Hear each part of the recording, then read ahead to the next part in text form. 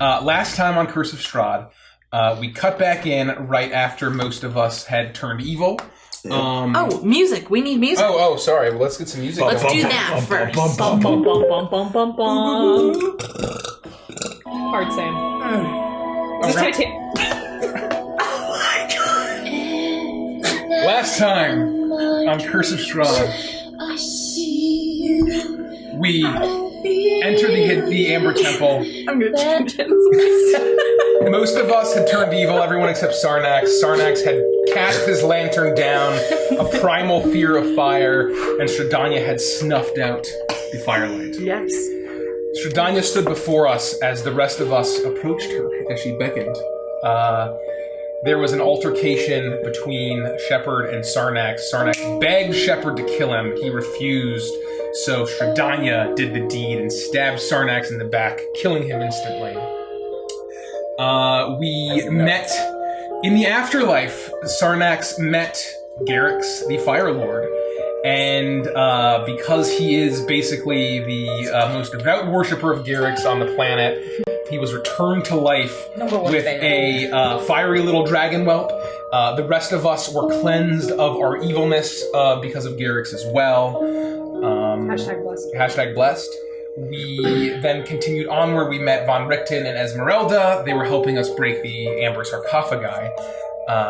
We dealt with the Arcanoloth in the statue, and where we learned that Strahdanya hadn't left yet, and she had captured Esmeralda and not Vasha. Arabelle. Arabelle, the divination girl.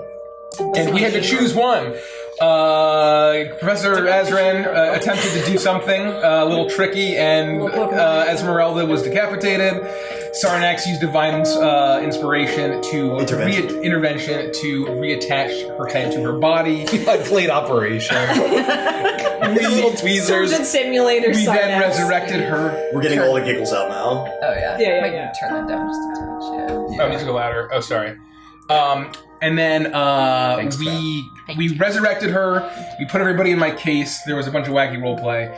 And then we came to the back of the temple where we found a library. And we learned that there was an ancient lich that was losing his mind. And we, I think, spent the night, right? Yeah. So that the next morning, Library. Sarnax could cast Greater Restoration on this lich. The lich, his eyes cleared, and he said, "Radical, I'm a cool lich," and that's where we ended the session. I'm not your normal lich. I'm a cool lich. And the chapter was called Prayer for the Dying. That's right. That's right. Kana experienced her first camel toe. That's Yeah. good. Oh. I can't believe I left that out. Yeah. Does anyone have any questions? Anything that they want to make sure that we get caught up on? Do you want to die? No, my question was, what the fuck? Yeah, Kana woke up cuddling Arabelle, and she gave her a makeover at like 6 a.m. Had to put on this dress because Nikki gave me the trembling bottom lip that I cannot resist. Babies, little kids, what can I say? Allowed her to do my hair, my makeup, and put me in something that did not fit well, and Sarnax almost banished me.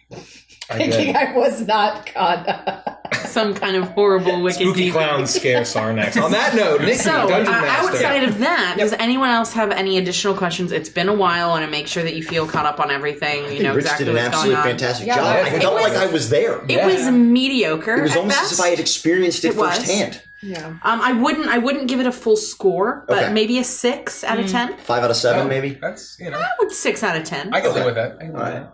right. Okay.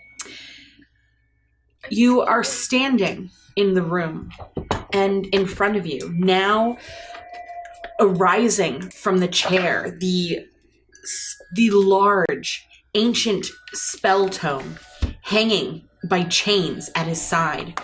You watch as the lich moves forward towards you. His eyes now shine with a brilliant clarity as he looks between all of you. His parts of his body you can see exposed bone and sinew.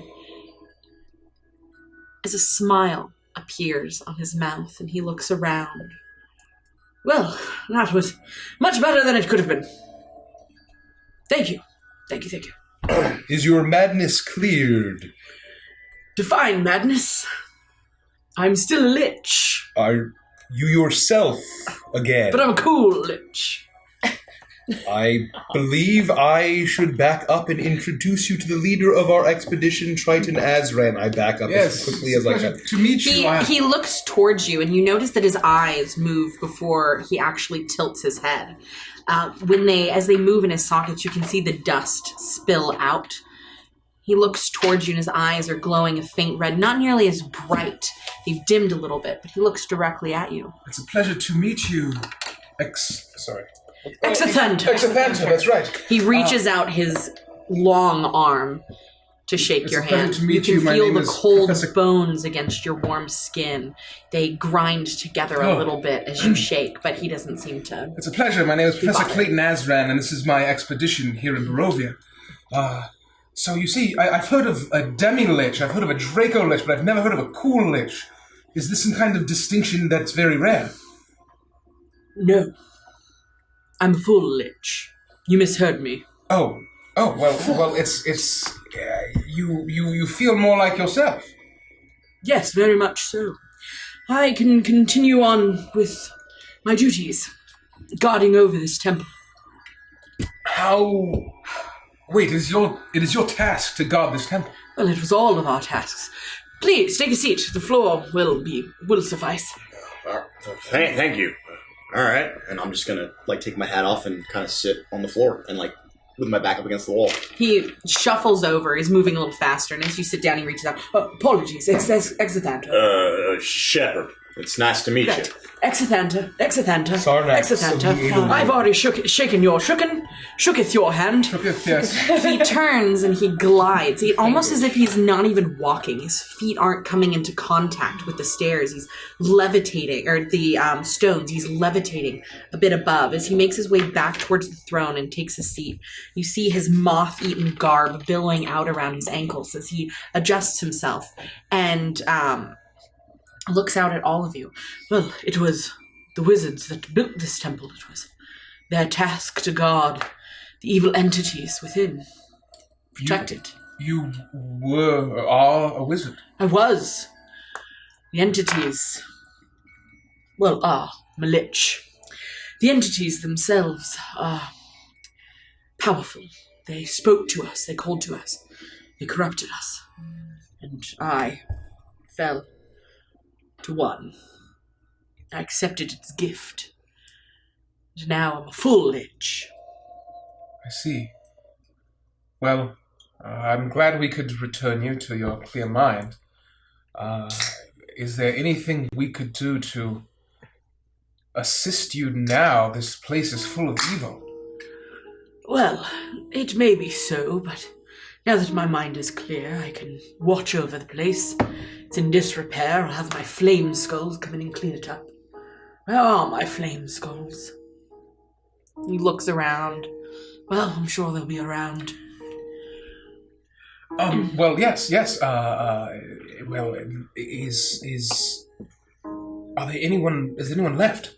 Is it just you? Well, it is now. It hadn't always been that way. But as they fell before me, I turned them into flame skulls. So they're still here. That's where. All right. Speaking of which, where are my flame skulls? We've seen a few around. They're still here. Yes. Oh, great. Yeah, still here. There is a lullaby Yes. we are seeking. I love a good lullaby. It is of untold power, lost to the ages allegedly, but if there is knowledge lost, perhaps it can be found here. Well, all the knowledge here is in the library. You simply make your way in there and speak the code word, Exathanta. All the books will reveal their secrets. We have your permission. No, please, by all means. You've cleared me of my madness. You feel free to take what you need and take what you like. Is there any way to maybe narrow down the search a little bit? We're a little pressed for time. None that I'm aware of. If you're asking for a spell specifically, I could easily give you directions and how to obtain the scroll that you would need, or the book that contained the spell therein, but as for lullabies, I was not quite a fan of stories. There are books of stories. Song books. Spell scrolls. Oh, yes. Tubes and tubes of spell scrolls. I see. Wizard's tomes. Every spell scroll known to mankind. What? And This wouldn't be a wizard's keep if we didn't have a library full of spell scrolls. Fair enough. that's right. Well, yes. I couldn't be a fool lich if I didn't have that. If you don't mind, I don't think we should waste any more time. We should start investigating. Yes, I think that's... Would you like to join us? I would love to join you. I will sit there in my plush chair. I'll jump up and I'll head back towards the library. Before we begin, there's something we must ask you. Please, I am an open book. If we Literally, you can see my insides. And I am not saying we are intending to do this, but we have seen the sarcophagus that whispered to you and gave you its dark gift. Yes. Were that sarcophagus to be destroyed, would you return to the void? No. You would continue living. Well, you can't destroy it. It would just reform in the morning. Is that the case for all of them? Well, of course. It would be quite silly, don't you think, to trap an entity of that magnitude in something that could easily be broken. We should have known. Do you know what is needed to properly destroy them? Or do you... Oh, those entities are far stronger than I am. No one in this room, no one I've ever met, has the power to destroy what's inside of those sarcophagi.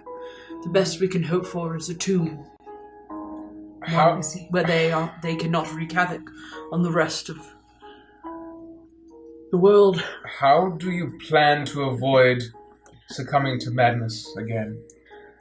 Well, it took thousands of years, so hopefully by then I'll have figured something out. All right. It's a problem for the future. It's a problem for future lich. One more question.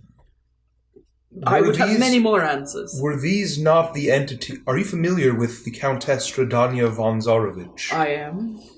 And were these not the entities with which she made a pact to get her dark power? Oh, they were. That was a good day for them. So if this... what you're saying is true, and I do believe it to be, then there is no way to truly bring an end to the Countess. Oh. Well, that depends, you see. The dark powers, what they gain from her is not giving her vampirism. They feed on the torment she brings to Barovia. Everything she does delights them. It helps them to grow stronger. She's come many times begging for release. They will not do it, for it is through her that they hope to escape. The likelihood is slim, of course. It's just a game. But you could attempt to make a deal with them, though I would not suggest it. I think we are done with deals with those kinds of entities, but... Never again. We did see her here. You would have to today. think outside the box. Hmm. Simply death. A vampiric death. It's not enough to cleanse this land. The dark powers have too much at stake with her. So if we were to kill her with a stake through the heart or anything else, what would happen? Years, maybe hundreds, would pass. Barovia would find itself beautiful and hopeful again. But she would one day stir and rise again. And the cycle continues. I've seen it happen once or twice. What? You're joking. No.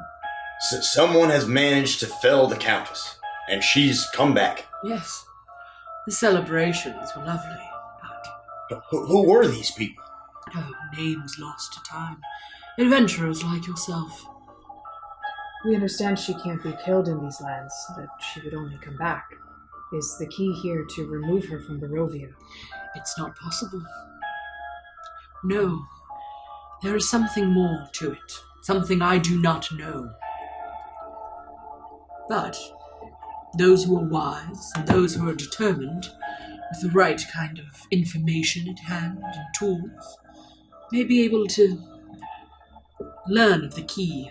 There are many in this land who know more than they let on.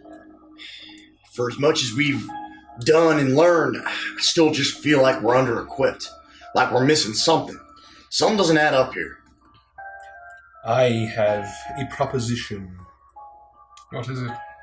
For me, Should you wish to be involved, perhaps it could be a great boon to us. Professor, I know you have no pleasant feelings towards the Great Hag, but she is the only entity here whose power perhaps outshines the Countess. She has the ability to curse beyond this realm, beyond time. Maybe you could tell us more about her. Yes. Lysagga. Yes. Yes. Exactly. A formidable foe. You plan to challenge her. Well, to be honest with you, when we first saw her, that's what I was thinking. But it seems more like now we're more in the realm of simple conversation. Your end goal is to destroy Strahdanya von Zarovich? Yes. Only because it appears to have been fated as such. Then you will find no friendship with Lysagga. So they are still allies. So If she has heard even whispers of your intentions, you will not survive. Your best hope of success is to strike when she is unaware. Oh, hells. Well, we understand that she is attached, very much so, to Strahdanya. Yes. Strahdanya not to her. In ignorance. If we promise some sort of reunion, do you believe she would be willing to work with us? You could promise something of the sort, but unless you have proof that Strahdanya would be willing for an audience with the hag, then you will get nothing from her. And- Lysagga does see the state their relationship is in. Strahdanya holds no warmth or feelings towards her. She might even go as far as to blame her for the death of her mother. Why would she blame her? You think she had something to do with it? Do I? No. But what Strahdanya believes is what Strahdanya believes. What I know is that it was shortly after Strahdanya came to this land that Lysagga followed. She kept it to herself. There was a horrible storm in Barovia, mere hours before Strahdanya got word that her mother had passed en route to Castle Ravenloft. That storm that drowned the land of Berez was caused by Baba Lysagga. Now, I don't believe they're connected. They happened far apart, but the timing is strange, and Strahdanya will not let it go. She does consider herself the other mother. Well, she considers herself the only mother, the mother of darkness, the true mother. Well, perhaps we could learn more in the library. Yes, indeed. Well, if it's Lysagga and Strahdanya you want to learn more about, I'm your tome of knowledge, not the library. But if it's fairy tales and spell scrolls and herbalism, the library is the place to be.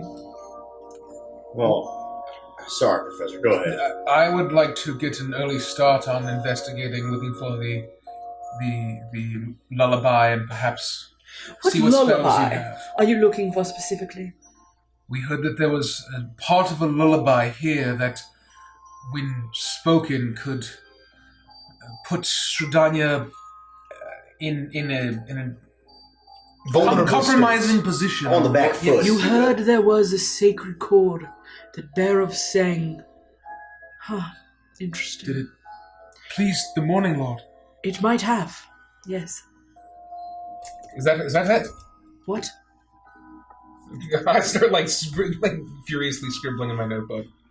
No, I've heard of Oh, the lullaby. you've heard of this? I've not. I've heard part of the lullaby, but just part. Do you remember? It's missing the last bit. Of course I do. Well, yeah. I have a memory like a steel trap that I he knocks figured. on his skull and you see a small crack appear. No. We'll fix that later. I'll fix it now. And he casts mending and heals the break in his skull. Professor, if you will. Yes, please. If you could tell us, we knew that there would only be part of it here I can and I will. Let me pull it up on my... in your memory banks. Yes, I have this fantastic metal memory bank. Like It has steel fallen trap. asleep on me, horrible beast. Talk amongst yourselves. I'll sing it for you in a minute. I have to get the right tone. I understand that you'd like to get a head start in the library itself. I've got a few questions I'd like to ask our new friend. The rest of you could stay if we here. split up. Yes, I mean, maybe you'll need help pouring over the tomes, but Eventually. I'm not necessarily the guy to do that. I've got some questions regarding the Baba that our friend here might be able to help me with. Please, take your time. Well, I can't seem to find the right note, but I do have this skull. He holds up a strange, small skull. It appears to be feminine in nature. Will you sing it for me, darling? Yeah, sure, the skull says as its mouth moves. And you begin to hear. This is fine. Hush now, my little one, don't weep. Dawn is almost here. Close your eyes, little one, and sleep. Safe here, there's nothing to fear. 'Cause when the sun has hidden its scorching rays, and the moon is riding high, we'll once again travel on our hidden ways. Sleep now, the time is nigh. Sleep now, my precious, and dream. Forest, the lake, and the moon. Dream of wonders, places unseen, and we'll go there hunting soon. They'll try to destroy us and harm us with lies, but we're safe here like bees in their hive. When you see the dread and the fear in their eyes, remember we're the ones truly alive. Well, you see, that is the lullaby right there. We don't have the last bit of it, of course, but... Is that about Shadanya? Oh, I couldn't tell you. All I know is that it was sung to her by her mother, and at some point, Lysagga got her hands on it. Well, and I wrote all that down. So I can And if you read can it to you. Yeah, if you could just send it to me. Well, thank you. This will be invaluable. You don't know how much you just helped us. Great. All right, well, I'll begin my research. Please can take your time. And I'm going to proceed to the library and start... Don't forget the code. Yes. But you have to say it properly. Is there a trick I should know? Yes. Well, you could mispronounce it. Try it on me. Exantha. Exthanta. Exanta. Exthanta. Is it Exantha? I don't know, is it? No, I believe I wrote I it down told you, Exantha. I'm a cool lich. Professor, You're going to be fine. I think he's messing with you. If you All right. say it incorrectly, the entire library will go up in flames. Oh, I'll be careful. I'd better assist you. Yes, thank you. We'll go and start pouring through the books. Okay. I know this is a lot to ask, but if I'm worried. There's a good chance that Baba Lysagga has probably heard of us at this point. And Yes. if that's the case, and as you said, we're in for some sort of a rumble. and we've come across some hags in the past, but I need to understand what I need to do to be more equipped to face this Baba herself. If there's anything you can tell me about fighting her or weaknesses or something, it's kind of what I do. It will be difficult. She's resistant to many things. She finds ways to manipulate the weave of magic around her to prevent herself from taking damage. Has armies of scarecrow at her beck and call. Scarecrows? She is tricksy. Don't believe your eyes, because she's not always what she seems. Right. And when you think you're winning, the battle has only just begun. Duly noted. Is it possible... Oh, I forgot you were here. I thought you were a small salamander on the ground. I had been praying. We have salamanders here. In the Armor Temple. I have not seen them. They survive in this cold. Oh, I'm not there. They might have died. I am sorry for your loss. God damn Is it folly to presume that 5 mortals such as us would even stand a chance against Baba Lysagga? That's a great question. Well, I haven't seen you in battle, but you were able to free a full lich from the throes of madness. That's impressive. You were able to make your way through the Amber Temple when those of us who are probably mightier, wiser, and far older succumbed to the evils here, and it sounds like you've had a few run-ins with Strahdanya, and you've come out on the other side. And we've got the power of Garrick's on our side. I'm not sure what that is. Is that an upset stomach disorder? The Fire Lord, the great dragon god of destruction and renewal. Oh, you were a salamander, I knew it. You know, salamanders are fire. Yes. I got the connection. No, I know who Garrick's is. I'm a lich. I know a lot of things. Of course. We have many boons and great power. We have survived thus far, but I am concerned that no matter how strong we get, that this hag will be beyond our power. Well, that is definitely possible. Very well. The only way to know is to go in and survive or go in and die, really. Well, if we don't have a choice, we're going to do what we have to do, and like always, we're going to come out on top. But if you're looking for the final part of that lullaby, you're going to need to go to her. So be it. And I'm assuming you know why you need it. Yes. It's the only way to finally win the battle that is inevitable. Well, I don't know if it will help you win any battle, but it will. It's the only thing that will put Strahdanya to sleep, which will be very helpful, at the very least. Wait, so you're telling me we get the rest of this lullaby, we put it together, and maybe we have somebody sing at her, and she's just gonna... like that? For how long, I'm not sure, but yes, incapacitated. Holy crap! I don't think you understand the love she had for her family. I think you're right. Especially I have no idea. So, maybe that's the key. Maybe while she's sleeping you need to do something. Maybe you play This Little Piggy. It was a joke. Laugh, it was a joke. Just like that, huh? But as I said, for how long, I'm not sure. There's great power in words and song. Yes. And if it does more than that, I wouldn't know. Huh. All right. Do you know if Strahdanya has heard this since she became a vampire? Well, yes. Part of the reason that she shuns Baba Lysagga is that she attempted to sing it to her. It infuriated her. And so, they do not speak, they do not talk, and Baba Lysagga ripped the last verse, and what she's done with it, I don't know. But she ripped it from the lullaby so that none would ever have the ability to sing it. If she has other motives, you'd have to ask her. I'm not a hag lich.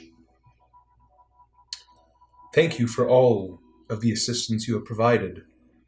But being a salamander and a goat, you don't have much of a sense of humor. Oh, what? A goat. What did you call a goat? I know you're a tiefling. It was a joke.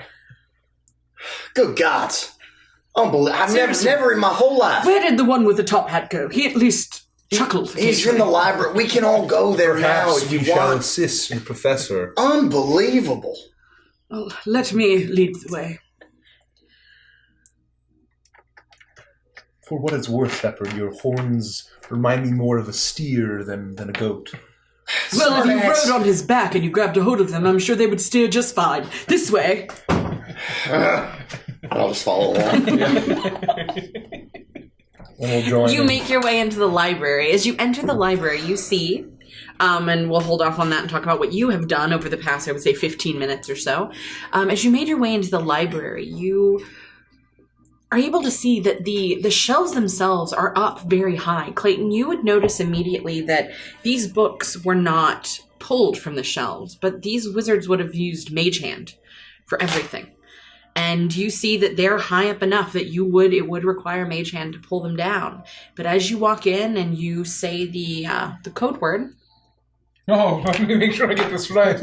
Oh, Exaphanta.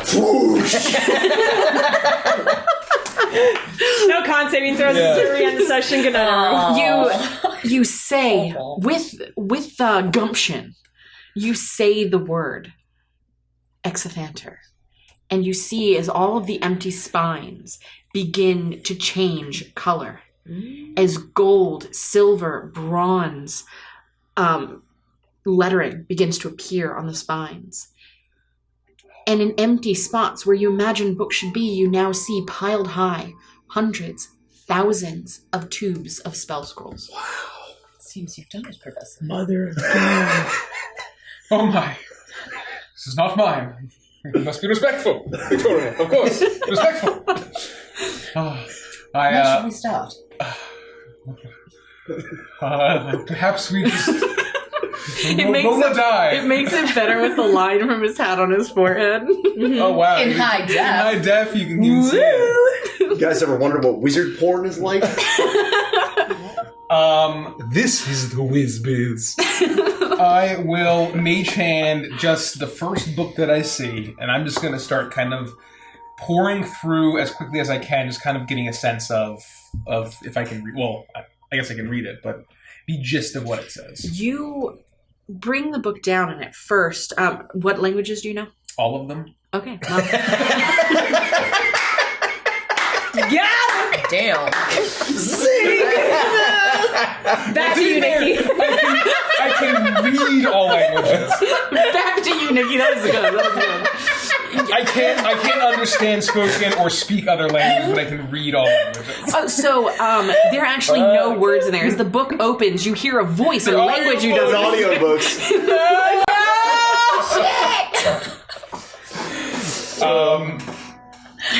Yes, I know comment. I think that's it. Yes. Maybe one other Elvish. Something. You are easily able to read, and as you read through the books, most of them seem to be, as you're pulling them down, it's different areas of Evantris. There are some that talk about the topography of different areas. You find books with fully hand-drawn maps of the continents of Evantris. And looking at them, you're familiar, having traveled. These are severely inaccurate, but also incredibly old. You look through and you most of these things that you find stories, you find Snow Dwarf and the Seven Whites again, but it's first edition, first printing. Oh, wow. And it's the illustrated edition. And Snow Dwarf is not attractive at all. But those Seven Whites, for a white... Wow. Yeah. So it's like pretty good whites. Yeah, pretty good whites. This would go quite a sum on eBay. But it's not mine. It's not mine. But that's essentially what Okay. you find books on different entities. I would say you do find some books that look like they might talk about the dark powers, but there's nothing more in it than what you've learned currently. You would imagine from the amount that you've read over 15 minutes that anything that you could find regarding that kind of stuff in here, the Lich has already told you or could tell you. Okay. then I think just for my own curiosity, I would just, kind of just go through and just get a sense of the different kind of the breadth of this library. There's books, I guess, on everything, Yes. right? And most of it seems to be topography, geography, places, and tons of folklore, but not necessarily books where it's like, this is exactly what this is and how this works, but more like things that you would have read at your library. The folklore of the Shadowfell, the folklore of the Feywild, things like that, where it's questions and queries that need to be answered, but not necessarily have been answered. So then I would switch to start looking at the spell scrolls just to get a sense of... Looking through the spell scrolls, you can easily see that there must have been, at its height, hundreds of top-tier wizards that would have worked here. It seems that every spell known to wizard kind has been cataloged and transcribed here. Dear Lord. So I'll just kind of look at a few. I'll take out Wish and just look at it. Felix screams in the distance. You reach your mage hand up to one of the scrolls that is a faint iridescent purple and blue shift. And you reach your mage hand towards it, and it grabs the spell case, the scroll case, and it pulls it down, and you're able to roll it out on the table, and you see in metallic iridescent writing, beautiful calligraphy, a spell scroll for wish. The edges are frayed. This is incredibly old, but it's almost as you unroll it, you can hear the hum of the magic. And as you look down at it, you see shifts of red, blue, orange, yellow, every color you can imagine shifting and moving along the spell scroll. And your heart almost stops looking at this. You've never seen something so powerful. I know what this is. What is it? Are they in the room yet? And it's at this point that you make your way into the room. No, I would say you're completely entranced looking at it. That's fine, yeah. As you feel a bony hand. Oh yes, wish. It's a good one, isn't it? Yeah. Yes. What you got there, Professor? This is the most powerful. I wrote that one. You wrote this? Yes. Beautiful. It's my penmanship, you like. It's very nice. I wish mine was this good. Well, it's not. I'm aware. Yes, thank you for confirming. I assumed as much. This is just about as powerful as arcane magic can get. This was the spell right here. Can't you just copy it? Yes. You can take it if you'd like it. What? I can take it? Yes, please. That's so I can take it. generous. Yes. Looking at it, looked 1, 2, 3. 3 of you look like you could use things. Feel free to peruse. Take what you wish. Ha! Ha! Ha! That was a joke. Oh, yes. Are you serious? I'm not sure even where I'd begin. I'm as serious as death. I'm a lich. Well, I don't know how to feel. Thank you. Get him a coffee mug that says, I'm a lich. Yeah. Baronius Nelson is a lich. I'm a lich. All right, Professor.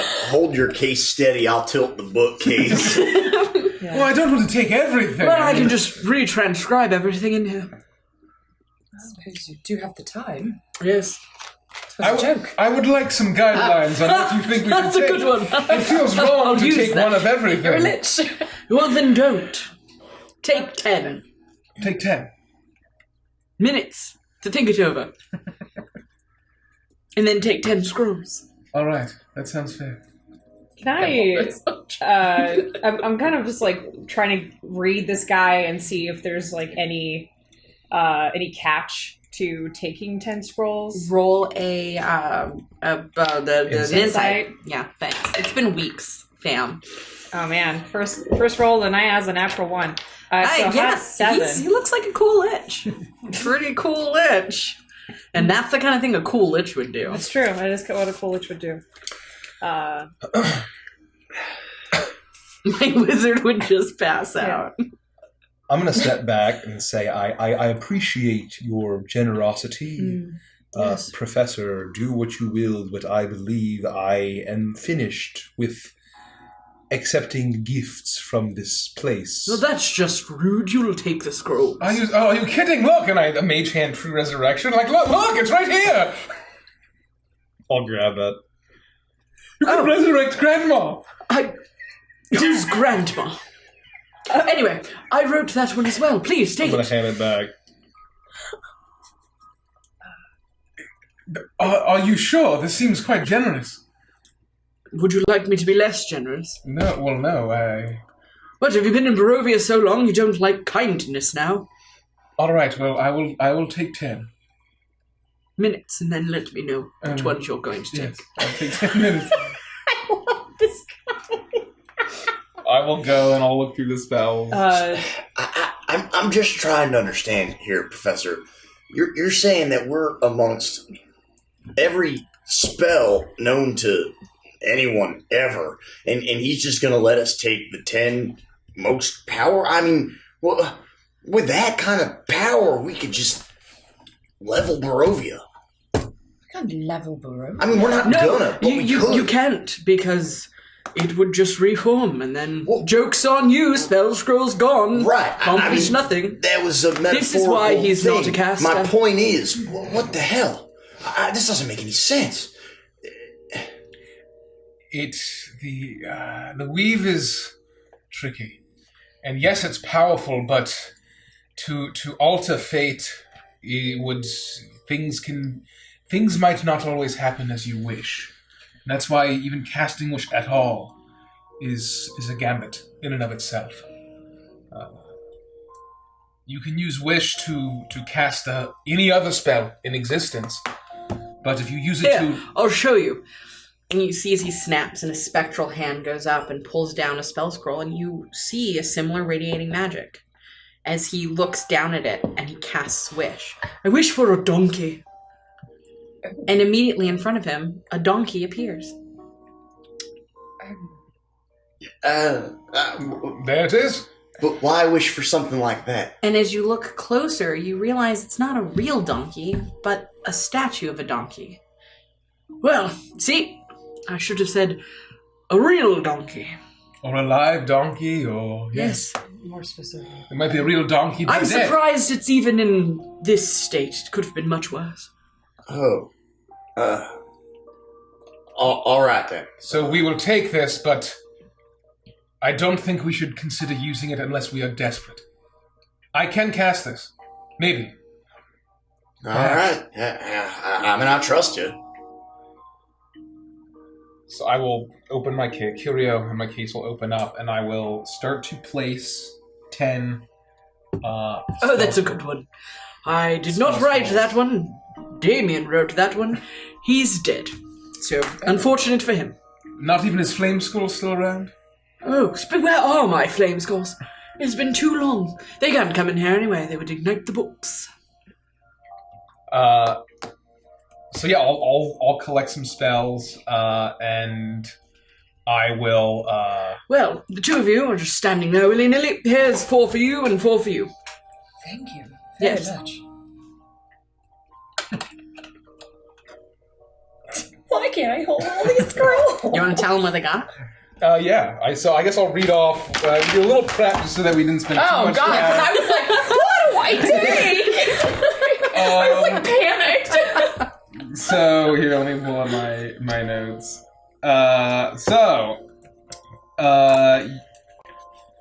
Yes, so you have Psychic Scream, Dominate Monster. Whoa. Psychic Holy crap. Scream. Dom monster. Damon. Finger of Death, What? and Eye Bite. Oh, dead. That's Big all boy super- spells. That's Oh, No.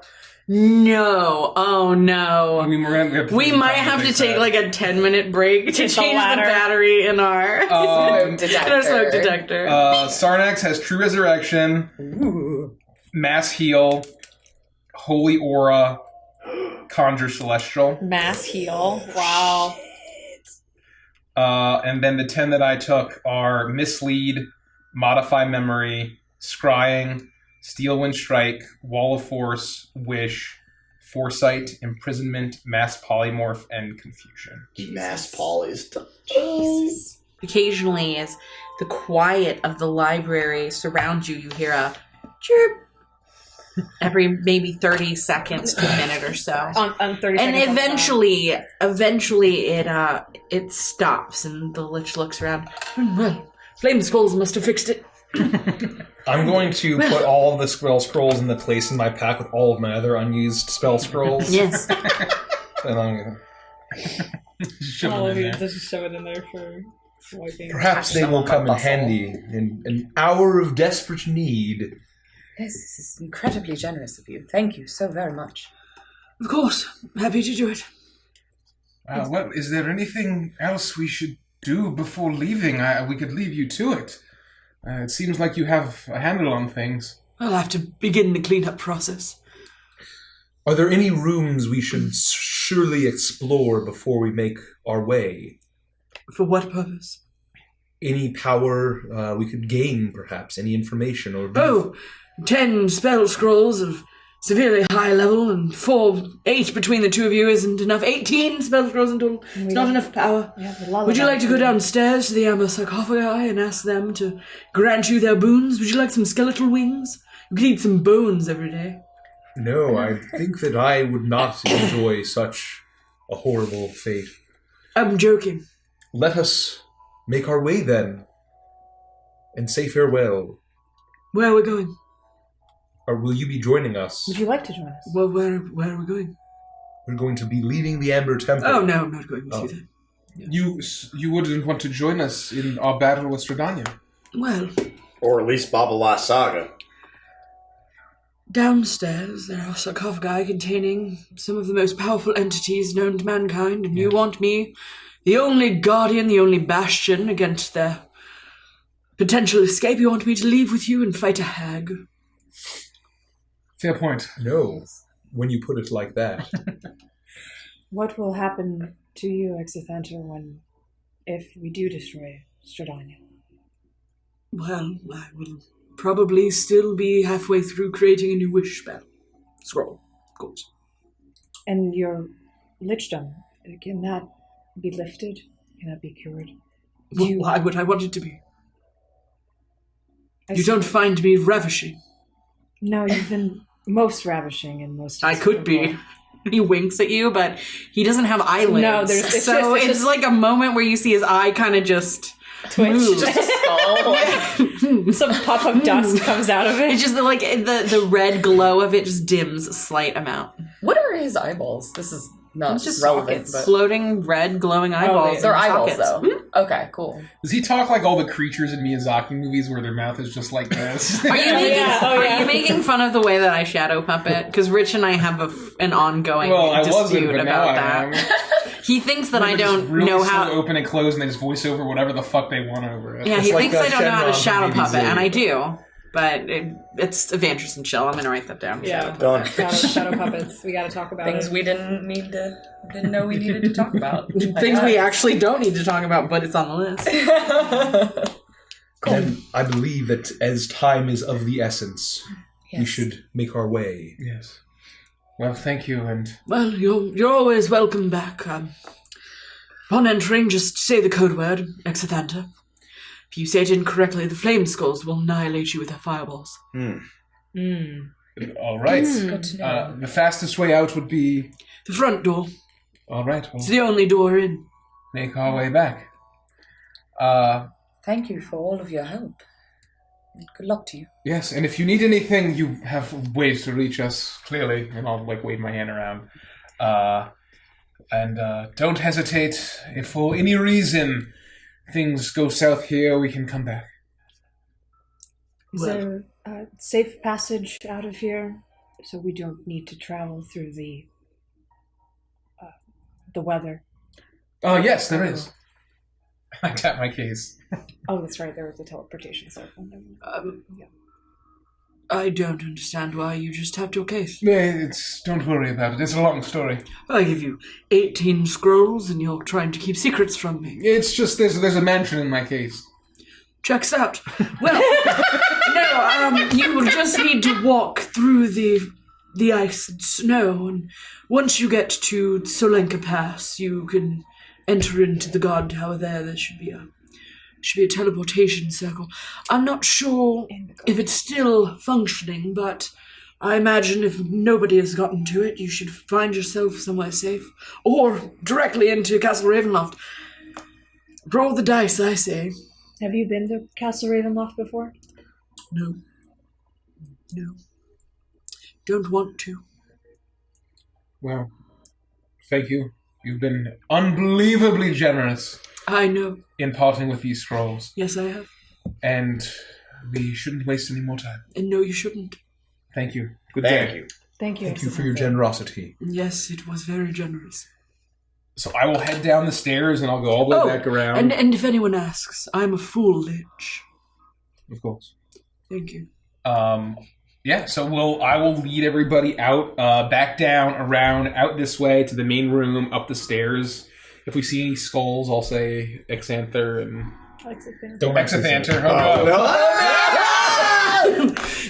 As you say the incorrectly, 8 fireballs land directly on. I'm just kidding. Welcome to the family, Richten. And then Sarnay says, "Oh, not again."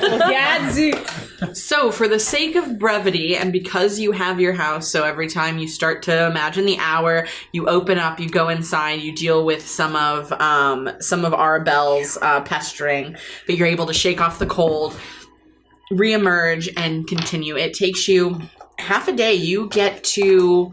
so you woke up, it was fairly early. I would say you probably spent 4 or 5 hours with the cool lich before leaving. And then it took you another 6 hours to get from the Amber Temple to the pass.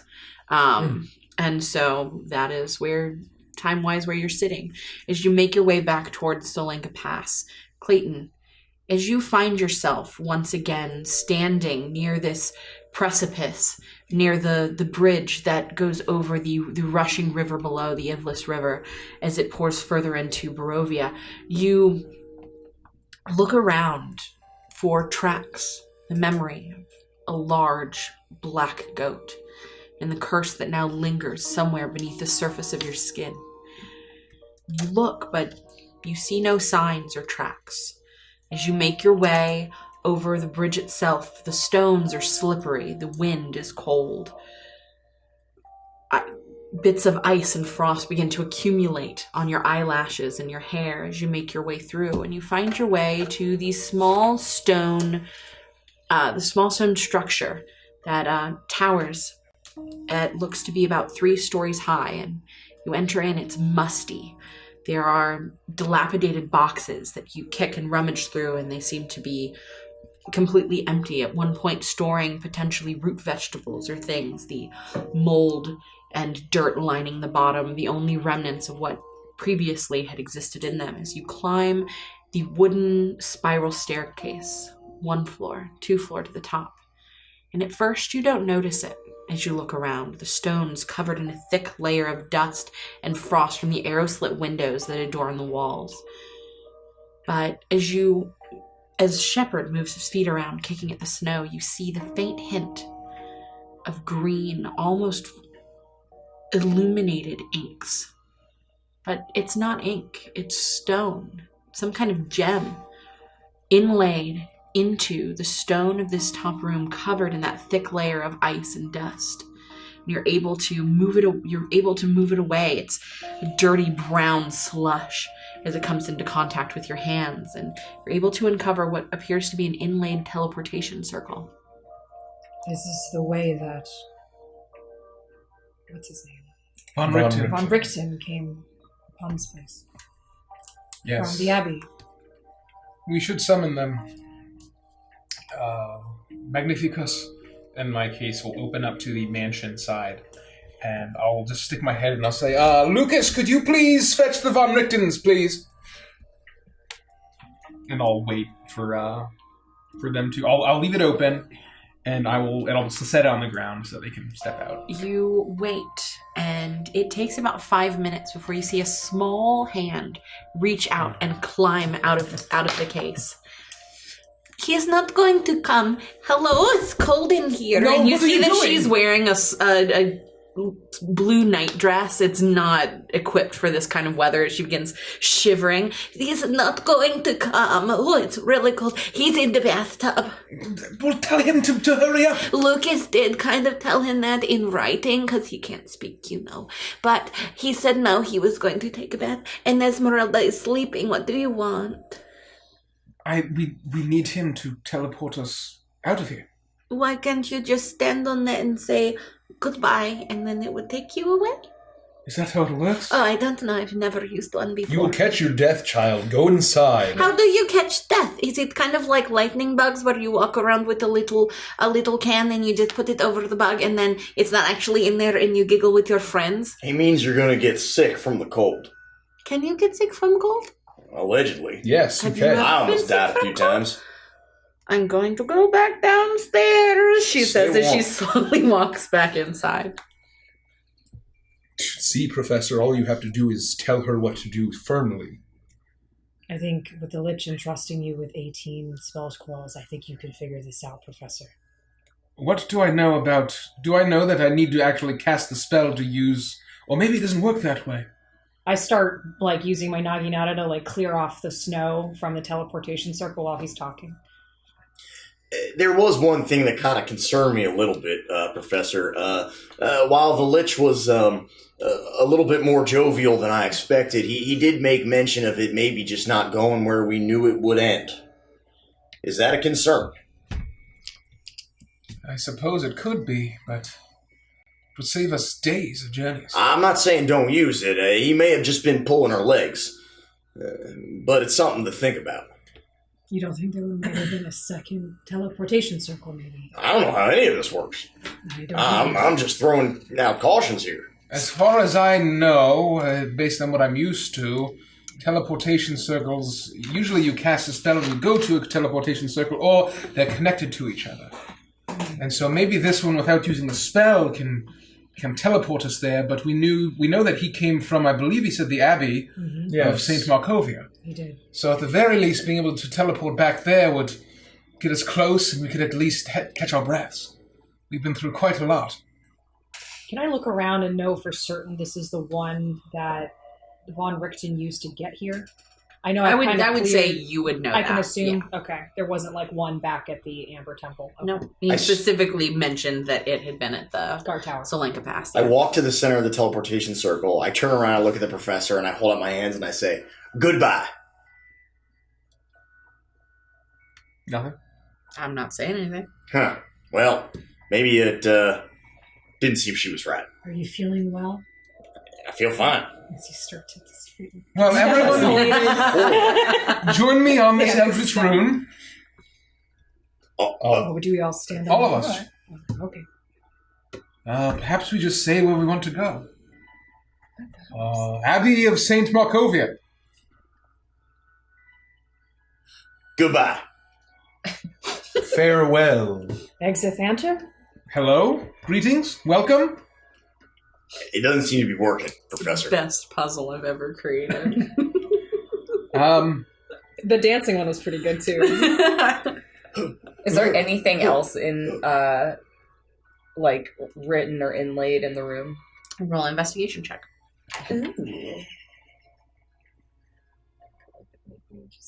Diagonally.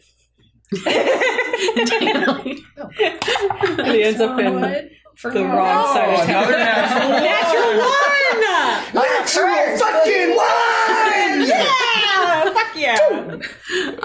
Looking around, there do seem to be bits and pieces of things. You notice that one of the windows at some point had some kind of stained glass work, but you can't really figure out what the image would have been. And the pieces that are still on the ground are worn with age. That's basically what you see. Got it. What do we do? Well, I don't have any spells that can activate this. Perhaps we... just give me 10 minutes, and I want to cast Detect Magic ritually. and see what I can learn. I'm sure it's Professor, just... before you do that, perhaps we just send someone to the bath and ask Von Richten how he teleported. Save us all the effort and the headache. Well, I'm not going down there. It's very reasonable, Mr. Sonics. I'd be happy to check on him, but I don't know if he'll answer the door if I knock. Perhaps I could break down the door with your permission. Perhaps a gentleman shall visit him in the bath, lest we be here, Well, I believe... an insane amount of time. Do I know all the goings-on inside the mansion? Do I have, some arcane knowledge of... Okay, so there could be things that I don't know about. Yeah, of course. Okay. You're not Big Brother. It's not like you're sitting there, you got like this huge 14-tiered screen. I am Alexa. Active listening. Jesus. You enable the privacy setting force override. Oh my God. Big Brother Von Richten edition. All right, Magnificus, and I will walk in. Good luck, Professor. And I will. Lucas, I thought I could trust you. And I want to approach his bedroom and open the door. You approach, and it is locked. It's now unlocked. It is. You open the Now door. we're talking. Thank you, Dwezzle. Thank you for the follow. Thank you. Thank you so much. Yes, it is now unlocked. This is your home, and you do what you want. It's not an unlocked door. That is an unlocked door, not a locked door. As you make your way in, you smell the scents of the bath far before you see them, but it is warm in here, warmer than you would expect, and there's a fine, thick steam in the air as you make your way towards the lavatory area in this room that you built for Von Richten, and you find that he is covered in bubbles, thankfully. Both of his legs, one hanging over one side, the other hanging over, his legs completely open as he's laying there in the bath, and you can't see them because they're invisible spirits, but they seem to be braiding his chest hair, and some of them are clipping his toenails, giving him a shoulder massage as he's laying there just enjoying it. What are you doing? Oh, no. What are you doing here? I summoned you. Can't a man have a nice bath in peace? Hi, Vera. Thank you very much. Thank you so much for the raid. Thank you. You guys are the best. Welcome. What are we doing? What's a brief summary for all of our new fans? The party has just escaped the Amber Temple and the cool lich that was there, and they were told about the teleportation circle that is at Solanka Pass that heads back to the Abbey of St. Markovia, and so they are trying to activate it, but they don't know how to do that, so they've stepped into their magnificent mansion, or Clayton has, to interrupt bath time. Van Richten is having his bubble bath. Thank you. And you've walked in on bath time. And so thank you for the raid. Go check out Variant Rolls. Our friends there. They do awesome. We love them. We love Variant Rolls. And I think we'll get to see a few of them at PAX Unplugged. Yeah, yes. So come hang out with the whole gang. Excited. All right. I summoned you. Lucas should have fetched you. Oh, yes, he tried to, for sure. We're at the teleportation circle in the guardhouse at Solanka Pass. Congratulations. How do we go back to the Abbey? Oh, a wizard. Querying me on how to use a teleportation. No. Oh, joy. I thought this battle could not get better. Continue. All right. Yes. Actually, well, you need to think about where you're going. Rightfully so. Okay. The Abbey of St. Markovia. Yes. What do they worship? The Morning Lord. Yes. Pray to the Morning Lord. Boom. Gone. I never would have gotten that. Or if you'd cast mending on the stained glass window, it tells you. Directions. Oh. Small prayer. Right there. Yes. Wizard. Natural one. All right. I'll leave your bathtub in place for now, but next time I call for you, please try to make an effort. Thank you. Oh, I did try to make an effort, and I failed. And I will turn and I'll leave. Goodbye, Professor Azran. I will walk up, grab my case. So what'd you find out? We need to, the stained glass, we missed the stained glass window. If we were to repair it would tell us exactly what to do. We need to pray to the Morning Lord to whisk us to the Abbey. What about anywhere else? Good question. Not that I don't want to go back to the Abbey, but if we have options, we might be able to, What are you asking me? move around a little bit. I was asking the professor if he had the foresight with his 20 intelligence to talk to Van Richten and see if there might be any other places we could teleport to, but it seems as though the professor may have forgotten. Reparum, and I want to repair the stained glass window and see what it says. Ooh, good call. You repair the stained glass window, and you see the image of the Morning Lord in a similar stance. The sun cresting behind him, his arms outstretched, as if welcoming prayer. And in a beautiful calligraphy-esque font, you see prayers to the Morning Lord in quotes. You dice for Professor, shall you recite the prayer and take us to the Abbey? Maybe we should let the god of this world tell us what was mended on the mend. I did. I missed it. Oh, I'm just a dumb teacher. Yes, so what you see is the image of the Morning Lord, a sun cresting behind him, his arms outstretched, and written in font beneath, in quotations, are prayer to the Morning Lord. So just that. Just that phrase. Okay. I understand. Now I understand. I'm on the same page. It just says the words prayer to the Morning Lord. Thank you. Is everyone ready? Well, I'm ready for what? Well, are we on the same page here? To get the fuck out of here. And go? And go to the Abbey of St. Markovia, yes. And then what? And then we take a breather, we can plan, but I believe our next course is to rest up, make sure Irena is safe, and then we can take it from there. But either way, we need to get into that crypt. So out of the frying pan and into the fire. Yes. All right. And there are still several other things that we need to do. We need to bring the children to the Abbey. We can't leave the children with the werewolves, so we need to take care of the werewolves outside of Kresk. You also spoke about bringing Arabelle to Madame Ava. Yes. We must do that before we make the final assault.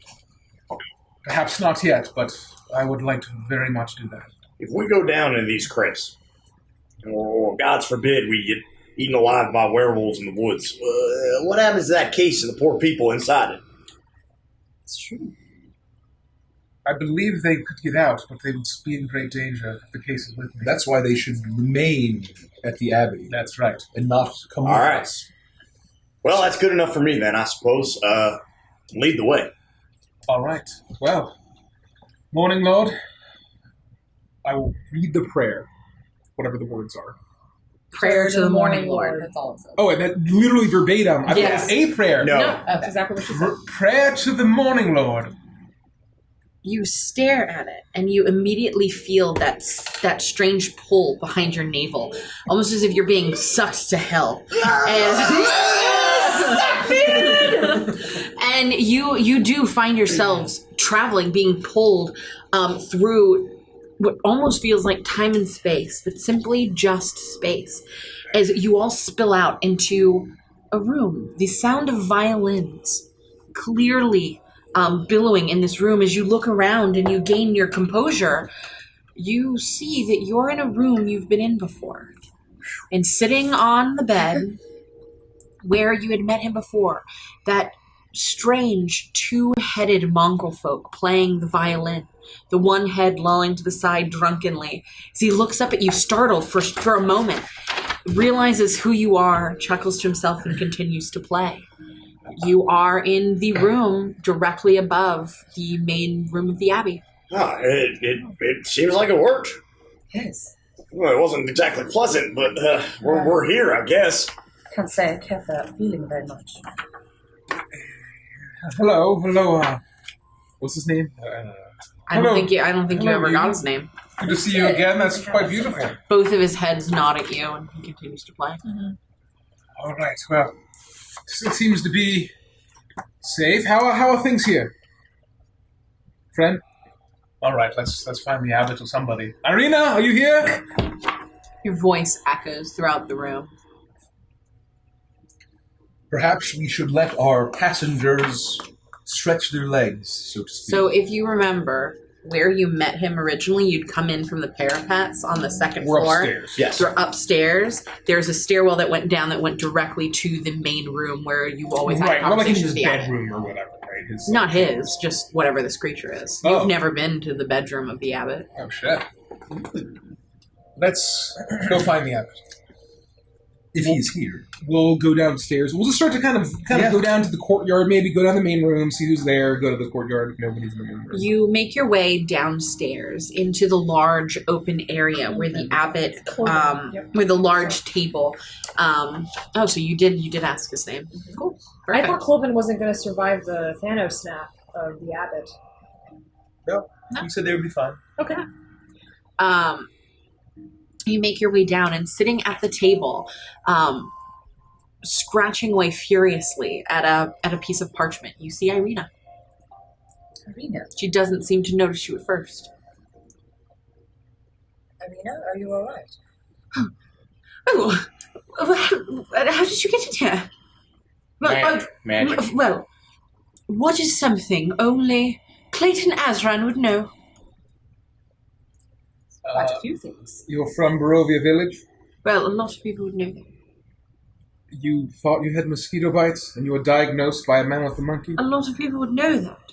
How do I know you're you and not someone else?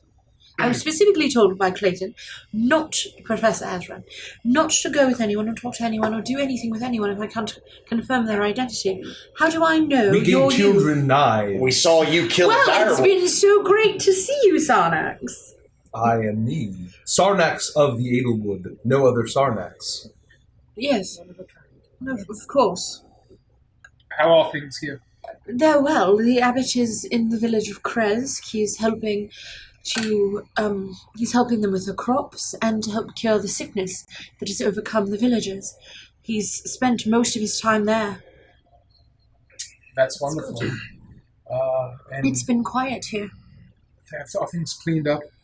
Yes, the mongrel folks still get hungry, those that are still here, but they're only fed on the bones of those who are deceased. So, it's not pleasant, but it's much better than the previous circumstances. Aside from that, and you see as she looks around, you see that the statues, the effigies, the paintings, and the stained glass windows are all beautifully polished and clean. Everything looks beautiful in here. And they've cleaned up the stitching of bodies together. They're working on turning the hospital portion into rooms for children. And then downstairs, where the majority of the mongrel folk had stayed, they're turning those into schoolrooms, classrooms, and making sure to keep at least some of the infirmary should anyone become ill. Sounds like things are good in hand here. Well, they're coming along. I'm currently working on putting together some books. Well, is it in shape for you to take a child? I'm sorry, what? So we haven't gathered the rest of the children. They're still in Vallaki. What child? We happen to have another child, also from Vallaki. Can I ask you a question? Yes. And I mean no offense by this. Why is it that every time I see you, you have a new child with you? That you've taken from its parents? I've asked myself that same question. There seems to be something about this dark land is quite dangerous, especially for children. Somebody's got to look after them. Yes. Well, I'm not sure that this is the place for a child at the moment. She's not exactly a normal child. She probably would really enjoy this place. Well, I mean to say that she's high-spirited. Well, none can be more high-spirited than Thomas.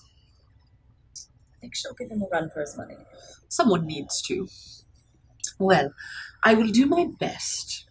She can, at the very least, make sure we're doing what needs to be done for the children's bedroom portions, and maybe I'm putting in order currently for some toys from Blinsky to fill up.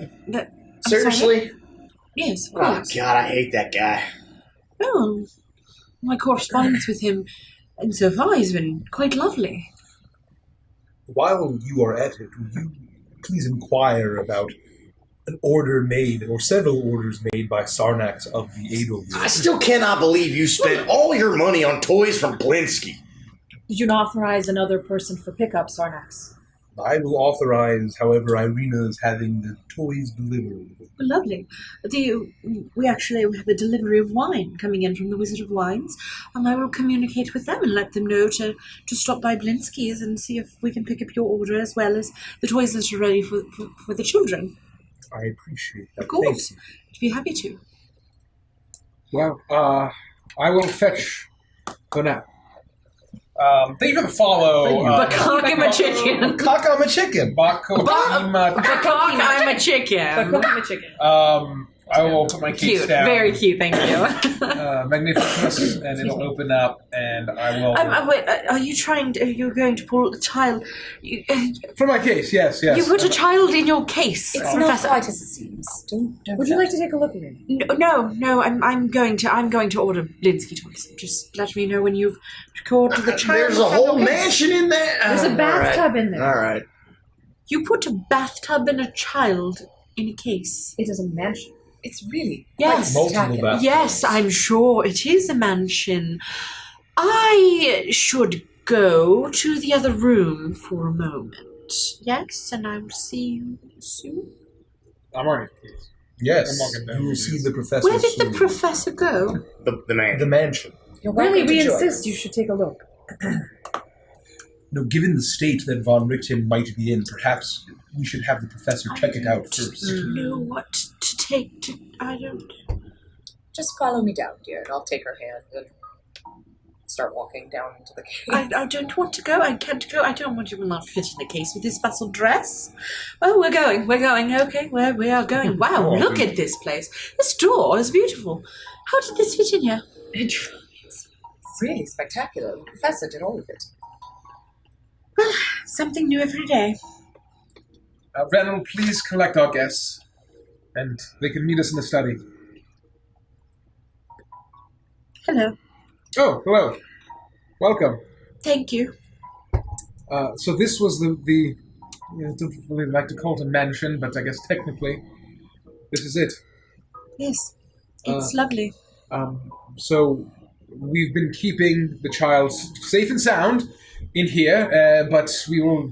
It is dangerous if anything were to happen to us for her to remain here. So we will need you to keep her safe, and we will try as soon as we can to bring the rest of the children from Vallaki to here. Are you going to bring them here in a case? Yes. I will have to get used to this, I think. It's quite normal and safe, I promise you. Well, as long as the children are safe. Yes. So what, are we going to stand in this entryway? Well, join me in the study. Lead the way, Professor. And we'll turn into the Are study. we going to leave our friends upstairs? Well, we just need to wait for our guests to join us so that we can take them out of the case and leave them here. So we're going into the case to get your friends to bring them out of the case? Yes. Why don't we just meet them outside of the case? Because I don't trust that they'll actually leave the case. It's been it's a long story, and we've been through a lot. I just want to make sure that they are removed properly. All right. So take a seat, please. I will. She takes a seat and she's looking around, touching things, a decanter of alcohol on her way in, and she's shaking it, and it is all real. It's not an illusion. Thank you, Skeptic. Thanks for the host. So are the three of us still outside the case? It's up to you. Yeah, I'm gonna wait. Yeah. Yeah. So I have some concerns about bringing Blinsky dolls into a safe haven. Do any of you have any concerns about these packages arriving and having them not inspected first before we hand them over? I do not. Well, I mean, no secret that I can't stand the man. but I trust that Sarnax wouldn't order something dangerous. And even though he's foolishly spending all his money on knickknacks and tchotchkes, but, I gotta trust that Sarnax has at least some sort of sense not to bring something dangerous to the Abbey. It is not dangerous. It is simply produces flame, very adequate for a child. That is... Nope. Okay. When I was a hatchling, I was handling flame mere weeks after emerging from the egg. How much flame are we talking here, Sarnax? The most... A child amount, Shepherd. Children of this kind do not emerge from eggs ready to grasp a flame the same way you do. I would not even allow children around water because they can drown Sarnax. Where do You hear the Mongol folk screeching out in the courtyard.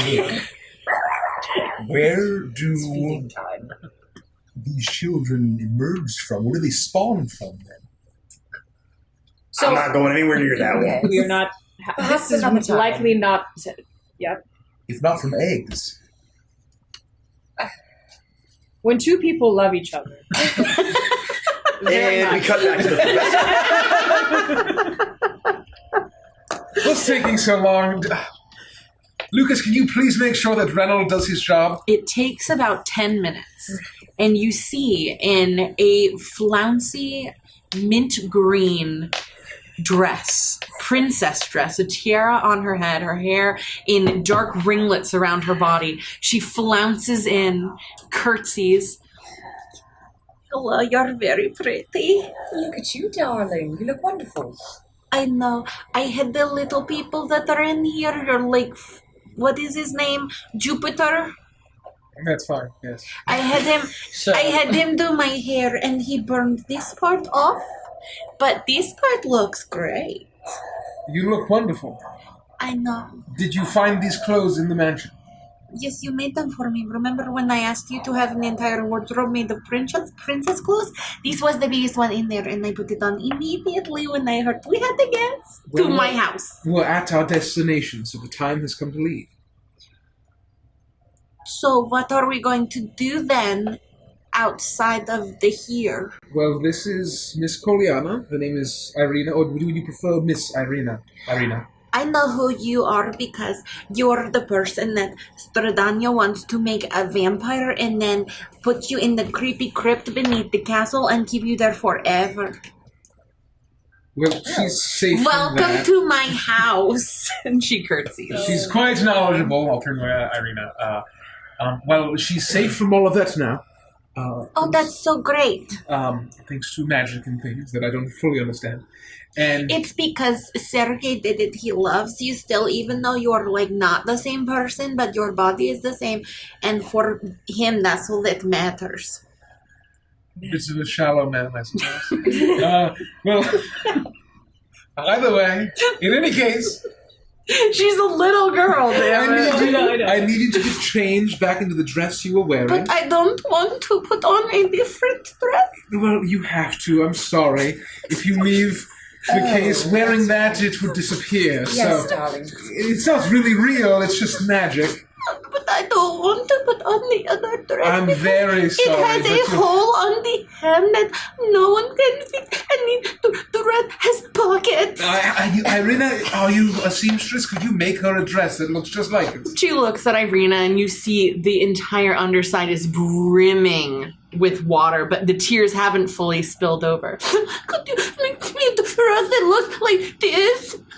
Well, it would take a while, but I can make you one that looks prettier than that. And immediately, okay, I will go put the other one on. It will take me 2 minutes. I will be right back. Okay, but can I keep my hair like this? Is that okay? Can I keep it like this? Oh, also, I have some feathers I want to put in it because it matches the color of my dress. Can I wear that outside the room? As long as it was not collected here, it will stay. Why? outside. What is wrong with that if it was Because it's here? not actually real. The magic will cease once you leave the case, and it will disappear. My doll is not real. Well, it's real, but inside the case. You My can't... doll is not real.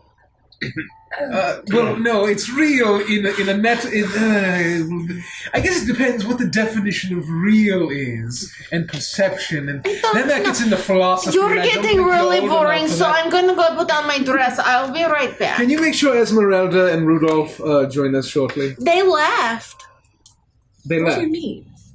Yes, didn't you see? I was in my dress, I walked in, and he waved, and they walked past the door and headed outside. It's about this time that you see Rudolph and Esmeralda just stroll straight out of the mansion. Sarnax is blushing. As Khan's going into gory detail. Yeah. No, I'm kidding. Yeah, very No, yeah. very biological detail. Van Richten, Esmeralda, you're all right. How are you feeling? Well, I'm strapping, attractive, young. All right, I'm not young, but you wouldn't know that by looking at me, and that's what's important, am I right? And he elbows you. Yeah, I guess you're all right. Are you sure you're all right? Well, Esmeralda's still not feeling very well. I'm going to... Yes, we're here. I'm going to take her back to my tower and get her set up there. And then I will meet you wherever we choose to go. All right. If you think that's the best course of action, be safe. And I'm not going to risk her life again. Of course not. We would never ask you to. Esmeralda, do you mind if I inspect? She looks at you, look at her, and you see that there's something different about her in the sense that she looks scared and she looks incredibly tired. She looks at you and she just nods and holds out her arm and doesn't seem to give any resistance whatsoever to you poking and prodding at her. As she extends her arm, I'm going to walk past it and grab her gently around the throat. And I'll try to examine her neck to make sure, like, the head's on straight and that we didn't fuck it up. Is there visible scarring? I mean, there's a very thin scar line where the head was severed. Esmeralda, are you feeling especially unwell beyond a natural sickness? No. I wish that I'd equipped to come back. But I have met death head on. As have I. And I apologize if I'm not one for jokes. I'll leave that up to Pops. And she smiles, but it doesn't fully reach her eyes. You see as Van Richten reaches out and grabs her hand and squeezes it. She'll be fine. She needs time to rest, and she needs someone like me to kill a Dracula. Oh, in case you aren't aware of what that was, it's a name I've coined for a vampire of extraordinary strength. That seems We've heard it first here. to serve the purpose. Esmeralda, not a mere 20 minutes before you met your end, I similarly perished. However, it was the power of my God that returned me to this life. In full honesty and transparency, it was a far darker power that brought you back. I need you to be very well aware of your thoughts, of your body, anything that changes. There has been a sinister catch to all of the power granted in that Ember Temple. I want to be certain that you are truly well. Please be aware, and please listen to your body. Well, if there's anyone I'm going to run to, should I find myself feeling poorly, it will be those that signed off on my death, should it not? And she smiles at all of you. It should. I will let you know if I don't feel like myself. But for now, I feel like I'm irritated and very sleepy version of myself. Rest and stay alert. Well, we should wait for Professor Azran, shouldn't we? So we'll gather Arabelle? Yep. Arabelle, and when she comes back with her new dress, we'll head up out of the case. She flounces in. She's wearing the same dress. I don't look nearly as much like I own this entire house anymore, but don't let my looks deceive you. This is my house. I put a plaque up at the front that says Arabelle's house. But they spelled my name wrong. But that's okay. Well, we should go already. Okay, where are we going to go after we leave? Because I So I put together an outfit that I think that I could wear when we go on our missions, and we're going to fight Stradania, because I think that it would not be okay for me to be in dress when I'm fighting a vampire, because then it would, like, if I tried to run, I could trip on the hem, you know, and then if I fall down, then she could, like, swoop in the back and be like, bite you, and then I don't exist anymore. So I was thinking I should wear these little leggings that I made, and you see that she's like stitched together roughly some like hand cloths, and it's a rough approximation of what trousers should look like, but there's a little tie on the front where she can tie them on. So I made these, and then I was thinking that we should probably go and get me some new shoes. You look like you have a lot of money, Professor Ezra, and so I was thinking we could go, no offense or anything, is that bad to say? So we could go get me some new boots, and then I think that I need a gun thing, kind of like what Shepard had, you know? And I could name mine Foresight. Well, that all sounds wonderful. Why don't we leave the case and we can discuss the details then? Okay. Let's go. I'll grab her by the hand and we'll head out. You're right. She is very spunky. Warned you. Yes, She's she a will good be. child, though. She'll be quite the handful. Indeed. You make your way out, and you see Van Richten, his arm around Esmeralda, and they look at you. Esmeralda stares at you, and she just stares. Well, we are going to be heading out, you see. I need to take Esmeralda to get some sleep, some rest, and there's no safer place than Van Richten's tower. Obviously. With the... none but the smartest, me, could ever make their way into that tower. Quite right. You will make sure she's safe. Maybe. Of course I will keep her safe. I'm not the one that sent her to her death. Do you think you'll be ready in the next few days to make the final assault? Wait, Qua? To You mean to go straight to Castle Ravenloft? To defeat And Stradania. kill the bitch that cut my daughter's head from her body? Yes. Yes. You won't go until we all are ready. Let me think. Go alone, get myself killed, and then have Stradania come and kill the daughter I failed to protect. Yes, I think I'll wait. Not that I couldn't handle it on my own, of course. But if she needs to kill someone, I would prefer it were you and not me. That's right. I'm just making sure.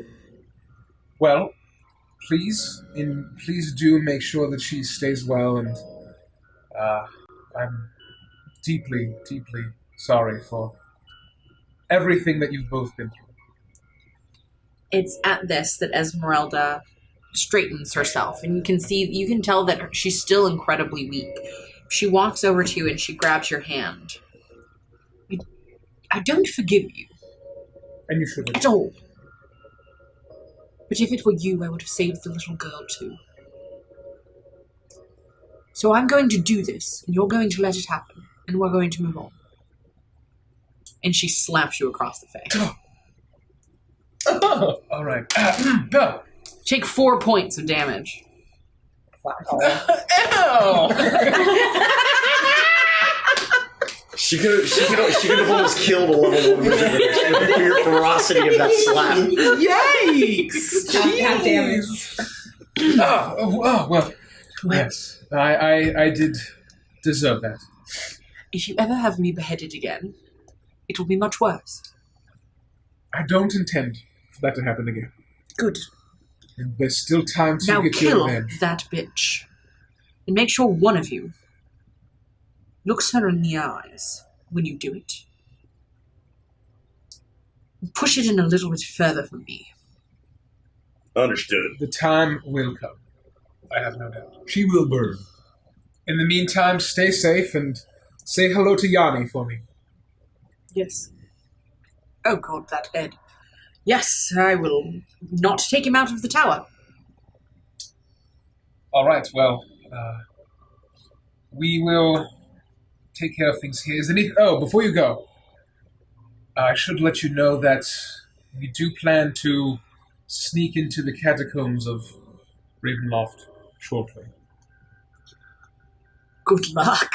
Any words of wisdom or anything we should know before we do? We don't plan to defeat her, but as far as we know, Shadanya does not know about the tunnel that leads from here to the castle. Both of their faces scrunch up in a quizzical look, and you hear, well, so the important thing is that you don't want to leave the catacombs proper. If you head anywhere else into the castle, I've seen it, you will all die. So make sure that you don't go up any of the spiral staircases. You walk straight in. I don't see what's inside of the tombs themselves, so you're on your own for that. But we will come out successfully for sure.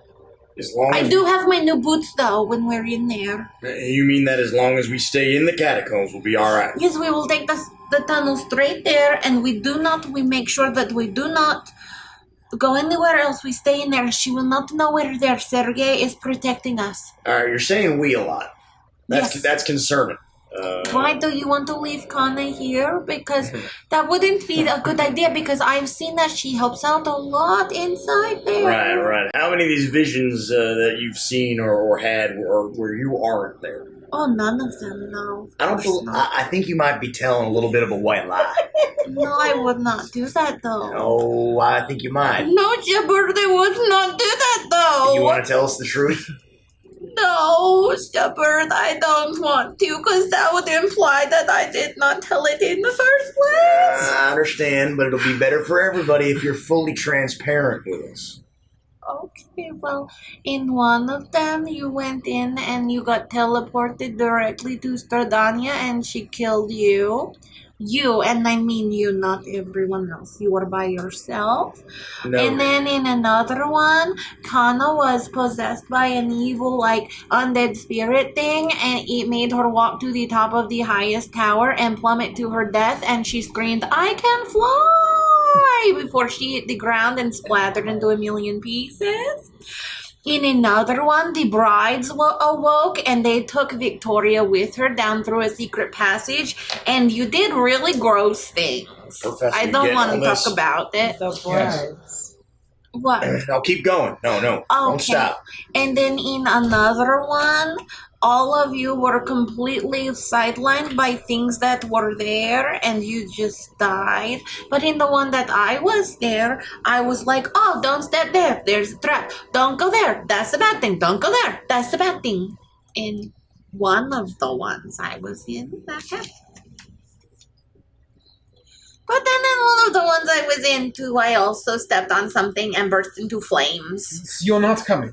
It's too dangerous. You know that you're not coming. But if I just don't step on that one spot, and now I know that it's there, although it always moved in all of my visions, it was not in the same place. But I think I could hear the hissing. You are needed here with Miss Irena. This place is in shambles, and there are more children that are coming here. You could help her get this place in a fair condition. Well, but... So, look, this is the problem, okay, with that, Professor, no, okay, because other kids don't like me very much, and they pick on me, and I was punched in my stomach once by one of the little elf boys, and so I don't play with the little kids. Well, these are good children. That won't happen. And is she the oldest of all of them? Yeah, no, I think Thomas is a year older. Oh, he is? No. Okay. No, I think he was 7, so she's a year older than Thomas, because she's 8. She's 8. Well, you're about their age, and I promise they're all very lovely. They'll be wonderful friends. So you will stay here and I'll look at Irena. You will take her, yes? Of course, I will take her if you want me to keep her here. Yes. So keep her safe. And we will take care of things. Okay, but I will miss you because you will all die now. So goodbye forever. Do I get the sense that she's trying to guilt us, or she actually thinks we're going to die? Roll an insight. That thing. Can I roll too? I will have Sarnix do it first. 18. Oh wait, no. Sorry. 14. She's definitely trying to kill you. Little scamp. I have faith in my God that we I will be knew you fine. were going to say that.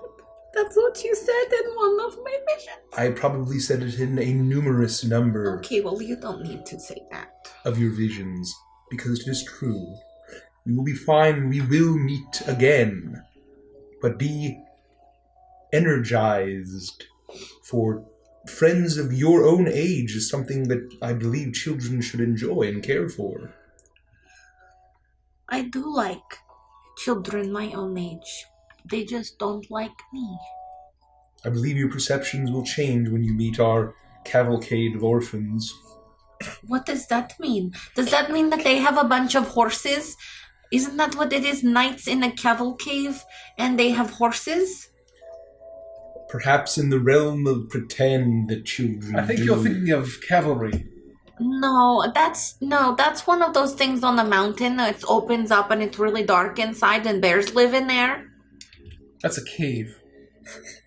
No. Speaking of caves, werewolves. What? Why would you say werewolves? They do live in caves. I know. We should, child, run along and play now. We should ensure that the werewolves are not sneaking into the city and snatching up children. That would be a great idea. It'd be a terrible thing if the abbot spent all this time healing everyone just to have them stolen in the night. What time is it? It's the same daylight out, and so it's difficult to tell. Professor, What time does it feel about, like, roughly? I don't know. I've been living inside of a building for a long time. But I think the god of the world told you before one of the breaks.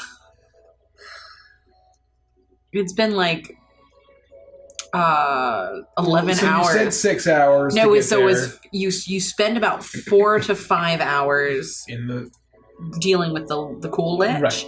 And then it was about 6 hours, and then it's probably been an hour and a half since you teleported over. So it's been like 12 hours since we woke up. Yeah. So it's like the evening. Yes. It's like 6, 7 p.m. Or 8 p.m. Yes. Well, it's about nighttime. Perhaps we go tonight? I'm feeling quite well. Thoughts? I mean, I'm a little tired, but it's nothing I can't handle. Is it wise to go after werewolves in the middle of the night? Not really. It's not something I've personally dealt with yet. I would appreciate, I think, just a night to relax. You know, I am the best adventurer in all of Barovia. So, I know you didn't ask for my opinion, but I will give it to you because you are my friends. I don't think that you should go visit werewolves in the evening, because that's when they bite people. And then you become a werewolf in the evening. And I know, it seems like it is so far-fetched, but it is a definite possibility. And I think if you are going to go anywhere in the middle of the night, why not a spooky crypt, you know? That's a fair point. Do we know if Shadanya is... Does she sleep? We know she does not. I don't know, actually. Out of character, did we get confirmation that she doesn't sleep? I thought she couldn't without the lullaby. Or maybe I thought it was mentioned once She can't be before. forced to be put to sleep. Got it. So, like, she's immune to all magical sleep. That's, like, how you put her to sleep. But I'm just wondering, like, does she need to, like, sleep in the, in the earth of her homeland style, like the Dracula style? I don't know. You could check in the crypt to see if she's in there sleeping in the middle of the night. I think we want to come upon her in the middle of the night. No, we don't. Our goal is not... So when in your visions, Yes. when we were successful in our goal, was it the daytime or was it the nighttime? Well, it was always dark inside of the crypt, so obviously it was nighttime. That stands to reason. But you know what is really great about the fact that I see things in my head for you? In not a single one of them, whether you failed or whether you succeeded, was done inside of the crypt It was just when you stepped on the invisible teleportation pads, and you ended up directly in front of her, and she... Yeah, I don't want to talk about that. That's fine. We don't need any more info on that. I say we travel. We've been traveling for a long time. We've been through a lot. Some of us have died. I believe we take the night to rest, eat, relax, and in the morning we can decide what to do. Okay, but then can I sleep inside of the briefcase thing? Because this is not really as cool as that is. We can all sleep in the briefcase thing, if that would be preferable. Perhaps we all retire right now. So why did you kick out Von Richten and Esmeralda and make us all come out here, and I had to change out of my pretty dress if we were all going to go back inside and go to bed? Because we weren't sure what was going on yet. We needed to have a team meeting, if you will. You really need me to come with you because you are so disorganized. Well, thank you for offering to be our assistant. But it's unnecessary, and I assure you it will be much safer here once we leave this abbey. You will not be accompanying us outside of this abbey. Unfortunately. Your father and your uncle would never forgive us. They probably already won't forgive you because I believe they think that you stole me, so... We'll cross that bridge when we get there, That's I suppose. a problem for future you. Yeah, literally. They would listen to you, though, wouldn't they? You would tell them that's not the case. I don't know what I would tell them if I'm cooped up inside of this house for the entire time always. It's really hard to say. Arabelle, you would never sell us out like that after everything that we've been through together. I have a headache, Shepherd, so I don't know. No. I've got a cough sick? too. You don't feel good. You know how you said when I was outside in the cold that I could get cold sickness? I did think say that. I got it because... Ouch. Oh, my tummy hurts. Oh, no. Oh, no. Perhaps, Professor, we should put Arabelle to bed with some hot soup. Or cocoa. Oh, Or no. cocoa to cure I'm so the sick. sickness. Yes, let's retire. Cocoa has no medicinal properties. Sarnax, that's enough. Thank you so much. Just Thank you. Chiming in. We're going to leave this one to the professor and his medical expertise. Let us retire. Okay, I will go there now, but please walk to the side of me because I'm very fragile, and if I faint, someone needs to catch me. And she begins to start walking back into the house. Lead her inside. I guess are we all retiring? I think we'll all retire, get an early night. In the middle of the night, you realize that your case wasn't as safe as you thought as it catches fire and you're all burned alive. Oh, shit. It's unfortunate. Good night, guys. Thanks for Just stay right to grandpa. Yeah, you're able to, unless you're gonna like hang out and talk with each other, you get a long rest. Yeah, I think, okay. So we'll spend the night. Look up super early. I would, take many of the hours of my long rest transcribing some of the spells that I got. Sure. So in the morning, we would be sitting down for breakfast, and I'll say to the group, well, we have two options. We could ensure that the werewolves don't steal away with. Arabelle's probably there. Oh yeah, she's sitting right there. Steal away with any Kicking her feet. other children in Kresk and take care of them first, or we just go straight into the crypt. What do you want to do? You want to just roll out into the woods and massacre them? I mean, is there no conversation, no understanding what's actually going on? Well, I'm not saying that we should massacre them wholesale, but we should at least attempt to learn more and understand the threat. Why don't we try speaking with some of the werewolves? It's true, they might have information. They fly over those woods all the time. We could attempt to gain information, yes. But I think either way, we should decide what we're doing next. Thoughts, preferences? It's hard for me to say. the longer we postpone going down in the crypts and finding what we need to find, just gives me an uneasy feeling. I'd rather just get it over with. I don't want to spend too much time in that castle if we don't have to. But I certainly don't want to leave the abbey undefended and vulnerable to whatever might be in the woods. You can speak with the abbot and see if he's aware of the incursion of the werewolves, and he may be able to bolster their defenses. Perhaps we will ask if they perceive the werewolves to be a threat. If so, we take care of it ourselves. If not, we continue on to the catacombs. It's a wise decision. All right. Let's see if we can gain an audience with you. I will say, your characters would remember that you were told about the werewolves in town, and they said that it's not often that they steal children, but that they essentially keep the children out of, they don't let them leave the village because they could be picked off, but the werewolves don't really pose a threat to Kresk. Well, Clayton was just intrigued by werewolves. The catacombs, I guess. I still want to kill someone.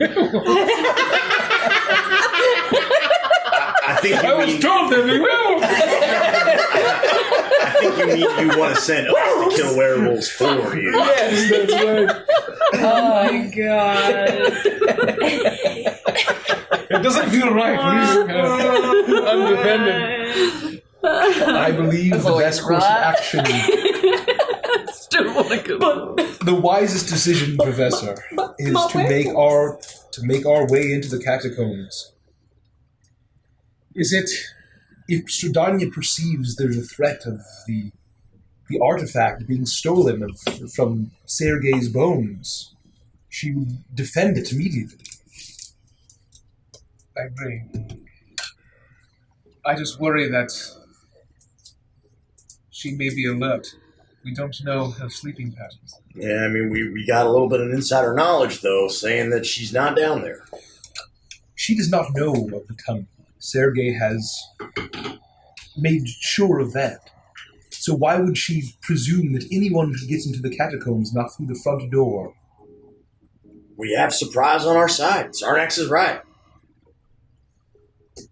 Well, okay, give me 1 second here. So what I'm thinking of here is, let's see.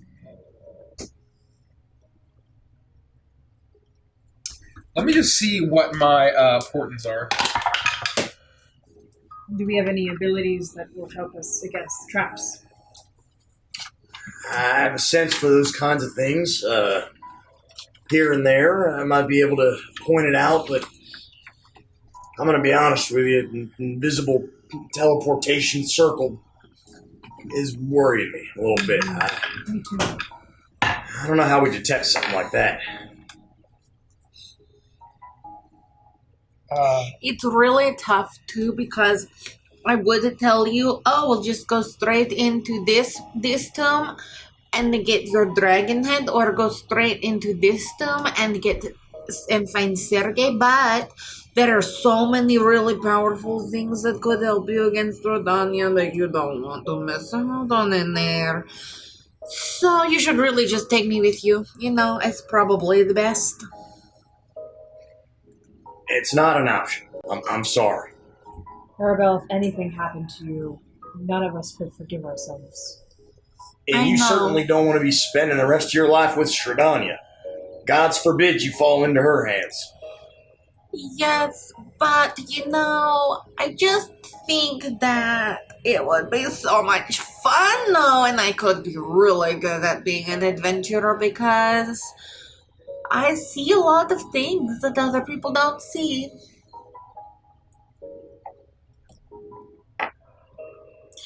Professor Ezran, is there any way I can convince you to let me go? You were easily convinced to kill another person. So do you think that there's a chance that I could convince you of this? Because you seem to be the person with the most loose morals and also the most easily affected by convincing. No, you are not coming with us. You were captured. You were nearly killed by her. Well, to be fair, no. Yes. It was really in your hands to kill me or not to do it. she could get her hands on you again, it is not worth the risk. It would not be fair or respectful to Irena to take you into Ravenloft after the decision that I had to make. Wouldn't be respectful to Esmeralda either. Do you know the really That's what cool? I meant. Sorry. Do you know what would be really cool though? Thank you. If I was a Dracula, can you think about, like, not for real, but like if I wanted to play?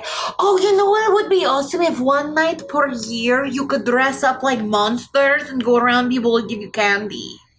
If we survive all of this, Arabelle, you can name that day. Okay, I want to name it Arabelle. So it shall be. That is so cool. Because I would dress up like a vampire, you think? And I would have little fangs. You can run around and give people mosquito bites. Why would I do that? Mosquitoes are gross. Oh, but you know who would make a great mosquito? Oh, I don't know. I was asking you. Maybe your uncle? No. Give me 10 minutes and I will be back. Okay. I'm going to put my lantern down and I'm going Great to idea. take my Edelwood business. I'll throw it in. I'll look into the flames. I'll cast Augury and I will say, as a ritual, and I will say, Garrix, I am unsure and I am losing my patience. I am considering allowing the clairvoyant child of extreme power to accompany us on this mission. What say you? And that's my algorithm. Whoa. Damn, that's pretty straightforward. I'll come back. I was convinced it was going to be real and one. I was so convinced. The child will not come with us. This is not up for debate. But why? Garrix has spoken. Gotta go with what the big guy says. As I That's said, just because you're going to turn into a dragon. What? I'm sorry? What? You said he's going to turn Well, into a dragon. he's always going to side with Jerry because... Garrix. Jared. You misspoke. It's Garrix. Jared. It's Garrix with a hard G. That's a new one. It's not Drathix. This might be the first time I've seen Sarnax floss. Oh my god. It is Garrix. I believe you misspoke. Child. Sorry, it's alright, buddy. She's just a little girl. It's alright. With her clairvoyant powers, you would think she would know how to pronounce God's name. Listen, buddy, don't let her get under your skin or it's gonna get worse. So anyway, as I was saying, She has brewing properties. it is, he will always side with him because he's going to turn into a dragon, so. You can't mean that in a literal sense. What do you mean? Well, I'm not actually gonna turn into a dragon. I mean, there's just a lot of imagery with the religion and the stories. And You're going to be eaten by one.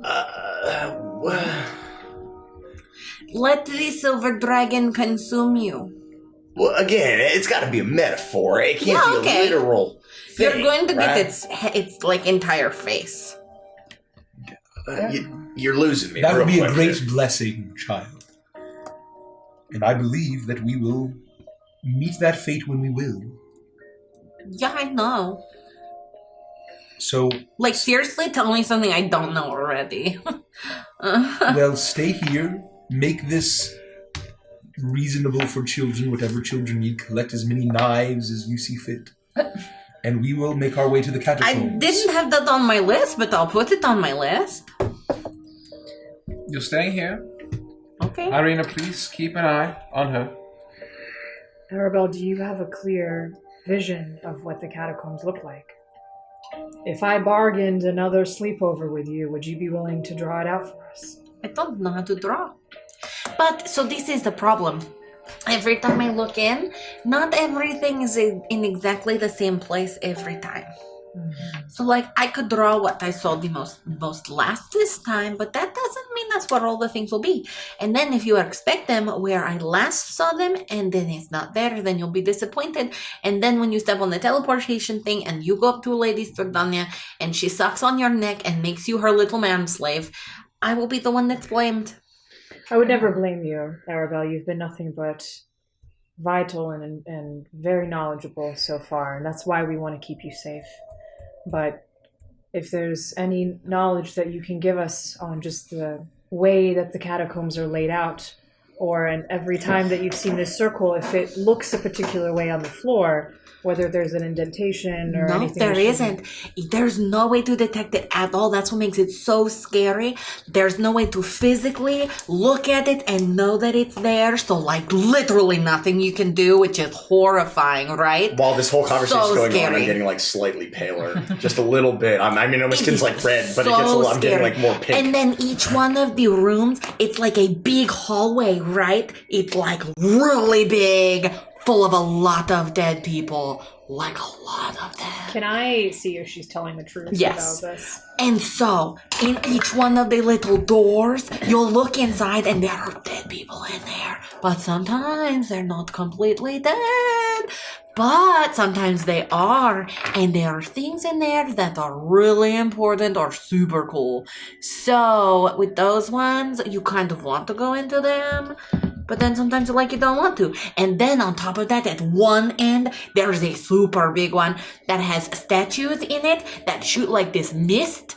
And if you try to walk through it, then I don't remember what happened, but that was not good. Unless you are someone who is like super nice. If you are super nice, nothing happened. If you were not super nice, then something really bad would happen to you. So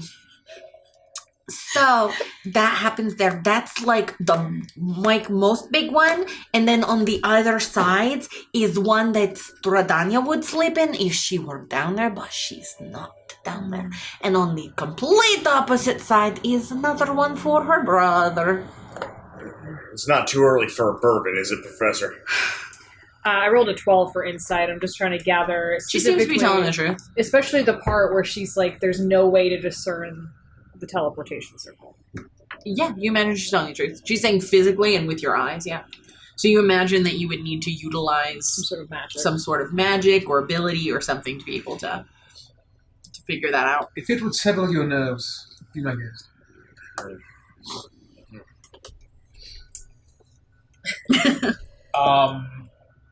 All right. Are we ready to go? Yes. Yes. Ready as we can be. I've never been more ready. You're staying here. That's what I meant. Good day. Good night! Wait, it's not the night time! Sonax, lead the way, please. Yes, I will follow you. Stay here, child. Irena, please. If you could. Please keep a close eye. She looks at you, and then she looks down, and you see that her dress is on the hem of Arabelle's skirt. She's not going anywhere. She can try. We knew we could count on you. Well done. Let's proceed. And I'll guide the party to the well, or the little pond, the fountain, I guess. And then I'll look into it, and I'll look at Shepard, and I'll kind of wait for a moment. Will you please hold this? My pleasure. I'll then dive in, swim on down, pull the lever, and just wait until see what happens, I guess. You do that. And you pull the lever, the one shaped like the bone. And you see the grates appear at the bottom. The rope ladder unfurl from the top and fall all the way down as the water drains out of the grates in the bottom. And you are standing in a long hallway. It is done. You may proceed. Clayton, can I have you roll a perception check for me, please? Yikes.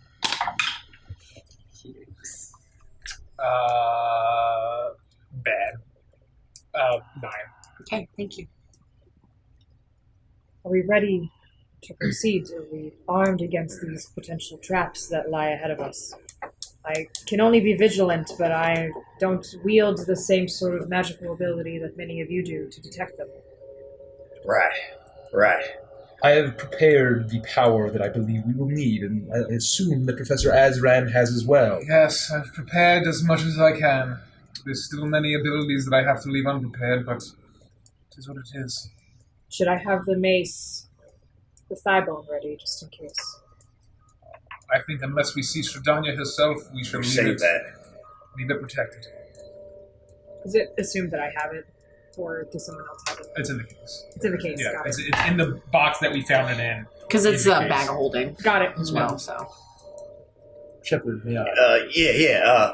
But before I do, before we go any farther, y'all got to promise me one thing. If this goes south, if something goes poorly, and I end up like one of those fucking monsters, vampirism or anything bullshit, fucking kill me. And you fucking burn my body. Alright? You do not let me become like one of those things. I won't hesitate. And then if you could, gather the ashes and bring them back to Yomi. Alright? If anybody gets out of here alive, just get my ashes back to the good doctor. That's all I ask. You have my word, Shepherd. Thank you. Thank you. I'll do as you wish, Shepherd. I appreciate it. No way but forward, right? It's fact. Yes. We are strong in our faith in Garrix. We've seen what he has done and what he has undone. You will not fall for shadow. Agreed. This will be a long journey through this tunnel. It may take days. We will see. Let us proceed. And I'll light the path, and we'll keep going. You light the path, and you continue to move down this tunnel, and as you get deeper and deeper into it, darkness would have consumed you if it hadn't been for the lantern that illuminates the area around you. As you look down, you see the floor of this is covered in what appears to be a thick, wet mud, almost like a clay that's settled and coated the bottom of this tubing that leads all the way down. Thank you so much for the sub. Thank you. Thank you very much. Thank you. And as you continue along, it begins to get colder and colder and colder. But nothing comes close to the cold that you felt walking towards the Amber Temple. This is nothing in comparison to that. You're able to shake it off easily as you notice a thick fog begin to billow around your feet, thicker and thicker, but it never seems to get higher than your knees until you come to an area where the tube shoots out in 4 different directions.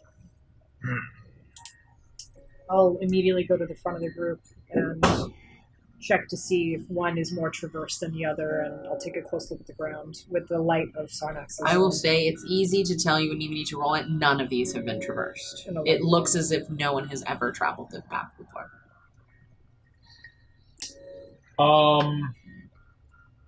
So are we heading straight east?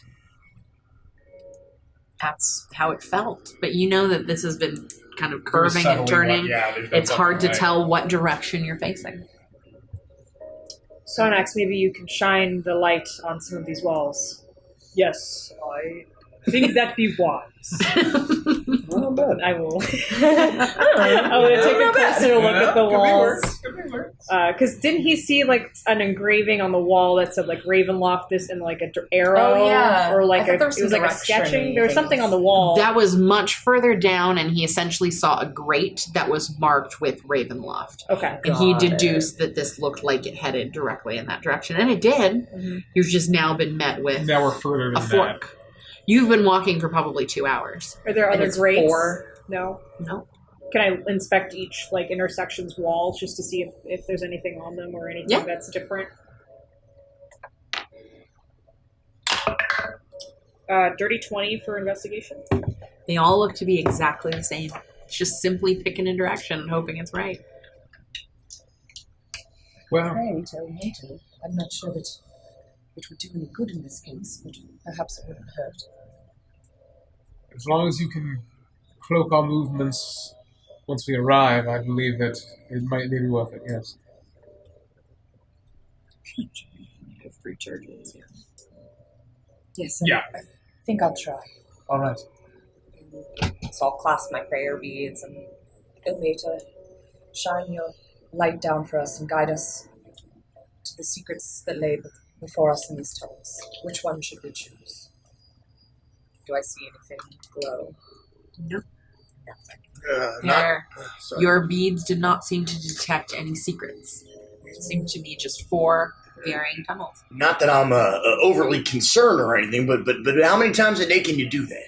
And maybe we should be saving it for this teleportation circle. Yes. Well, I can continue to help us with my God's willingness. All right. Okay. Yeah. Well, I don't see any other decision to make besides just choosing randomly. Unless Sarnax prays at each one of these tunnels to Garrett's, I suggest we just stick together and we don't separate. We're going left. You must have some way to peer into the beyond or the future and know that's the right one, right? Unfortunately, no. I can't. I could... I thought that was kind of your thing. Even if I could send my arcane eye down one tunnel, it could take hours to know if it was the right decision. That's true. So, were there 2 tunnels or 4 tunnels? 4. All right. Leftmost then, I suppose, you said? Sarnax, there are 4 tunnels. They all look exactly the same. Her pearls have not uncovered any sort of secrets. Which do you suggest we go down? Is the professor saying the furthest from the left? That sounds wise to me. If they're all the same. Should we keep quiet and move slowly? Did the professor detect magic? Like divination stuff. D4. The professor did not detect magic. We just had a slight prayer to Ilmater. I think you can gather that it's probably not magical, like they're just 4 tunnels. They're just tunnels. Well, if you had a small clairvoyant youth, she might be able to tell you what to do. I was so tempted. I was so fucking tempted. She didn't tell us about the Garrick's woe was like, no, like, can't do it. Nope. If it had been wheeling along, I'd be like, she come with us. Yeah, I know. If it was like There's fitty, any fitty. kind of wheel. Yeah. All right, Professor. Well, allow me to... let me just see if there's anything else I can do. Yes, waste your spell slots. That I need... Crossroads, waste. While they're deciding, can I go and listen down each one just to see if I hear any noise? Yeah. Is that like 4 different checks? Also, I won't make you make any checks. You can hear it's pure silence. Silence? Yep. You're like deep within the earth in a tunnel that doesn't look like it's ever been traveled. And it would have been pitch black here if it weren't for his lantern. Got it. Mm-hmm. My vote is for second from the left. We read and write right to left, so I'm tempted to go far right, but up to you. Even then, that doesn't help us. I think we just pick one. Second from the left, that's fine. Although I think that start going leftmost and try to come back and make sure that we can continue to the left so we know where we've gone. That seems like a wise course of action, Professor. Cackling in the cave. We've announced our plans to the gods and they're laughing. Onward! To the left? We'll go down. The leftmost. The leftmost, yes. Are we attempting to be quiet, or are we just marching in? She said that we could not be detected while we're in the caverns. By her. But by other things that may be down here. It doesn't look like anything has traveled this way. I think that we should be all right. Certainly we shouldn't scream our presence as we go along. But... Cautiously, but not slowing down our pace. Agreed. So we'll continue. Okay. You continue. You feel the moisture on the walls get thicker and heavier. The fog mingling about and the muck at the bottom is getting just a little bit thicker, a little bit deeper. But it still doesn't seem to make its way past your knees. But that almost makes it worse as you're looking down at this thick layer of fog, and it's almost as if you could step forward and you never see it as you plummeted to your death. There's no way to see what's down there as you take step after step after step. 1 hour, 2 hours, 3 hours pass before you find yourselves looking at 3 different directions. Right, left, and forward. Professor, I feel like something's gonna jump out of the fog and bite me. I don't like this at all. Like a rattlesnake or something. Well, Snake in my room. Yeah, there might be. it's hard to tell which direction we're facing. And we got 3 more choices. Should we head back and try another route? It's been hours. We're wasting time. We're wasting daylight. I know it's not... I anticipated this. And that's why I believe we just continue leftward. And then we know that we went the leftmost path, so we can easily come back and then cross off for the alternatives. All right. So you're going left again? I'm going left again. Okay. Nowhere to go but forward. Or left. Or left or right. So, you begin to take the left path. And the fog is once again thick, but now you begin to start seeing the moisture dripping down the walls. Different spots where it looks like, not mold, but algae has accumulated. And it's slick, but it's getting warmer. It's almost getting so warm that it feels like it's harder to breathe. But you're able to manage it as you continue to walk, looking down as if you're walking on clouds. 1 hour, 2 hours, 3 hours, 4 hours. So you find yourselves in a small circular room with the only exit, the one you just came in through. Oh, no. This isn't good. All right. Small circular room.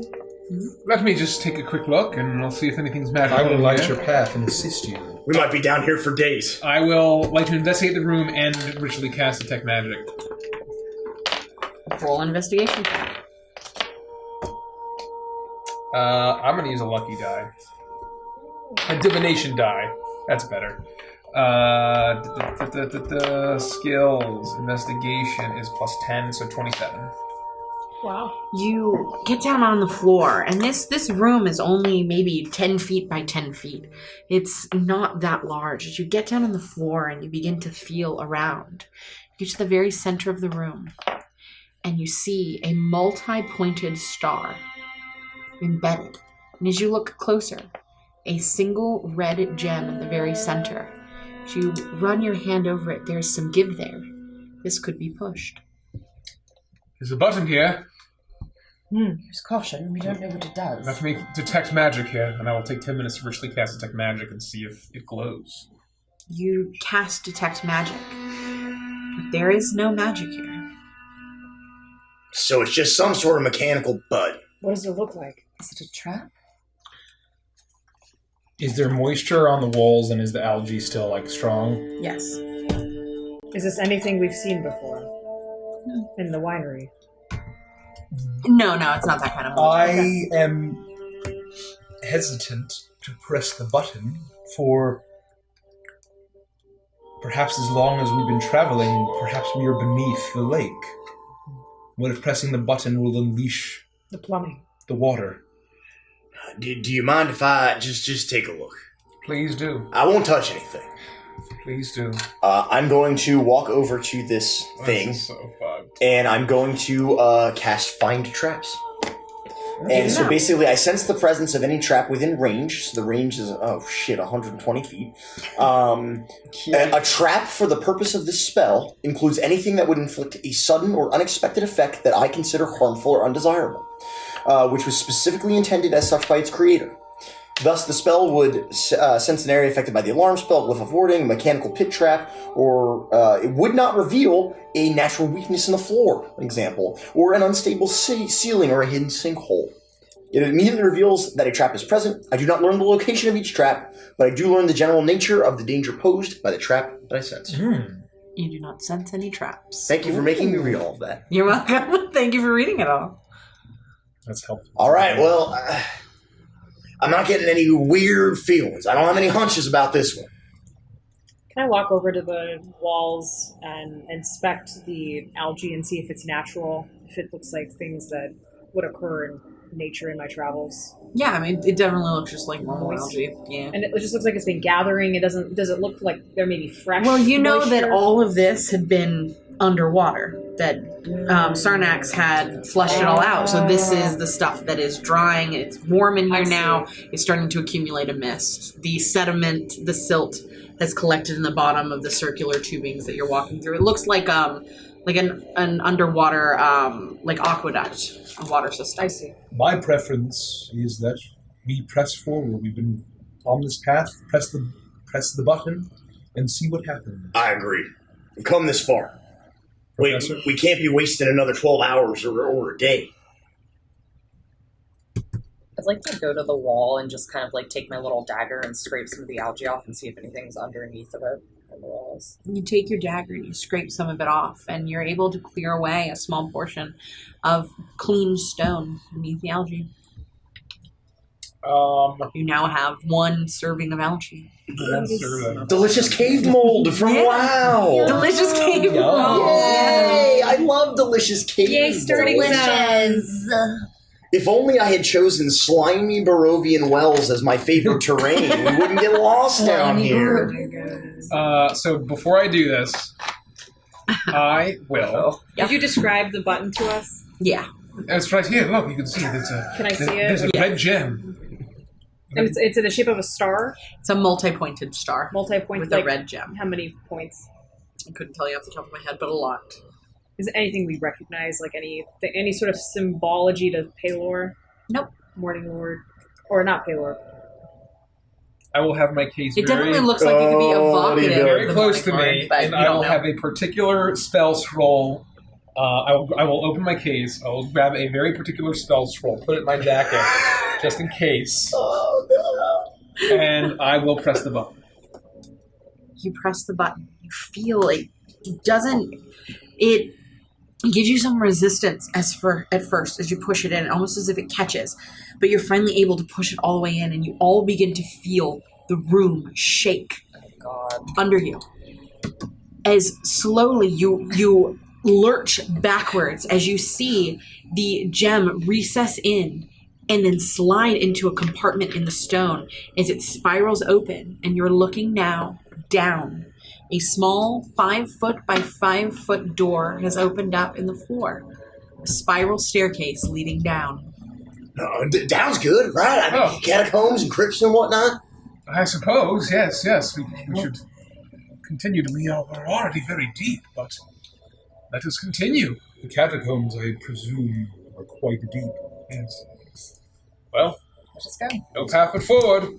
Or down. Well, down in this case. You begin to make your way down, holding the lantern out. And as you take step after step after step, it feels as if you've been walking for ages. The mist nearly completely shrouding your vision as it spills up out of the deep below and up and out through the hole from whence you came.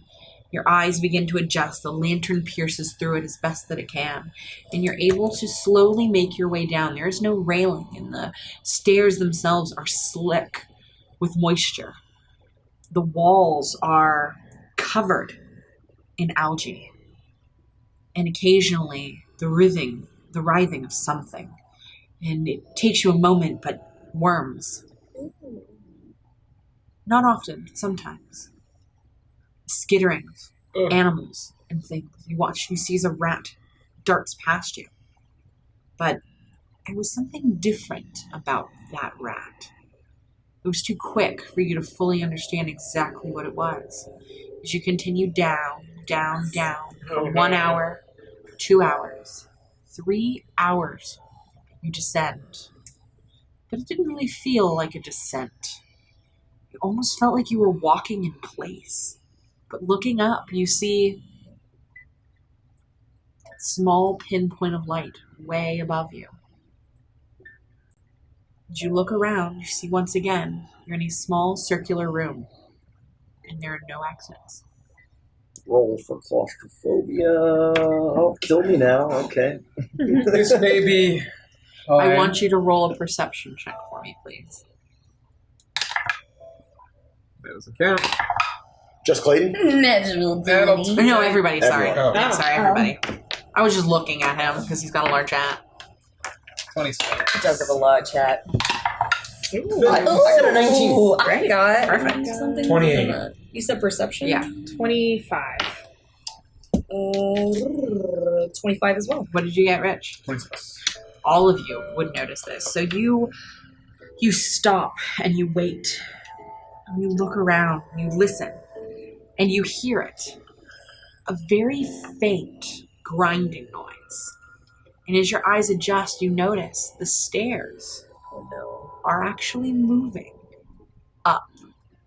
So though you were descending for hours, the movement so small, it was hindering your ability to descend as quickly as you could.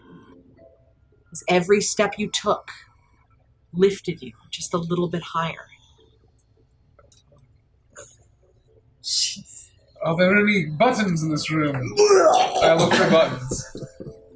Would Roll an someone like to investigation help? check. Yes, I would like to have. So it's basically slow stone escalator, but it's slow enough you can descend. 17. Okay. But if you got on it and just sat there, after probably like 7 hours, you'd be back at the top.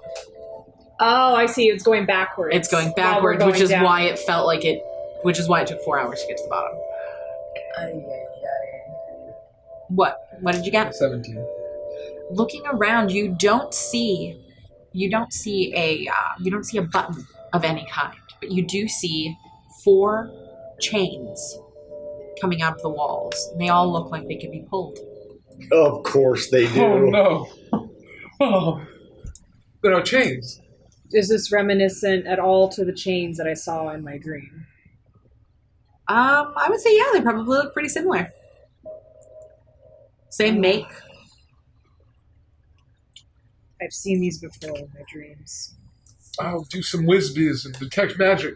I'll take 10 minutes to ritually cast detect magic. You do not detect any magic. Well, no, you wouldn't detect any magic at all. The stairs aren't magic either. Let Mechanical. us each grab a chain and pull at the same time. Oh boy. I don't know that that's... There's no right answer here. Oh no. Well, the button was safe, and Stradania doesn't know about this, so I don't think anything would kill us instantly. Hopefully. Until we get to the catacombs, yes. These All right, were well. ideally carved and borrowed by the enemies of Stradania. Left all the way down, right?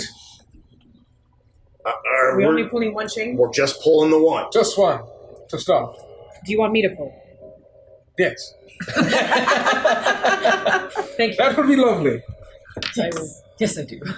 Again, just one chain. Just one chain. What on the left? Left. I cover left chain. You you walk did? up to the 4 chains. They're in line together. And you see where it enters the wall and exits the wall. These 2 small holes. And on each one of them, a metal wheel that the chains are slotted into. And you're able to pull down on it and grab onto it. It's only about maybe 1.5 feet, 2 feet in height of chain that's exposed. You begin to pull it and you can hear the clicking and the grinding noises of things behind it. And then a heavy thud as it lands into place. The room itself shakes for a moment. The stairs grind to a stop and then continue faster. Same direction. Same direction. But the room that we're in is okay. Mm-hmm. Pull the next one. You do the same thing. You pull the next one. And this time, as it grinds, it begins to go the other direction. The stairs. Same speed as before? Yes. Just sped up speed? Mhm. Okay. So this is faster, reverse direction. You begin to pull the next one. And as it finally gets to the end, you hear a clinking noise as the stairs stop completely. Okay. 4th chain. Begin to pull the 4th chain. Keep pulling and pulling and pulling, but it doesn't seem to slot. It doesn't seem to ever connect and stop. It just keeps pulling and pulling and pulling. I go back to the 3rd one and I see if it's reversible. Like if I can turn the stairs back on. You do that. You begin to pull the chain the opposite direction. And once it clicks into place, the stairs once again start going. Perhaps we need to have the stairs going quickly into the earth and then pull the last one. And a door will emerge. These are how these things go, right, Professor? That's oddly specific there, Sarnax. It's currently going quickly into the earth. And so with that... No, we've reversed it. So let us... No, it was previously going up towards where you'd come from, which is why it was slowing you down. It's now going faster into the earth. And then we stopped it and then pulled the other one, so now that it's going again into the earth. Perhaps we should try at least the last one and the door will emerge. We did, and the stairs stopped. I'm going to go pull the last one. You pull the last one, and you pull and pull and pull, and you finally feel it click into place. You hear a grinding noise, but the stairs don't stop. They don't go faster, they don't go slower. Where did that grinding noise come from? Well, beats me. That's what I meant. Do we still see a light at the end of up at the... You do. It's still open. Do we see anything else move or change? It took you 4 hours to get down here. It's the descent is actually not that far. It would probably take you another 2 hours to get back upstairs if you wanted to see anything up there. Otherwise, you'd have to... Well, no, it'd be another 4 hours because the stairs are moving in the opposite direction. And faster. Did anything change in the floor? Maybe there was a door, something happened upstairs. Perhaps. Did the grinding sound farther away than the stair sound? It was hard to tell. We need to be absolutely sure there's nothing here before we head all the way up these godforsaken stairs again. Perhaps we split up. Absolutely not, Professor. Are you well? I think even Garrix would say no. The claustrophobia is getting to your mind. Can I run around the room and just like pat the walls and see if like there's any give in any of them now that there was that clicking noise that I heard? Yeah, it's easy enough to do that. The room itself is only about, it's a mirror of the one upstairs, 10 by 10. Okay. You pat all the walls and they all seem to be completely hardened stone. So you even are able to get down on the floor and look down into the slot where the stairs are going. It seems to be on an elliptical rigging that just keeps recycling the stairs. Well, let us make our way back up. Yes. Perhaps we can have it go faster and we can ride up as we walk. Let's have it go quickly up. Yes. So that we can... But are we okay to change the direction now? I thought that Sarnax specifically said that it had to be going one direction before we pulled the chain. Well, if we change it, are we going to ruin everything? He's pulled it. I think it's all right. Something seems to have changed. That is my understanding, at least. All right. Well, then, yeah, of course, we should make it easier for us. We don't need to be working harder than we need to be. All right. The second chain was the reversed one, right? So we will reverse it and have it going fast, going up. And we will head back Roll up. a perception check. Just all him? of us? Whoever's messing with the chains. It's not me. What did you get, Rich? You got an 8. I got a... Oh, what happened to my character sheet? I got a...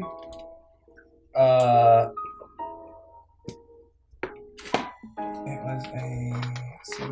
was a 17 plus something.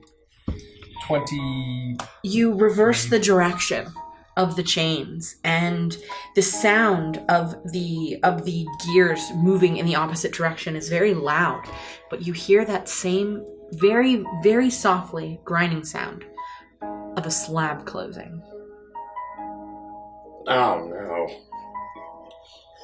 He said out of character because he doesn't know what's happening. And it came from which direction? Up above? It's hard to tell with all of the noise of the stair moving. Turn it back. I'll turn it back. Oh, oops. Why? Because do I hear the slab open again? Roll perception. At advantage because you're listening for it. 21. Yes, you can hear it opening. Okay, something's opened. So Sarnax's incredibly specific suggestion was the right one. Yes. All right. Classic, just like Feywild. It checks out. Oh, so we've got a hell of a walk ahead of us, to spare. right? We best start walking.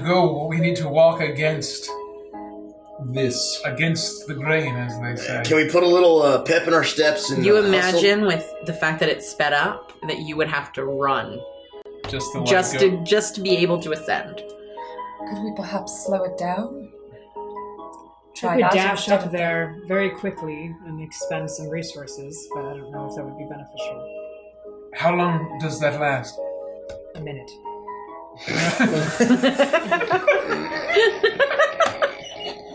She's exhausted and falls down in a minute. I'm sorry, 10 minutes. Concentration up to 10 minutes.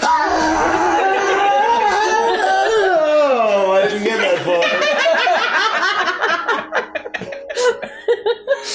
I'm not sure how far you get in 10 minutes. 90 feet per second. 90 feet per 6 seconds. I'm sorry. I try. 10 minutes is how much I can on. Well, I think... Professor... That was a good thing. Professor... I needed that laugh. By chance, did you secure a scroll of fly? I don't believe I did. Delightful. That would have been convenient to procure. Let me see what else I got from this, from the library. This is what he gets for choosing the spell scrolls he chose. Can I jump in place to Yeah. see if the gravity has changed at all down here? It hasn't. Okay. Just curious if I can start running on the walls. You all immediately watch as Connor just starts jumping in place. Just keeping warm.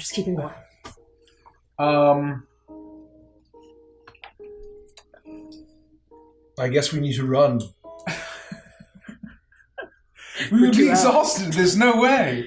Can I take a closer look at where the stairs descend in, and I look back up and see if like anything can be lifted or pulled from that slit?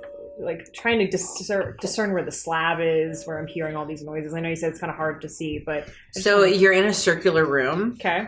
And there's essentially there's like a cutout all the way up where there are stone stairs that are coming out. There's some kind of mechanical rigging on the inside of the tunnel that is causing the stairs to spiral up and spiral back down. And they're like the same continual thing. Okay. So as the ones get to the top, they then come back down. Everyone keep an ear out. I'm going to try something. I'm going to walk up to the speed. So have it still go down, but then just slow it down a bit. Roll a perception check. With advantage because you know it's listen. 25. You hear the grinding of the stone. As it closes. As if something's closing. I make it fast again. You hear the grinding of the stone as if something's opening. I guess we need to run. Kind of perhaps if you yell very loudly, you'll be able to get there slightly before we do. And when you put it that way, Sarnax. That's a great idea, Zuzi. I think that is our only option is to... I mean, Professor, you're a man of science as well. Can you mathematically calculate how long that would take? Will our bodies give out well before we even reach the top? I certainly wouldn't last. How about... There must be something we're missing. Do we have even levitate I at love all? I this could puzzle tie you so all much. to my waist for 10 minutes and I could scream and run upstairs. We do not, I think, have love of that spell either. Perhaps I shall... Oh. Hold on, give me one moment here. I may have some type of plan. It's 10 by 10. Yep. Out of boredom, I'm just going to start walking up the stairs slowly and then riding You down. begin it's a to spiral step speed. on the stair, and as both of your feet find purchase on one of the steps, No.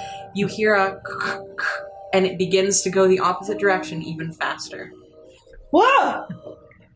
I love this. Get on, I guess. How long? I was bored. How long are they not gonna step on the I'm gonna stairs? take it- I was a little fucking puzzle. I'm gonna take a few How steps long? forward and just step on it and turn around and watch the rest of the group as I wave up the steps and begin to leave. I'll get on. This is how the madness begins to set This is in. why they say that doors are the hardest boss in D&D. You put something so simple as just stand on it and see what happens. Yeah. It takes forever. Now, I was you wouldn't bored. believe me if I told you, but I can run like the wind The blows. stairs are coming down into the room, so he was gonna try some stuff. I was like, I'm just gonna step on the stair and go up and just write it down, like board. And as I did it, it like reversed and started speeding back up Oh. just by stepping on it. Oh. Let's have a leisurely walk up the stairs as we ride, and so we'll... I'll start running. You start to make your way up the stairs. It's significantly faster now, as you're able to ascend the stairs in about 30 minutes. Oh, lovely. And as you crest over and through the mist that's accumulating around at the top, as your head comes out over it, you see an arched doorway open in front of you.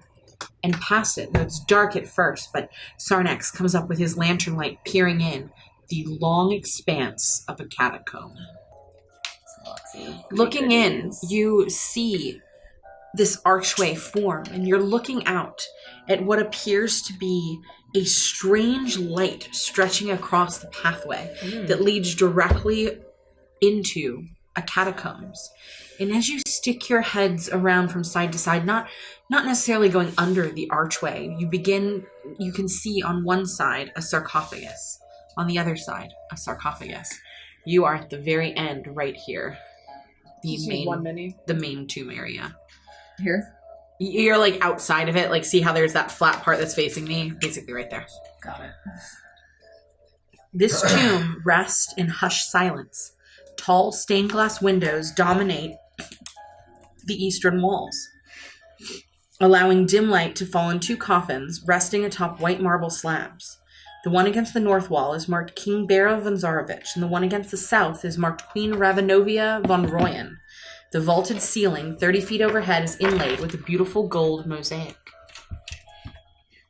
Can you repeat the names again? King Baron von Zarovich? King Barov von Zarovich. Okay.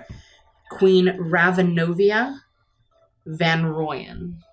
And that's VAN space ROEYEN. Thank you. And the two stained glass windows that you see are on those like flat diagonal walls. You imagine that where this archway is, there might have been one there, but no light would have been coming through it. Is there anything depicted in the stained glass windows? Just scenes, nothing like telling. Nothing telling. No. Do the coffins appear to be sealed? In so much as you can tell from here. Should we proceed, or do we believe this is already trapped? Arabelle did say that there were secret hidden traps at every corner. Yes. But she also may have been lying, so she'd come along.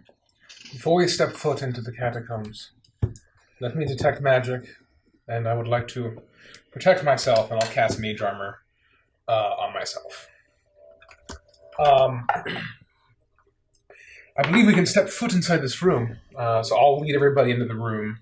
You do that. And then I guess once detect magic is done, I'll take a look around to see if anything's magical. You look around, and in this immediate room, you do not sense any magic.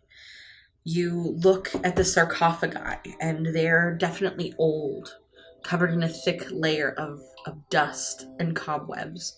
And as you look towards the stained glass windows, they're covered in a thin layer of dirt, and there is a faint glow to them as you wipe the dirt away and you look through it. It's not sunlight on the other side, but a small alcove with one glowing lantern that's illuminating through these windows. And as you wipe the dirt away, you see these stained glass reflect on the stone floor. It causes a rainbow cascade of light. It's very beautiful.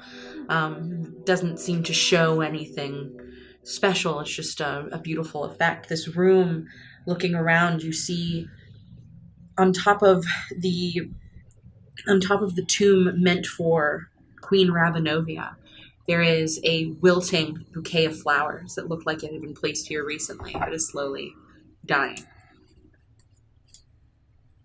It looks like she does come down here.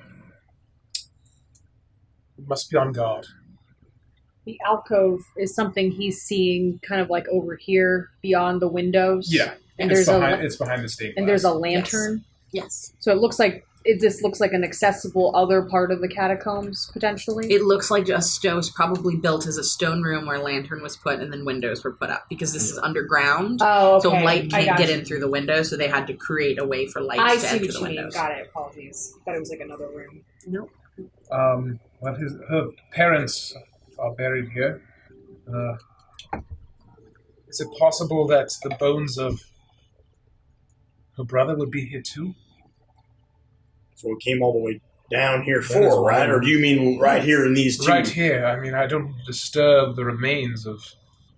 Arabelle said that there was a section for Stradia and then another across the way for her brother. I believe the bones of Saint Markovia may be down here too.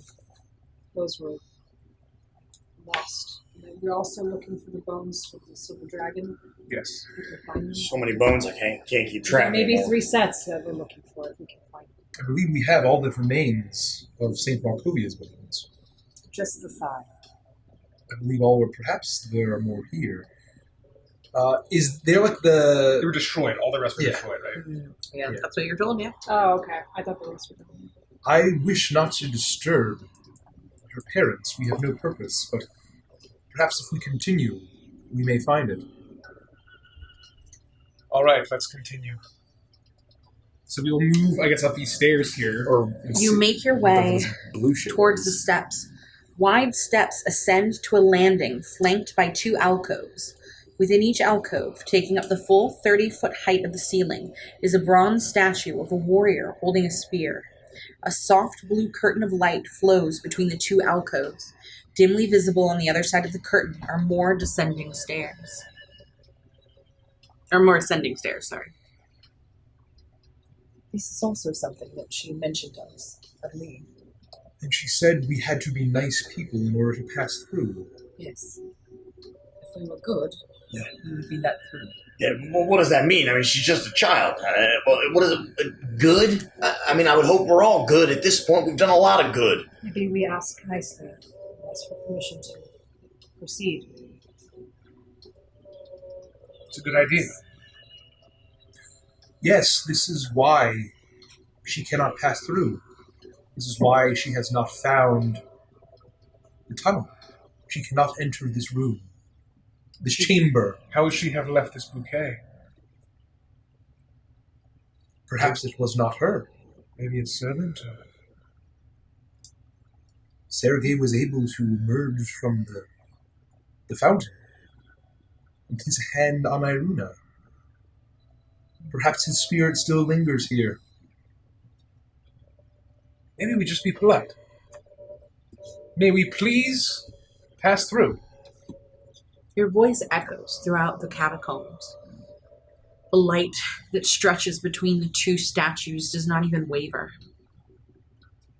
Can I peer a little bit closer at the statues and kind of inspect the weapons that they're holding and see if, like, the spear has any connection to the spear that I found? It doesn't look at all the same vein. No. Yours is much more barbaric, Mm-hmm. and these are more gilded. They're part of, they're not even something that can be removed. They're part of the statue itself.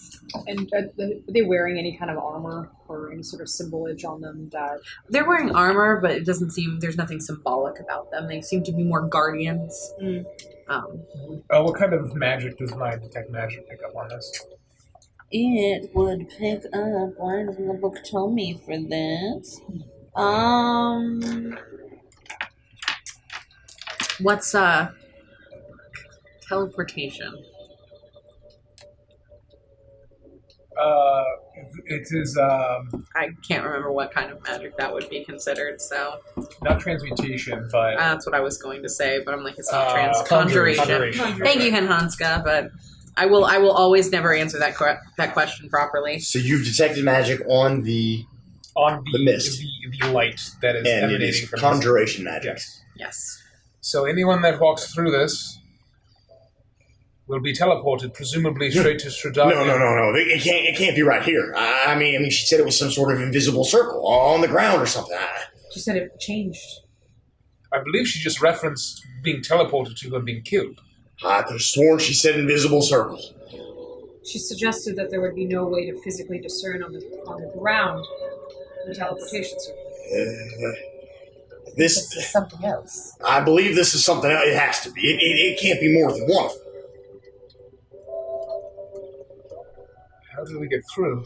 I want to look around the room to see if there are any writings or prayer to Saint Markovia or anything like that. Roll an investigation check. 23.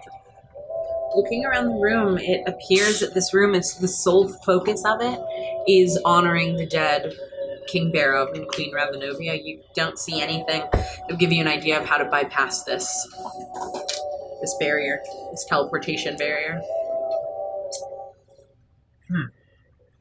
Well, so Arabelle said to me to be good. I will say, with your investigation, you see that there is, that it looks that if you were small creature or less, you'd be able to squeeze around the back of the statues.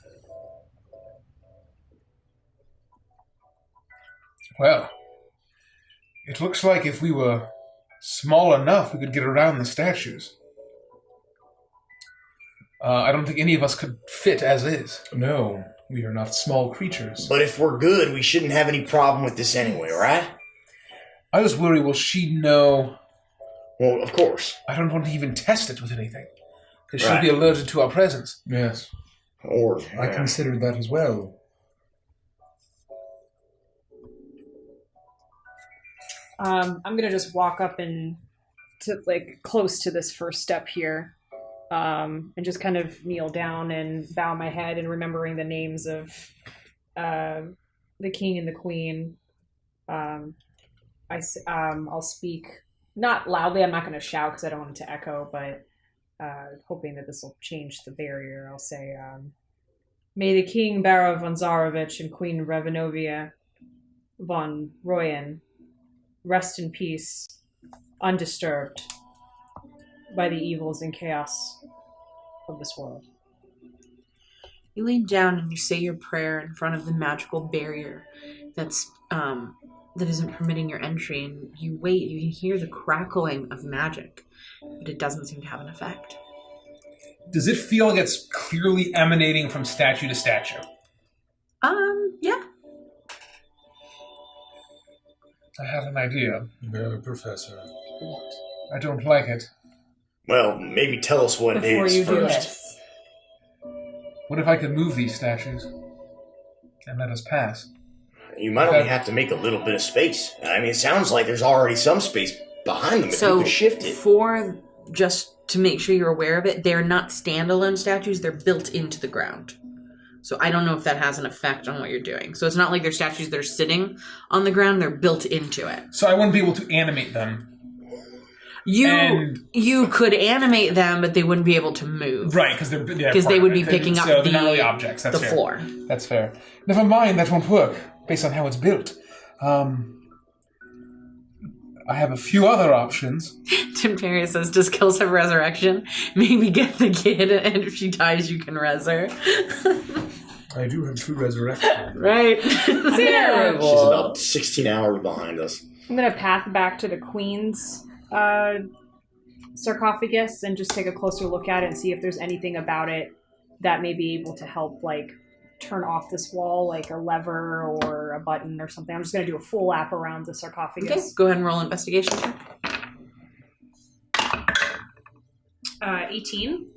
I'll say you're easily able to peruse the entirety of the crypt area, both Queen Raveноvia's tomb and Barov's, and you're able to see that none of the sarcophagi seem to have any kind of levers or anything like that. If we're sure that we've turned this room inside and out without touching those sarcophaguses, coffins, we can't sit here till we die. I agree. At some point, we gotta just try it. Yes. We're good people. We are. We've done good. Garrick's is seen within us. But who judges that? I don't know. Could you summon your servant and have him walk through and see if he does not end up on the other side? Maybe the teleportation is in fact to the other end that we're seeing. Maybe there's something beyond the stairs. Does the stained glass, like, make any particular pattern on the ground? Nope. Just rainbow-colored light. Perhaps it only teleports you if you are impure of heart. I suppose if... I hate to always be the one to do this, to use my resources. You don't have to, Sarnax. I do. What you're doing right now is being called passive-aggressive. Arabelle! Oh, no. It's Sarnax of the Edelwood. We are in the crypt. There is a beam of light that we could pass through to enter the entire catacomb. Is it dangerous to step through? What should we do? You can reply to this message. Hello, Sarnax. It's Arabelle here. I heard you. You know, if you brought me with you, you could have just asked me right there. I've seen it before. I am so glad there is not a word limit on this. And then she's cut off. I'm kidding. I'm kidding. I've always told you that I don't deal with word limits on sending. So, yes, no, it's totally cool. Well, where are you? Are you with the king and the queen, or are you not with the king and the queen? You can respond to this message. Bye. And by that she means he has to cast it again. But, you didn't mention that, right? You didn't tell her what's Irena. Did she tell you anything? Hold on a moment. Oh no, I hope he's not arguing with her. We are standing beside the king and the queen at the bottom of the stairs with the stained glass windows looking up at the beam of light. Shall we pass through? Shall I dispel the magic? What do you suggest with your great divination powers, O child? Oh, that is so great that you're on that side, because you can just walk straight through and nothing will happen to you. But if you try to get back in and you are not a good person, it will just put you back at the top of the stairs and you won't be able to get in. But since you're at the bottom of the stairs, you just have to walk straight through. That's all right, sweet. I just like my face is just completely straight, and I just You walk straight through. What's your alignment? I'm good. I'm chaotic good. Okay. You feel like had you been going the other way, your fate might not be the same. No way. Chaotic good? Wow. But you were going up the stairs, so you're just fine. Oh no, neutral good. Yeah, you still feel that way. It is fine. You can pass through. We can pass through unharmed. If we are trying to leave, it will detect the goodness in our hearts and will teleport us back up to the top of the stairs. Interesting. All right, well. Better than to Stradania's room. So we should have no problem getting back out. Hopefully. And I'll proceed through the mist. What's your alignment? Neutral good. You walk through and you feel something in the pit of your stomach, and you're unharmed, but had you been going the other way, you're not quite sure what your fate would have been. And anyone who's not lawful good will feel the same thing. Ooh. Yeah, I think I'm lawful good, but I don't. What does your character sheet say, Mayo? Where does it say it on here? I don't remember. You didn't put your alignment. I didn't, but I just feel like I play Kana lawful good, but I can. I would say Kana was lawful good. I don't. It really doesn't matter. It's what Arabelle said. It just puts you back at the top of the stairs. Yeah. This is not like it hurts you or anything. I just have to. Not lawful good. You would just have to find some other way to get around it. Yeah. So I will put lawful good in here now because I forgot to. I'm sorry. Clayton is certainly neutral good. Maybe true neutral, but that's not a question at this point. He's somewhere between true neutral, and neutral good. Yeah, so. I'd agree with that. So, you're all standing on the opposite end. I did not prepare for them.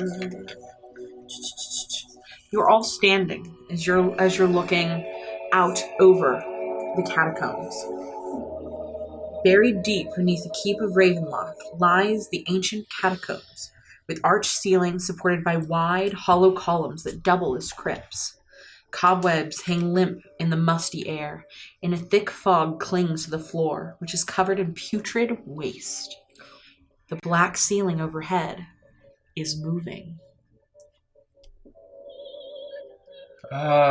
In what way? I'll shine my light. That's going to be my question. You shine your light up as you see the undulating blackness on the ceiling, and as you shine your light up, thousands of bats line every bit of the ceiling. Should we make our way quietly? Let us make our way quietly. Professor, do you feel like you may be able to channel your power to locate an object? No. I suppose I shall do for both then. I don't believe so. Let me check. But What good are you? Garrick's Fire Lord, I seek. I know what I'm looking for, right? Does Sarnax says he's looking for? Yeah. Well, you don't know the item Exact that you're name? looking for. Have you ever been given the name of the item that you're looking for, or that you're just looking for Sergey's bone? Well, you could. Andy doesn't even know what we're looking for anymore.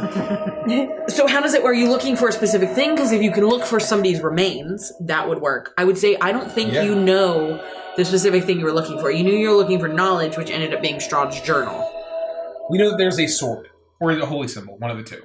But do you know which one this is? It was a sword of sunlight. But do you know what it's called? We don't know. Like, we don't know the details of it. Yeah. We just know that it's a sword of sunlight. You can try. But you might be able to be like, Sergey's bone. That's great Garrick's Fire Lord, let your fire light my path towards the direction of the remains of Sergey von Zarovich. And I cast Locate Object. Is that worth the resources? I mean, we could just walk around. Sarnax, we gotta talk about the tone of your voice, too. I'm not liking this attitude you've got all of a sudden. So how does it work? Oh. I made Andy read the entire Describe or name an so object there's that's familiar nothing to you. there. You sense the direction to the object's location as long as that object was within 1,000 feet of you. If it's in motion, you know the direction. What if it's not familiar to you? Yeah, it's, I guess it's a question of familiar. Or it has a chance to fail, basically. The spell can locate a specific object known to you as long as you have seen it up close within 30...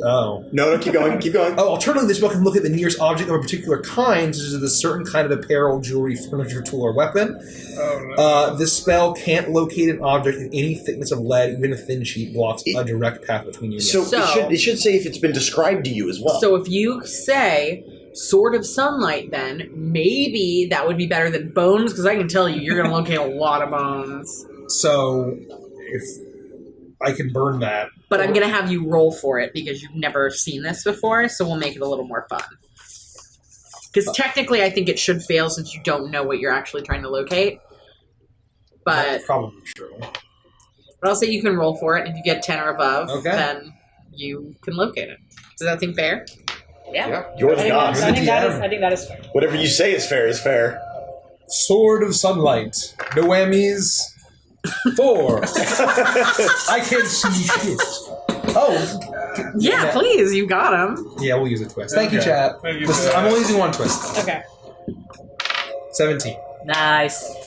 You raise your lantern and you wave it from side to side as you call out to Garrix, and you channel the power of the Fire Lord within you.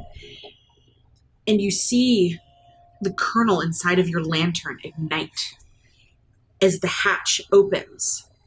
And at first, a wisp of smoke that begins to undulate and change into your small avatar companion of Garrix, as its wings outfurl and it flies directly towards an opening to your right. That room at the very, very end, the large room. You watch as it floats in midair, wreathed in fire, in the doorway to that chamber. Well, nice. Yeah. Well, we know where it is now. The question is, how treacherous is the journey to that room? Well, we don't want to spend any extra time here, not a second longer than we need to. Yes. We find what we need, and we get the hells out of here. All right? I suggest, before we mess with Sergey's tomb, we find the bones of Argenvost first. Oh, why are you looking at me, Professor? Unless, what do you think? I believe that if I describe bones, I could perhaps say dragon bones. I don't know if that will work. I'm going to try. Garrick's Fire Lord, Dragon God, I seek dragon bone. Please, guide me towards the remains of the great Argynvost. For what it's worth, Arabelle did mention some sort of dragon skull. That is true. The dragon skull. It could work. It could. Yes. Let's talk amongst yourselves while you gaze into the flame and see if he tells you what you want to know. Is it pitch black in here otherwise, outside of just the lantern that's coming from the light from the lantern? Like, are there any sconces? There are sconces lining the walls, and they give off a faint glow, but deep in, like, along the rows, it would be hard to see. Okay. While they're talking, I'm just kneeling down on the ground and just seeing if there are any signs of, like, Strahdania's footsteps in the vicinity that we're standing in, to see if, like, she might have avoided certain areas in case there would have been any sort of pressure plates. I'm basically trying to keep an eye out for, like, non-magical traps. I would say you wouldn't even need to roll for this. You know Strahdania can fly. She hovers, that's right. You see the avatar of Garrick's begin to move out of the entranceway to Sergey's tomb. As he floats forward, he makes an immediate left into the small alcove that's pointing directly towards me. This one? Yep. Both what we seek is all in the same direction, so we should avoid the entire left side of this chamber. I'm going to be honest, I'm a little nervous proceeding. I agree. However, there's no path put forward. Well, to avoid this teleportation circle, I know I'm kind of focused on that. She did mention that it was only me who got ported, if you will. In one of the who knows how many thousands of possibilities. So, if I walk behind somebody, I can't be the only one. Reasonable, so right? You would like to take someone with you? No, it removes that from the equation. It can't happen. It can't be just Shepard, me. you can walk in my path. Professor, you shall walk ahead. But the other thing too, with Victoria, we can't have her taken. And we don't want Kana possessed. So we don't want to disturb anything that we don't need to, is my point. We want to eliminate these visions, if at all possible, up front. That is true, Professor. In her specific visions, she did not mention you or I. That's true. But with your ability to detect magic, can you just simply sense on the ground if there is teleportation magic? Unless it's hidden somehow, yes, I suppose I could. You all stay here. We go together. But if you're lighting the way, we'll be all right. Well, you stay behind me. Yes. I will lead. All right. If something happens to me, continue onward. Can we all be turned into bats and flown across the way? We could, but I would have to burn a very valuable 9th level spell. It's as you are saying this that you hear deep within the recesses of your mind. Hello, I just want you to know that the abbot just got home and he is making me some macaroni and cheese. I don't really know what that is, but he said that he was going to make that for me, so I'm going to eat it. Also, I just want you to know that I miss you kind of just a little bit, or not really you, but your house. Also, this place is really dusty. I've coughed 4 times. 1, 2, 4. And I want you to know that it is your fault for not leaving the house with me in my care. Also, I miss you. Okay, don't die. Bye. You can reply to this message. Bye. Did you just cast sending? You hear absolutely nothing back. Professor, you alright? Are you alright? Professor. Arabelle's more powerful than I realized. Why do you say that? She just sent into my brain. I think we knew she was very powerful. Yeah, that's why she's not here with us. Casting actual spells is incredible. She has discipline. Indeed. She expended a spell slot mechanically. That's impressive. She will be powerful one day. Yeah, you should check your library. What? Well, either way, she's safe. She didn't give me any useful information. What did she mention? She mentioned that she was eating macaroni and cheese. What is this? It's a dish of pasta and some cheese and usually some kind of cream or milk melted together to coat the pasta. Have you had pasta before, Simon? What is pasta? Stradania dressed up as Martha Stewart suddenly floats into the catacomb. No, Julia Child. Julia Child. Pause this conversation right there and remind everybody where we are. Yes, of course. I'm sorry. Number 2. Roll for initiative. I am concerned. I'm sorry. God. Okay, sorry. I done got the giggles. I mean, to be fair, he asked a very fair question. Do you know where we are? And I don't think we do. We're in the But catacombs of Ravenloft. I suppose that is actually heartening if she did message you and did not have omens of doom. True. Maybe she was just checking to see if we were okay. She knew that the professor would respond, and if he didn't, then she may have worried. Perhaps the professor should have told her to tell the abbot where we are, so in case we get into trouble, he could potentially help us. But I suppose that the time has passed for that. Shepard, I'm sure you won't get teleported to your doom. Yeah, let's hope. I will very carefully walk while detect magic. If I need to recast it, I'll recast it. But I want to start to step very gently. Whichever, I guess... It would have been 10 minutes, so you would need to recast it. I will recast it. And we're just staying close to you. And you're staying behind me, but I am offering to go forward, investigating every step. So what does detect magic go through? Because that determines how it would handle... A couple inches of, or a couple feet of wood and only 1 inch of metal. Something like that. Or cannot pass through wood. Yeah, something like that. Detect magic. Oh, excuse me. Go through like a foot of stone. It might not An be that inch much. of It can penetrate most barriers, but it is blocked by 1 foot of stone, 1 inch of common metal, a thin sheet of lead, or 3 feet of wood or dirt. So if these... Okay. I'm guessing if these, like, enclosures are stone, then it depends how thick it is. They are. Yeah. And so I will say you're able to detect the paths. You can't get a read on the things inside of the rooms. That's fair. But the path seems to be clear as far as you can tell. I will very, very slowly approach this door. You walk up to the... Thank you, Gamer Goblin! Gamer Goblin. Welcome to our family. Thanks, Thank you. You make your way directly towards the crypt, and there is a placard on the outside. Saint Markovia, dead for all time. Well, this is Saint Markovia's tomb? Well, isn't that curious?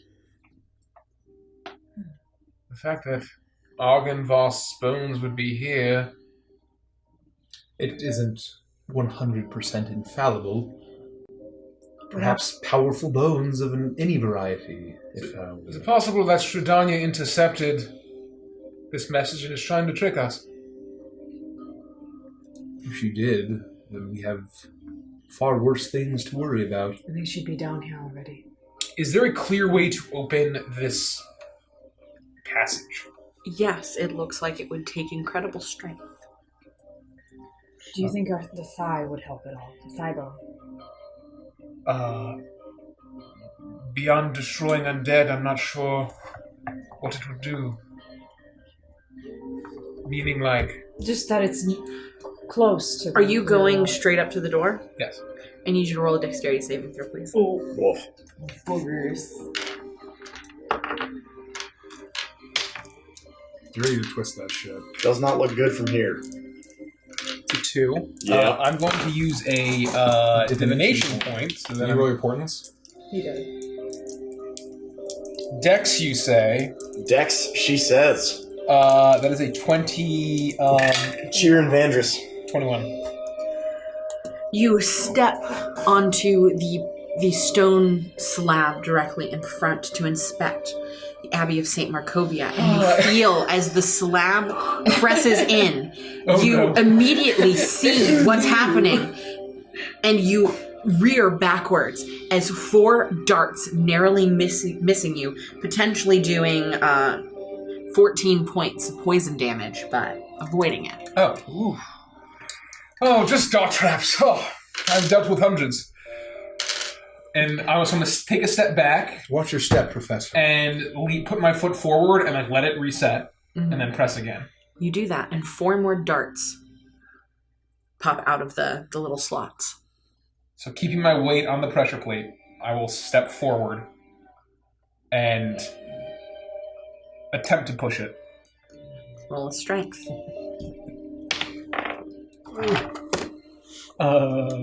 8. No.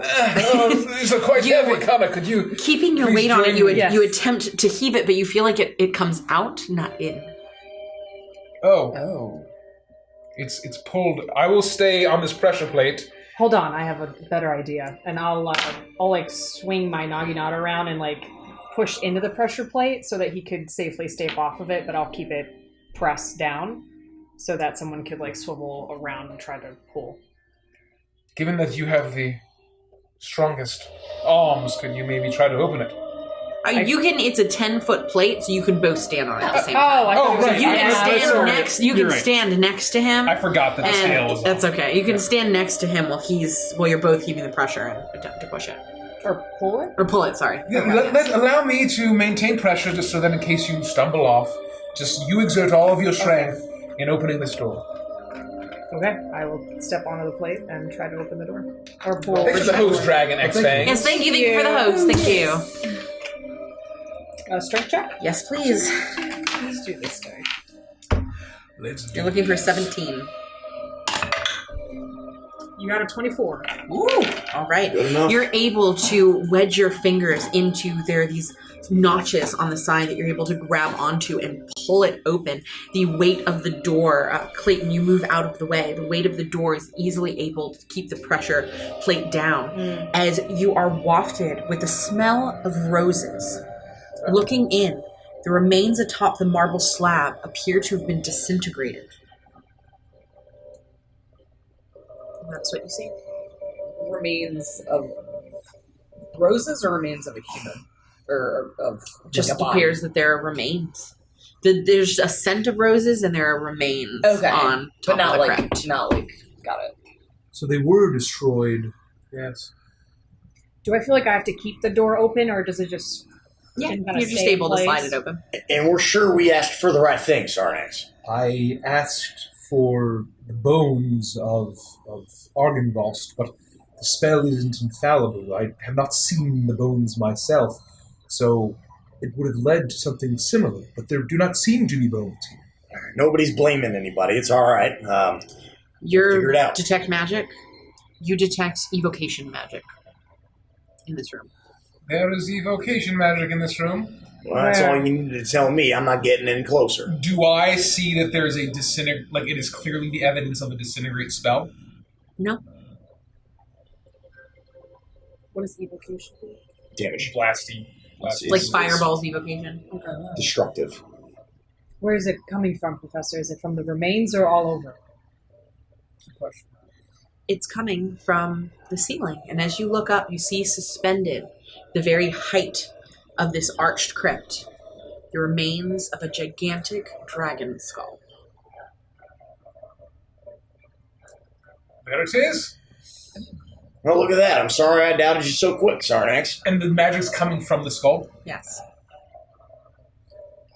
I'm not sure if that magic is innate within the bones or if it's some kind of trap. It's hard to tell. What do we think? How do we even get the skull out of here? How big is the skull? It's the size of a dragon skull. It's like embedded in the ceiling, or is it like in a like? It's a hard to thing? see. It's taking up the entirety of the space. It's like a 10-foot skull. So you were looking up. It's hard to tell whether it's suspended or whether it's lodged or. And that won't even how fit it's held. half the passages we came through to get here. That's true. I'll step as close as I can without stepping into the room, and I'll shine my light onto it. Look at the grandeur of this. Simply a skull, long dead, and still containing so much power. This is the power of dragonkind, Shepherd. It's impressive, I'll give you that. This is the power of Argynrost. Like, that's him himself. Or was, at one point. Was, yes. Silver dragon skull. Disintegration, yes, but I would think it'd be cool in here. The ice powers that the silver dragons possess, but there may be more at work. Can you tell if it's truly the skull of a silver dragon, not a different kind of dragon? Perhaps I can deduce. God of the world, what would I be able to deduce? His nature, history, arcana. It could be nature. You're a DM, you choose. Nature, probably. Ooh, 3. Looks like a dragon skull. And it's a dragon skull. I'm presuming it's. It does look like a real dragon skull. Yeah. It's a 9, but yes. Yeah, it looks like a dragon skull. I'm presuming it is a silver dragon skull. I'm not sure how we would get it out of here, but maybe there's a teleportation circle somewhere down here. Well, we know of at least one Yes. that we don't want to find. Yes. Well, we need to get it down first. Perhaps everyone step back and I just try to touch it with my mage hand. I would not step into the room. We don't know if there are more pressure plates. Have we been in the room? Mm-mm. You're just looking into it. Allow me to send it up. So Monum and my hand, my mage hand will go up. I want to be still out of the room. I'm just going to gently touch the dragon skull. You move your mage hand into the room, and as it touches the dragon skull, you see the jaw pop open, and immediately a funnel of pure, radiant, dark energy shoots out and blasts down through the entirety of the room. Had you been standing in there, you imagine you would have taken a significant amount of damage, potentially TPKing everybody had you all been in there. But that was not the case. As it triggers whatever magic it is, and you still have Detect Magic up, and you see the fate shift as the magic dissipates from the room. Holy hell, what was that? That was vile wickedness. I It wiped was a some trap. sweat off my brow. It is gone now. It's gone. That's it? That's it. I still don't know how we're going to get it down and out of here. I will test. Moving your mage hand up and around it, you're able to move it a little bit. The mage hand doesn't manage much for weight, but it can maneuver the brittle bones, and you see that it appears to be tied to the ceiling there with hempen rope. That was corruption of Argynrost. It's tied. We need to get it down without shattering it. You could try to reach in with my naginata and cut it. Could we support the weight? Could we carry it? Yeah, probably. Between two of you, you could carry it. It's bones, and they're old bones, so they've lost a lot of their density, and they're not as heavy. It's still huge, but And how high up in the air? you know that you have a very magical case that can store things. You don't know what would happen if you tried to store something that large. Well, I suppose I could try to put it next to my case and see if it gets sloped into it.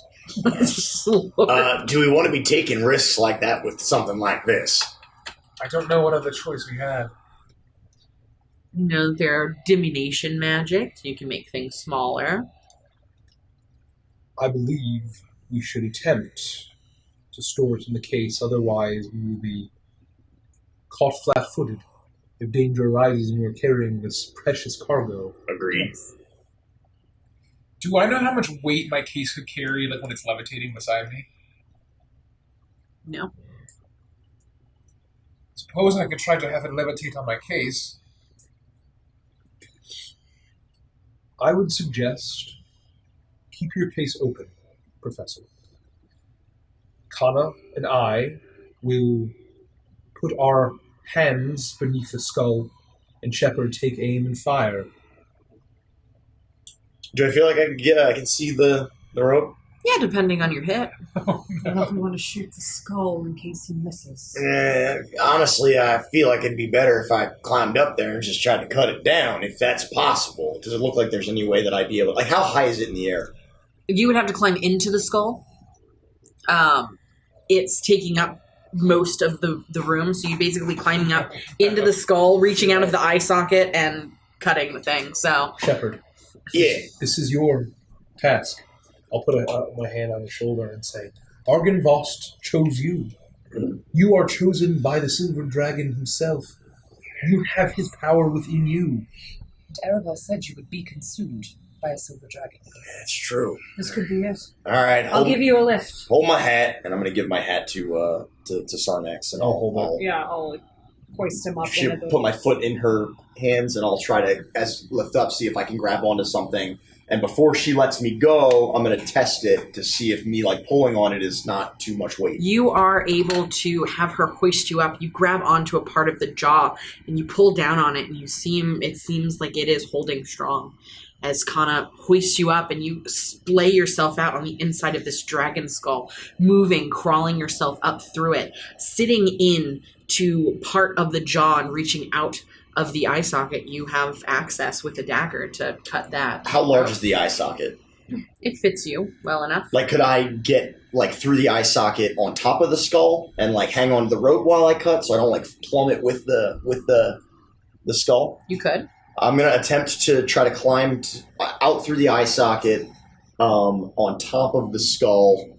You see that there is a small metal, not a small, but a large metal hook hanging out of the ceiling that the rope is wrapped around. And imagine to keep from plummeting, you're going to have to be able to hold on to that hook and the rope, because once you cut that rope, right, you and the skull will fall. Right.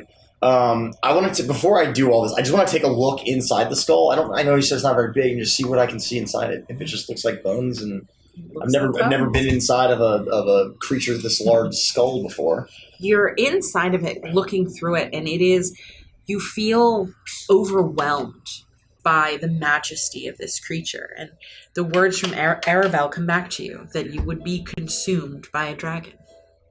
She was not wrong. All right. Let us know when you're ready. I will keep hoisting it up so it doesn't completely collapse and shatter. So you've hoisted him into the air. He was able to grab on. You can't reach up and hold it. It's too far up in the air for you to touch it. Once he lets that rope go, it will fall. It's a matter of how many people or what you're doing to keep it from hitting the ground and we should brace shattering. to catch it when it falls. I'm bracing to catch it, basically. No, that sounds so risky. All I'm doing is positioning myself. I haven't done anything else yet. Do you have any rope?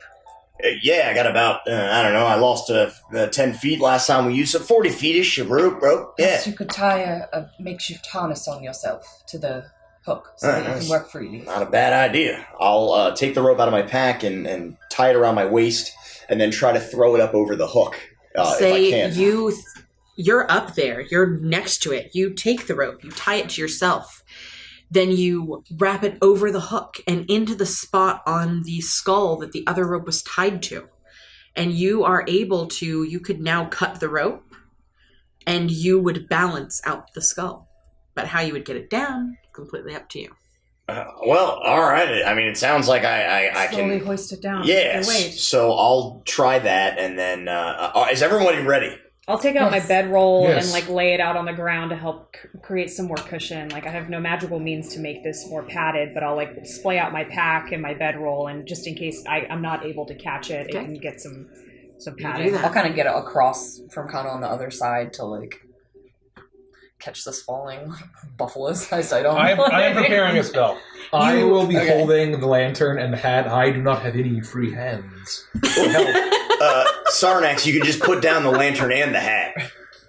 This is precious cargo as well, Shepard. I can always buy a new hat. Well said. And I'm going to very carefully put both of them down side by side, and I'll go try to help. You watch as Sarnax is just going like this under, just moving all around in a circle. He doesn't really know what to do. He keeps tripping over Kana's bedroll. Oh my god. And then, sorry, Professor, can you please leave your case open beneath the skull? But suppose it doesn't slop or whatever you said. Will it crush your case? We will catch it and see what happens. Yes. Are there any other hooks on the ceiling? Just the one. Just the one. Yep. I don't want to put my case under it in case it falls. That is fine. But I think that once we have it down, we can attempt to slope it in. Or maybe I can just try to slope it in while it's up there with the case. Is there like a pedestal thing that's in the middle that has like a pile of ashes? Is it kind of like higher up off the floor? Like closer to that's what you would have been standing on to lift him up. It's a very tall ceiling. It's not like much higher than the ceiling. Got it. Okay. Is everybody ready? Yes. We're ready. I'll take out my knife. Gird your loins. Cut the rope that was originally there. And then I want you to make a dexterity saving throw to see how well you're able to anchor yourself to the corner of the room and not just slam straight up, fall unconscious, and then fall to the floor. Great. Thanks for the follow, Hepla. Thank you, Hepalien. Aelin. Hepalien. I got a natural 1, so I'm going to use a twist of fate. Okay.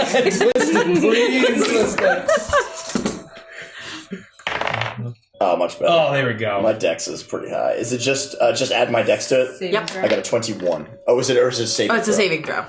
Dexterity In that saving case, throw. I got a 25. Well, I mean, in that case, you brace yourself against the corner of the ceiling as you cut the one rope loose. You feel the weight of the skull pull down on you, and that initial plummet of it pulls at you, but it's anchored to that to the hook that is built into the ceiling there, or driven into the ceiling there, and you're able to hold on and withstand. It is hard, and the walls here are slightly slick, and you know that in not too much time you will find it much harder to keep yourself anchored to this corner, but you are able to lower yourself down, and both of you are kind of balancing there. Evening out the weight. Is everybody all right? Everybody all right down there? Yes. So Well far, so done, good. Shepard. I'm going to start lowering this down slowly before I get too tired and it gets away from me. Everybody ready? Ready. Yes. And I'm going to slowly try to, basically loosen my grip a little bit, just to slide up You the slide best I up. can and see if I can lower And you this are thing able down. to lower it. It is still about, I would say, probably 3 or 4 feet above your heads. Okay. I'm anticipating it, just waiting for it to come down, of kind of like in a bent knee stance, just waiting for impact. Do I have any more slack to keep going? The last How few much feet? rope did you have left? Like 40 feet. Oh, total. then yes, easily. You're able to slowly maneuver it where you're climbing along the rope until you get to a point where you're holding on to the hook. You have the rope attached to you, you're holding on to the hook, and the remainder of the rope is dangling with the skull just in reach. And all 4 of you are easily able to get it and cut the rope from the skull, which then would allow you to fish for Shepard if you need to. You're now holding the skull. All right, let's see what happens here. The curio and the case will open up. You're like trying to fit it over the Are you nose trying of to this put it in? dragon. Yeah, well, I'm trying to just sort of it's the bag of holding opening, and I sort of tap it to it to see if something happens. Roll an intelligence check. Stuffing a discovered- stocking with the dragon's skull. 18. You're doing this, and it comes to you almost like a light going off in your head, a lantern, as it were. And you remember vaguely reading a line, a word, enormibus. And you say this word. Oh, Your this wood. Yes, you do. Your case grows larger and larger and larger until it slorps the dragon's skull. Oh, we should look at that. It worked. Oh, look at that! I've never seen. It just came to me. I've never seen your case get that big before. Yes, I Gross. quite like it. Yeah, Gross. yeah. That's my boyfriend, Maya. Sorry, yeah, that was inappropriate. Your husband's probably in the chat. We're gonna redact that. That is like breathy voice too. It was so seductive. Wow, I've never seen your case get so big. Your case is so long. I didn't know. If you want to have a dirty conversation with Kana, call 1-800-D&D FAP with 2 P's. Yeah. Well, I know what our first Patreon tier is. Seriously. That was a mistake. Call a sex hotline, baby. Yeah. Let's go. How far's the drop down from this hook now? If I wanted to just About 40 feet. let go. 40's a distance where I would easily break both But my they legs. could grab the other. The rope is still dangling. They could grab it and kind of help you. Down. Don't leave me hanging up here. Why would we leave you hanging up there? Shepard, that was awful. Terrible. I'm not much for comedy. Please let And me down. we'll pull him down and let him go. Yeah. Oh, but for the sake of it, it's something that you can add to your case. Okay. That it does not have a size or weight limit for the Oh, great. bag of holding. Nice. Well, this is Look at that. nice and safe. We did it. We did it. That seemed easier than it should have been. One of two. So did it get smaller again? Yes. Okay. No, it's gigantic. I didn't know Clayton the is Eclipse going to have to special. grow to dragon proportions to be able to carry that briefcase. De-drove It's us. stretched. Now we have Yeah, to wait no, for it to shrink again. Kana, you may need Shrinky to dink. assist my case to make it smaller. I hate Your hands upon it. With enough vigor is shaking. You should be done pretty quick I'm and not the it'll strongest. but you got vigorous revert I'll itself. blow some cold air on it.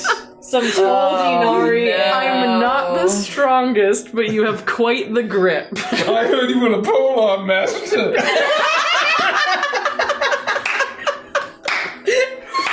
Bravo. Oh my god. Bravo. How would that just I love my friends. We're reaching lusty Argonian maid levels of I love that we're a fantasy bunch of porn. like 30-year-old goons that can't like have a normal conversation. No, we cannot. Oh. Very good. Very good. All right. Well, Oh goodness. on to the next. I'm gonna coil up what remains of the rope. If I have to cut some away and lose some, fair enough. You do that. And I'll put it back in my pack. I'm gonna walk over to the pedestal that we were just standing on. It's a crypt. The crypt? Okay. Yeah. It is the actual crypt of St. Markovia. Those are her bones that are disintegrated on the top. Those are I say actual- you've been there long enough, you'd be able to see that, yeah. Should we collect these safely and return them to the abbey? Would there be anything sacred about this? I don't know. It was a foul magic. It seems desecrated. It's like just dust, right? Yeah. Still the dust of her bones. Is that sacred at all? If you would like to collect them in some kind of vial. Do I or get the something- sense from my cleric business that it would still be sacred, or has it been desecrated by that horrible dragon fire? You get the sense that it's I wouldn't say it's desecrated. And I would say looking at them, you obviously haven't touched them, but looking at them, you can see that it doesn't appear that it was the magic from the dragon that did it to the bones. They were probably put here that way.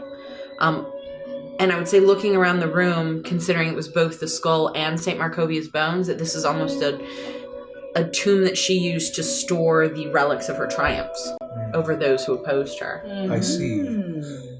Well, I'm happy to collect them and return them to the abbot if you feel that it's worth the trouble, it's a Sire. wise idea, but allow me to collect them, and I'll reach in, I'll grab one of my pouches that I use to store my edelwood seeds in my soil. These have been blessed, and I'll just scoop whatever I can. You begin to scoop the bones into a vial. And as you touch them, a ghostly form appears above the dust, so faint that you can barely discern more than part of a face. From this apparition comes the faintest of whispers. The vampire must be destroyed. Use me as your weapon. With that, it fades away. Are you still there? We will. Saint Barovia, and I'll bow my head. And I'll take very, my hat. even more slowly and respectfully, I will try to collect everything into one of my blessed pouches. You do that. You all gain inspiration. Hey, Oh, thanks. I already had it. Yeah, me too. Guess you start using your inspiration. fucking use it. It's, I always that is my biggest D&D toxic trait. Is I always forget to use my inspiration. Fuck. So I'll say I had that. it too. I'll put it by my seeds, my It's the my fault that soil counts. and everything else, ashes, all the things that I kind of keep. We know how to destroy. Well, we know how to potentially defeat Strahd with the fireball. That is still intact, at least. Yes, I believe that was her meaning. You are in good hands, Saint Barovia. We will avenge you. All right, let's continue. Will you care to detect magic again if Yes. we approach Sergey's tomb? Should I close the door behind us? Please. I'll keep my weight on the pedal, and I'll close it, and then back up and then lift a foot once it's safe. You do For everyone, in case the darts go again. And You know that they would go once they're depressed yet another time. So as long as you're just taking your weight off of it and leaving it, you know that it would be Perfect. perfectly fine. Yeah, trying to close it in a way where it doesn't look like we've already opened it. So you can easily do that with your strength. Cool. Pulling it close or pushing it closed is much easier than pulling it open. Yeah. All right. Well, it's not that much further to Sergey's tomb. This may be heavily trapped. Right. Heavily guarded. I must be very careful. Keep a sharp eye out, Shepherd. I will light the path, Professor. Continue to detect magic. Yes. Absolutely. So you're going to cast Detect Magic Yes, again? so I'm taking the time right outside to cast Detect Magic. Do that. And once again, you follow along the path. And leading up to Sergey's tomb, you do not notice any magical traps. You make your way to the front of the tomb. White marble steps descend to a tomb that has a vaulted ceiling 30 feet overhead. A stillness, a calm amid the storm is felt here. In the center of the tomb, a white marble slab supports an intricately inlaid coffin. Chiseled into the slab is a name, Sergey von Zarovich. To the north, behind the coffin, are 3 alcoves. A stunning young man flanked by 2 angels, looking as polished and new as the day each was placed there. An iron lever protrudes from the south wall west of the tomb's entrance. So, west is this No, way. of the tomb's entrance or the room's entrance? Of the tomb's entrance. I think they mean this is the tomb. Yes. Yes. So it would be the west of this entrance. Which way is west? Do we know? Well, Is this north? Is it telling us to cardinalize on this entrance? Is my point? Yeah. AKA, this would be the west of the entrance. Well, wouldn't it be... the entrance, so the walls on the outside. Oh, there are levers over here. Yes. So it, sorry, I didn't describe one part to you. It's closed with a portcullis. Oh, okay. So you would imagine that raising or lowering that would raise or lower the portcullis. Where's the portcullis again? I'm sorry. It's just straight in across the opening. And there's just a lever Yeah, you can. on one of the walls next They to have it on the map, but I Got it. didn't read it to you. No worries. This seems too easy. But like we discussed, she does not expect anyone to come in from the back. Is the lever magical anyway? Can I peer around and see if there are any slits for darts now that I kind of can recognize them from the other door and see if they're... Roll investigation for traps. Alright, that's off the table. 10. Oh, you can't see any traps. Very few people expect a backdoor entry. Thanks, Hans. Perhaps, That's very fitting with the conversations we've been having. Yeah. perhaps Lucas could attempt the lever while we stand at a safe distance. Yes, I suppose so. I want to walk to the portcullis. If it's like an open, if it's just iron bars in front of it, I would like to try to see. Detect magic is 30 feet, so I think I can get. Whoa, it's 5, 10. No. I can get like here. Probably not very far. I can probably see here. Can Mage Hand pull levers? If it's 5 pounds of resistance or 10 pounds, whatever. 10 pounds, yeah. So I guess we'll all stand back, and I will 30 feet. We'll get 30 feet away, and I'm going to try to have the mage hand pull the lever down. You attempt to have the mage hand pull the lever, but it cannot seem to gain enough ground. The resistance on this, the portcullis, is too heavy. We use strength to pull it down. Well, that is what you would deduce. Would you like me to? I was hoping you would offer. Please do. Anytime. Make a strength check. Add your proficiency. Right. The DC is 25. Nice. 15? Nope. Is this something where I could keep trying, or Time would will I pass. Yeah. time pass? That's Perhaps it. that could help. Did anything happen when I attempted to try and pull it? No, it just gave you a lot of resistance. It's really heavy. This is well fortified. Very heavy iron. As you struggle, I'll walk up and I'll kind of stay far away and I'll put a hand on your shoulder and says, Thank you. your strength is not within you. It is within your faith in Garrett's. And then back off. I will not willingly Jerry? accept guidance. All right. You guys. Just kidding. Do you mean Jerry? At the Jerry, yeah. professor's request, I will assist if at all possible. Try to help you pull the lever. Okay. If you can get 4. That will, you can do at advantage with the help of Shepherd. So I get to do this, and then I get to add guidance. Yes, for your faith in Jerry, the Fire Lord. Okay. So fucking close. Yeah, I don't think that makes it 12. It's 21. He says 25 is And the that DC. includes your proficiency? Yep. I basically made like an athletics check. I did 5 plus 4. Yeah. That's 12 plus 9 is 21, unless I twist it. I will step up again. It is told in certain circles that the third time is indeed the charm. Would you mind lending me another hand? Of course not. Remember, I'm right here. it's not with the strength in you, Kana. It is the strength of Garrix, the Fire Lord. Yes, thank you. I heard you the first time. Maybe you did not believe hard enough. Natural fucking 20! Alright, 23. See, you just had to believe in Jerry, the Fire Lord. I had to begrudgingly believe in Jerry the Fire Lord, so that would be a 32. Oh, I'm sorry. It's Jerry's wood-fired pizza. It's not Jerry the Fire discount Lord. wood-fired pizza.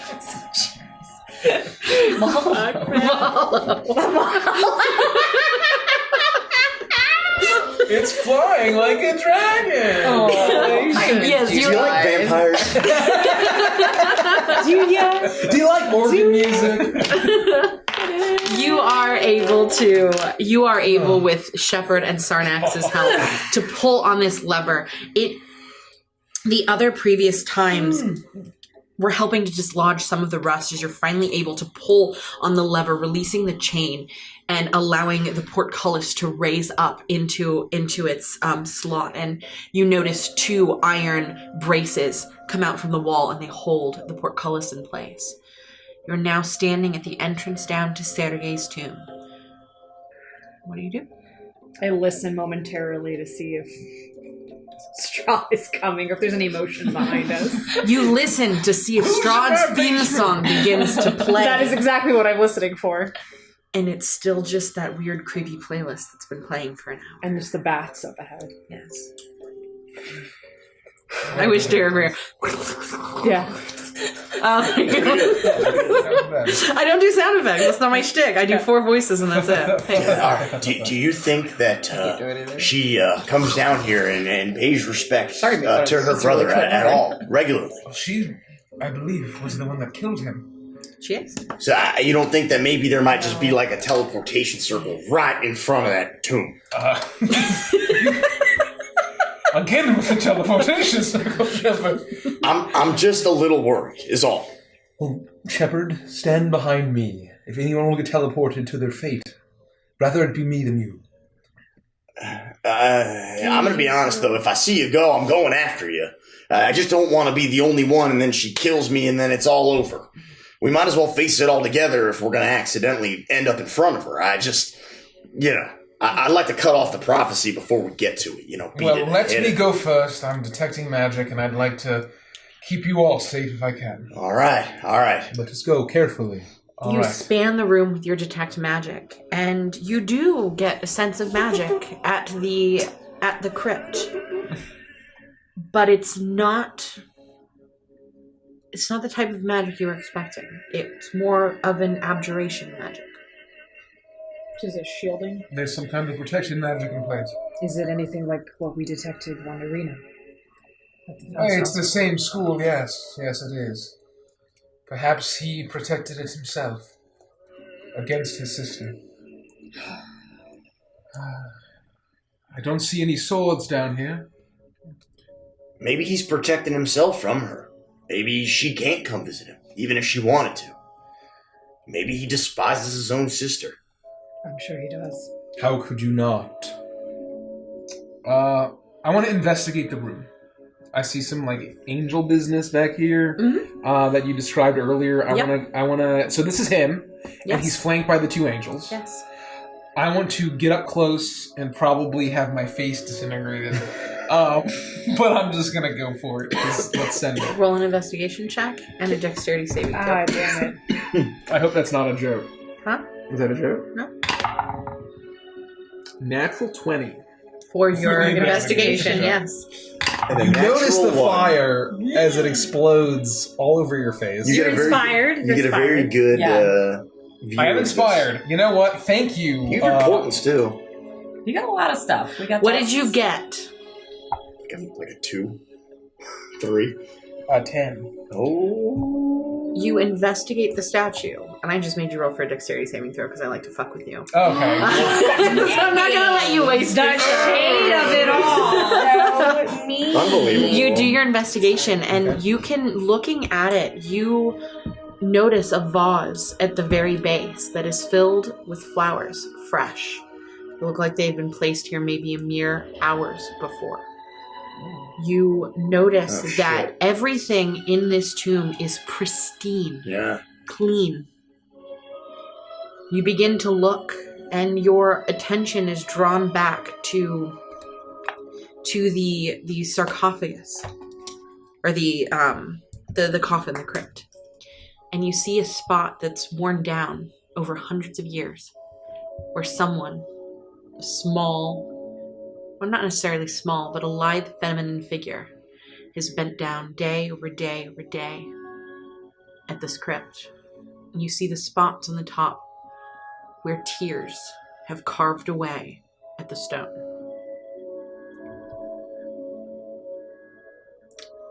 Do I get the sense that You it's can about tell that it's Stradania-sized? Stradania-sized. Do I get the sense that it's safe? Yes. Okay. I believe it's safe. Please join me. These flowers were placed mere hours ago. And she weeps at his tomb. I guess I was wrong, then. Interesting. She truly loves her family. Maybe she wishes she could undo everything. We know that she's gone to the Ember Temple asking the fates, whoever they are, to undo her curse. I'm told that she's as trapped here as we are. I don't know what to make of this. It means that regardless of her fate, not even she can escape it. And it's confirmed what we've known. But this at least shows regret. I am reminded of the dark powers of the Amber Temple, where we were compelled against our own better judgment and even our own free will to commit atrocities outside of what we'd ever even conceive of. And recall the darkness offered in the very sarcophagus that Stradania herself made a bargain with. When she accepted the gift of the vampire. She would have been compelled to murder one she loved. Perhaps it was the dark power that forced her hand. Now she must live with the consequences. And so she does. Day in and day out, century in, century out. So that's why she would nail a mother to a wall and then still feel remorse. The three of us felt turned evil, and it only took the power, not only, but it took the power of a god to cleanse us and return us to our good selves, our good natures. She could be afflicted in the same way. She was human once, with human feelings. Jealousy, anxiety, depression, these are all things that we have all felt. True love. And yet, here we are, at the bottom of her fortress of evil and wickedness that she's built, trapped a prisoner along with everyone else. Monument to the evil that she made a pact with. Do you truly think that she must be killed? Do you think that she could be saved? Kana, had you asked me that when we first entered Barovia, I would have told you there was no chance that she must die. Now, after what we experienced, and even after, no, especially after, feeling the cold steel of her blade pierce my heart, I feel that there is renewal that is possible. And perhaps she can be saved and redeemed, even if it requires turning her to ash. Either way, we need to retrieve whatever in this tomb. Does it look like we can... So it is... There's obviously like a stone lid on top of the, I think, sarcophagus. Yes. I think the name for it, right? Yes. Perhaps we just try to move the lid. It's protected by magic, so maybe being good can bypass this magic. I don't know. Should we try? We didn't come here all the way here just to look at it. Let's see what happens when we touch it. Please back out. I'll step back and I'll bullseye it. Once everybody's like back far away enough, I'm just gonna kind of stand back here in mage hand and just touch the stone. The hand slowly lowers itself down into the crevice where Strahdania's tears have worn away at the stone. Nothing happens. Is the abjuration magic on the stone itself? It appears to be on something inside. But the stone itself isn't a foot thick, so detect magic would go through that. The protection's on the inside. Perhaps we gently move the lid. All of us together, then. Yes. Yes. All right. Gently. Just so we can peer in. Sure. So we're going to gently push it open. You all begin to push, and it's not giving way. But Kana, as your hands touch the coffin, it's almost as if it moves easily. It's almost as if Sergey can sense the goodness in your heart, the lawful good in your soul, as you're easily able to move the top of the coffin, or the top of the sarcophagus to the side. Clayton, you look down into the recesses of this, and you almost rear back at first in shock. Sergey's flesh has been preserved. At first glance, it almost looks as if he's sleeping in his casket. But he is not sleeping. He has found death. But his body is pristine. His armor gleaming, glowing, a brilliant radiance, a magical radiance. His arms crossed over his chest, and in them, a glowing magical blade.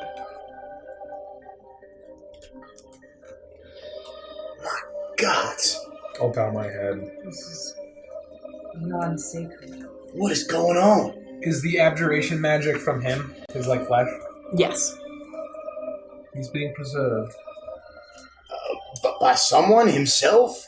Is somebody so powerful they can keep themselves from decay? Perhaps the Morning Lord is doing it, or maybe Stradania. Would Stradania have been... Have I sensed that the coffin gave way easily because of my alignment? Can I infer that, or do I... Yes. Okay. I don't know if I'll say you've been able to tell that there are things in here with the dead that seem to judge your hearts, and you can feel when you're being judged favorably or not. I don't know if Stradania could have done this. She's wept over his tomb. I don't know if she's ever been able to open it. So if she bestowed this boon on him, it would have been before she accepted the gift of vampirism. Assuming. We must retrieve the sword. This was fated in the cards along with everything else. Kana, you are the sole blade master among us. It should be you that retrieves it.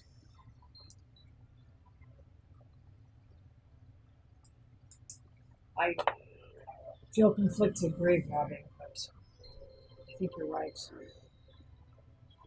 Sergey led us here. I believe he led us here with the express purpose of giving us this sword of sunlight. I'll take off my pack and basically take off all of my blades and put everything on the floor. And I'll kind of stand where Stradania was standing, and I will kind of scan the whole preserved body of Sergey and peer into his eyes. And before I take the blade, I reach in and just try to lay a hand over his hand. And see if anything You happens. put your hand on his, and you can feel not cold. It almost feels like stone. This body has been laying here for so long that now that you're this close to it, you can see that it's almost as if it's been embalmed.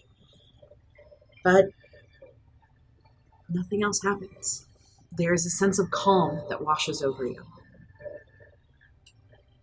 I take my other hand, with the one still on his hands, I take it, I put it where I feel like over on his arm, over his heart. Just to get a sense. You can feel the humming of the magic that radiates from the armor that he's wearing. And you place your hand over where his heart would have been. I look at the sword between his arms, between his legs. And then the one between his legs. Right. And I'll look into the crypt and I'll see Sergey and Zarovich. We've come here for your weapon, but we've come here to hopefully save your sister. And Irena is safe now. I think Stradania deserves a second chance. But I hope that this blade will cleanse whatever corruption has consumed her. Please, I hope you deem me worthy to wield this. And I will reach forward and gently try to, pry his fingers off the You reach blade. forward and you touch the hilt. And as your hand makes contact, his immediately let go. Though they don't move, they no longer grasp onto the hilt, and you're able to slide the blade out. You're all now level 12. Whoa! Wait, 12? Oh my 12. god! What level were we before? 10! Good luck picking out your spells, brother. You get a level for the dragon skull, and you get a level for the sword. Holy. Holy shit! Level 12. Yeah, so we're gonna need like a 10-minute break while everyone levels up to level 12. Holy shit! Did you say that it seems like he's been embalmed?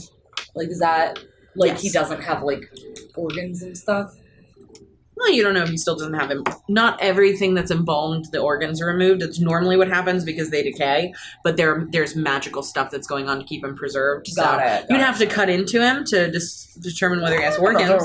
I wouldn't recommend doing that, but you could. do that. So you now find yourself holding the sword. Do we stab block?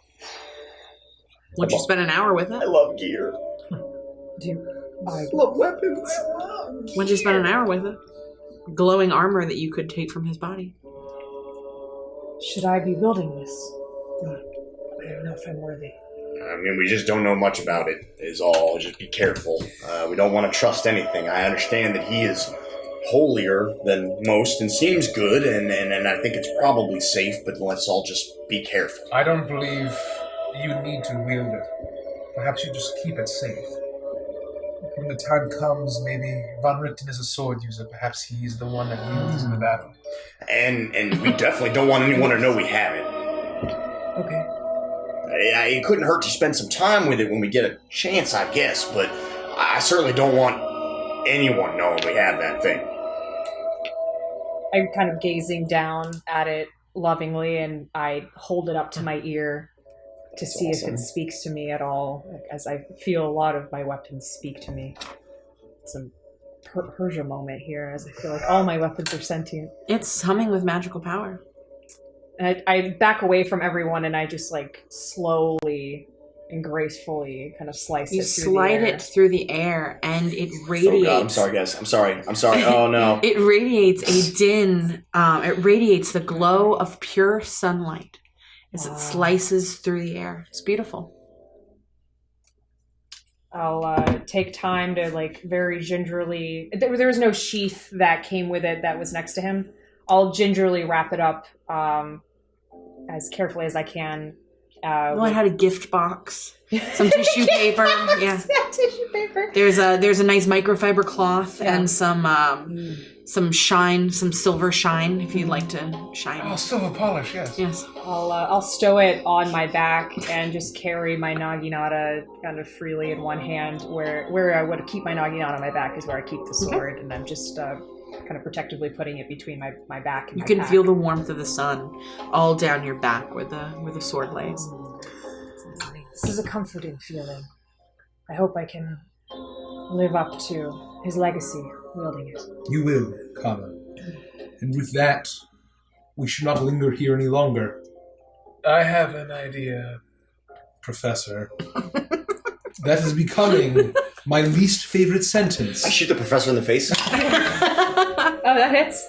That definitely hits. That hits. Even, Can't take it back with now. mage armor, that hits. I'm kidding. Docking your pay. Yes, it's true that Von Richten could wield the sword against Regania. But why not Sergey himself? Professor, I already had the thought and I dispelled it. Why? The man is at rest. Is he? The fact that he just recently had to protect his beloved? That he's been protecting this stone passageway? He was certainly murdered, taken before his time, I'd think. Yes. And he's been preserved beyond any capability that I've ever heard of. I have the same idea, Professor. It's almost as if it's fate. You could be a staunch ally against his sister. Yes. He could convince her to turn over, and this doesn't have to end in bloodshed. But I also am conflicted about raising him from his rest. Allow me to, pardon the phrase, play devil's advocate here. I get it. Let's say we bring him back. What's to stop him and all of his righteous fury from charging up there right this second? Then we follow him, We have unprepared. ways to stop him. And I think that he was a great, godly man. I don't think he would be that brash. He would have that kind of weird, like, post-resurrection sickness. Is Like that a Han thing? Solo in Return of the Jedi. I don't know any of those words. Those words are Neither not. Those do aren't I. words, Professor. I'm worried. Are you feeling all right? We can't predict his actions. If we did successfully end up resurrecting him, what's to say he doesn't storm upstairs immediately and face his sister, all of us with him in tow? I don't think he would just leave quietly with all of us back through the way we came. I will leave it up to Sarnax because I can't use the scroll myself. Perhaps you, and I know you don't want this to feel like a cop-out, perhaps you ask Garrett. He may know. He's very powerful and he has a greater presence here. His avatar resides in your very lantern. If we're not troubling you too much, Sarnax. Shepard, Yes. watch the sass. Oh, my fault. I thought these turns of phrase were lost on you. I apologize. You sassy bitch. Sarnax is starting to come into his own and picking up on social cues. He's learning. He's learning. He's evolving. He is evolving. I'm going. I pressed B! Oh my god. I am going to. Oh, Pikachu! Signs. I had hoped to not use the scrolls found in the Amber Temple, but it is worth the question.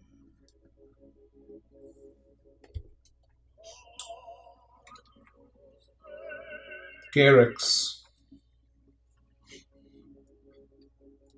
it may be in our best interest to reach back hundreds of years and bring life back to Sergey von Zarovich so he may be an ally in our war against the Countess Stradania.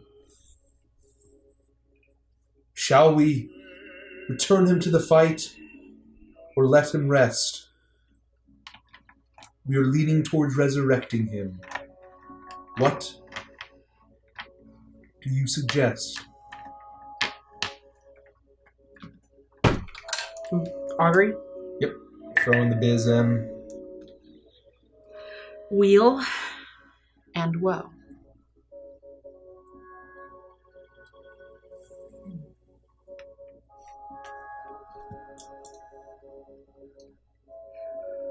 I will respect any decision you make, Sarnax. Garrett has spoken. What did he say? Both weal and woe. We have one scroll. We have one shot. Is there any chance that it doesn't work? Yes. So we could just end up blowing the scroll for nothing. Yes.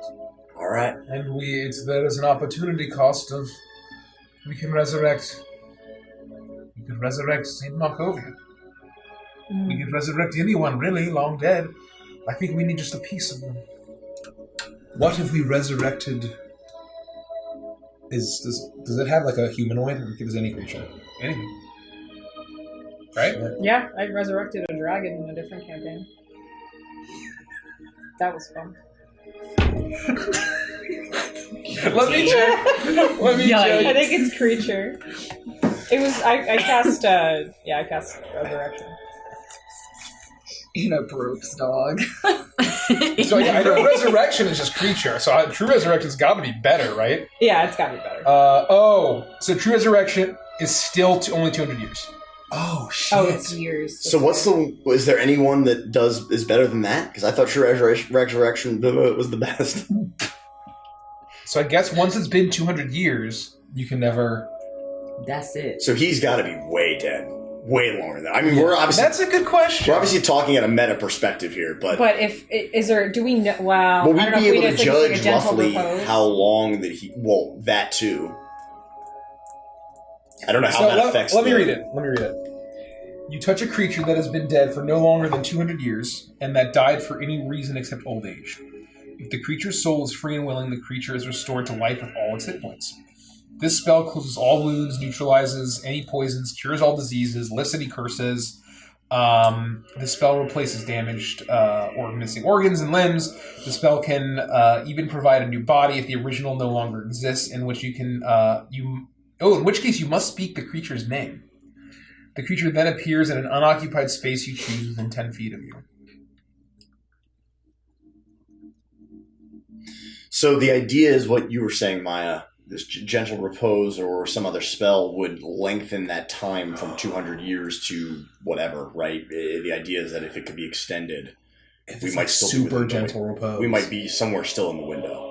We're obviously talking about this all out of character. All meta. Yeah. Kana would have no idea about this. Right. Because we're dealing with something very powerful here. So, and that's the thing. I think that, at least from an in-game perspective, a spell scroll will basically have all of these details within it, I believe. Mm-hmm. Right? You'd be able to understand it. So I believe that you can gain from a spell scroll at least this information. So it's not like you don't really know. So I think we would know the catches of 200 years. Okay. Or perhaps not. I'm not sure. I would say you would know that. Well, and we also do have knowledge on when a rough approximation of time of when those events happened based on the journal, the information we've been given from other people, and we know that it's well outside the 200-year range. I think so, right?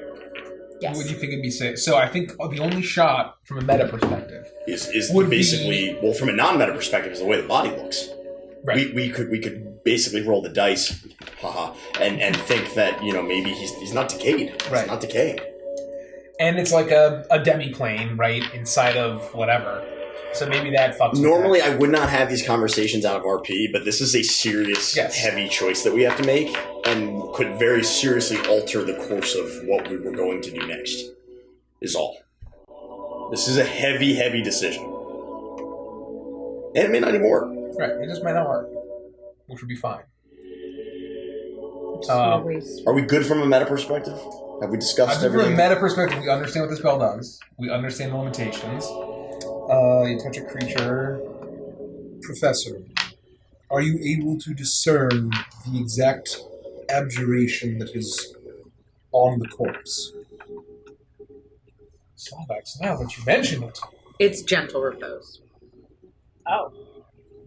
But it's basically a buffed gentle repose. So we saw this before. It's the idea that it lengthens the window of time that you have to resurrect a body. So one of them you have to do within a minute or 10 minutes or something, right? With a gentle repose, it would say give you an extra week or something. 10 days. Whatever it is. Okay. Right. You have to keep recasting it Lady Wachter. Right. Lady Wachter was doing that on her husband, yeah. God. So although hers if was it's under gentle repose, can I just use raised dead on him? Maybe. But we don't know what kind of organ damage he has. We don't know what kind of issues he's got, right? Because Raised Dead doesn't mend all that, I don't think. So, you could try. I mean... As written... Oh, boy. Here we go. As written, if it has gentle repose on it, and gentle repose has been on it the whole time, then... Technically, it would work. Then you can resurrect. That's the whole point of gentle repose. Even if he's missing limbs and shit, they just. I mean, obviously we're looking at him. He's not. But it wouldn't restore the damage, that extra damage. Correct. It's a normal resurrection at that point, or revivify, if you will. It's just normal. Thank you for the commentary, Nick. So I don't know how it would work because the duration is normally 10 days, right? Yeah. It's obviously still on it, but if you just put it on. Then the flowers are fresh. But if you just put it on, it probably wouldn't work. So could you cast Gentle Repose? The thing is, we don't know for certain whether or not she's casting it, right? Because you have to be good to move the lid, right? Potentially, but again, or maybe it's just very hard to move. I think all of us were pushing it, and it did not move until you pushed it. Correct. Because you are lawful good. We don't do this generally, by the way, everybody who's watching. This is very out of character. Very heavy. These things, it's fine to do that. Hello. I'm going to just spell out all the names. I'm going to speak and spell everybody's name. Can she cast it on a corpse that she can't see, assuming that she's not able to open the lid of this thing? Or maybe she has other ways of opening it. I don't know. That's definitely not. She's been weeping over there's indentations of her tears over the coffin, right? Over the sarcophagus. What if she is not opening it? What if she is bringing people here for purposes other than we thought she was. It could also be some megaton like Morning Ward. Shit, right. Alright. Okay, back in the character. Look, I don't know anything about this. You know, this isn't my strong suit. This isn't what I excel in, but I'm willing to do whatever you want. If you think bringing him back and really bringing him back will make a difference, we could try it. There might be consequences. She clearly mourns for the loss of her brother. What greater gift could we give her if she can be redeemed than her brother? If he doesn't just strike her down. Yes. But She killed him after all. Yes, but like Sonic said earlier, perhaps it was by being compelled by the gift that she took Right. herself. She may have had no choice, and if we explain that to him. We don't know what kind of state he was in before he passed either. Mentally, he might too be mad. He might have been afflicted by similar gifts. We don't know. We don't know much of this is true. So We I just think know that he had a love that transcended time for Tatiana. I think the question is, we know that there is some good that will come out of this. Can we handle the bad? We have to be prepared for it. I'm not sure that doing this now is the best course of action. this land is a never-ending source of bad. Every decision we do, if you were to ask, I can't imagine a single question we could ask Garrix, but he would just say "we." Fair enough. There are two sides. Ever since we've been here, nothing has been as it seems. Nothing has been a pure, golden decision. Thank you, Zytek, for the follow. Thank you. Hey, welcome. Thank you. As long as we're all together and we're ready. It is. If he does something drastic and we feel that we have to follow, are we ready to make that decision? That's all. Yes. Or do we say, good luck in the castle and Do we come back? you're on your merry way? I believe we can reason with a man that was as pious and capable and All right. holy and well respected by gods. Yes. Then I leave the remaining decision up to Sarnax, because he's the one that's got to do it. Let's say it does work. What then? Do we just go out the way we came? Yes. With Sergey in tow. He built the tunnels himself. He would know. He would know better than anyone how to get back. He could bring so much good to this land. Just imagine the look on her face when we blow open the front doors of Castle Ravenloft with Sergey with us. It could end right there. Perhaps. I see this as a way to avoid having to fight her. We could bring good. Yes. Lift this darkness. It doesn't have to be killing. How about St. Markovia? Is that out of the question? Yes. I think it's... She died over 200 years ago, and her bones are disintegrated. I see. Even so, that would be a certain road to fight. It would be a different kind of battle that we were accepting. True. What do you think, Sarnax? Feeling up to it? I am able to bring him back without even using the scroll. If this magic is indeed... I wouldn't...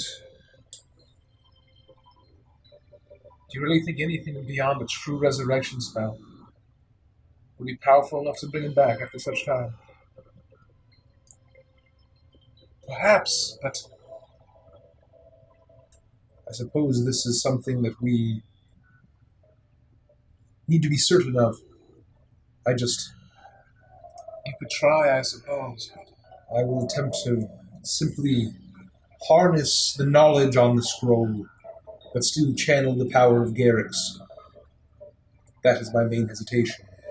To rely on ancient arcane magic etched onto a piece of parchment. I just think that if we're going to be doing something this big, we don't want to be half-assing it, if you know what I mean. Yes. Yes, indeed. Are we at all worried about these scrolls being written by a lich? Sarnax is worried about it, yeah. But he's the one who's got to read A it. spell scroll is a spell scroll. The arcane words are a fact of the weave. And he was once a great wizard and still is. He was kind to us. He certainly had no malice towards us. A brilliant mind. I trust you. This is definitely not my domain. And either way, this, in my mind, is not any of our decision besides Sonic. And I may not be able to even harness its power. It may fail. That's right. It may fail. I'm going to pull out the scroll. This is so big. And I'm going to flick it open, and I'll see the runes etched and glowing. We'll grab it by the corner. Garrix, grant me the power to destroy the evil of this world and bring back the great saint that wishes to use holy fire on our grand crusade. And I'm going to flick the spell scroll into the lantern. And as it burns, I'm going to attempt to ignite my hand and go over to Sergey and plunge my glowing claw right onto his chest. And He's wearing plate armor, so... Yeah, right over his chest on the plate armor. And I'm going to attempt to cast True Resurrection. Oh my god! So how does this work? This is so insane. What You are casting it? What is the roll? It is a 9th level spell? So you have to roll 19. Before you roll. Oh my god. What the fuck? I didn't realize you had to roll that. Hold on. Before the hour, so... A 19 or... That's what Mikey's thinking about doing. Are we allowed to help, with this from character's perspective? Not with the spell scroll. If he were doing it with his own magic... It is a spell ability check. Ability check, yes. Right? Okay. Is it a spellcasting ability check? Yes. And you add your spell modifier. Yes. So whatever you would add to casting a spell. As Sarnax reaches his fiery hand... Don't you fucking important. Don't you dare. No, you are not. Over and places it on Sergey.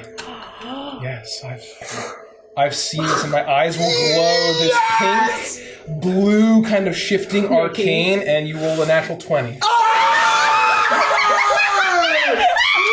go! Jimmy, come on, baby! Sergey! Yes! Von Zarovich! Yes! Garrix the Fire Lord and the Morning Lord call you back to Barovia, call you back to life, and call you back to join the burning crusade against your sister.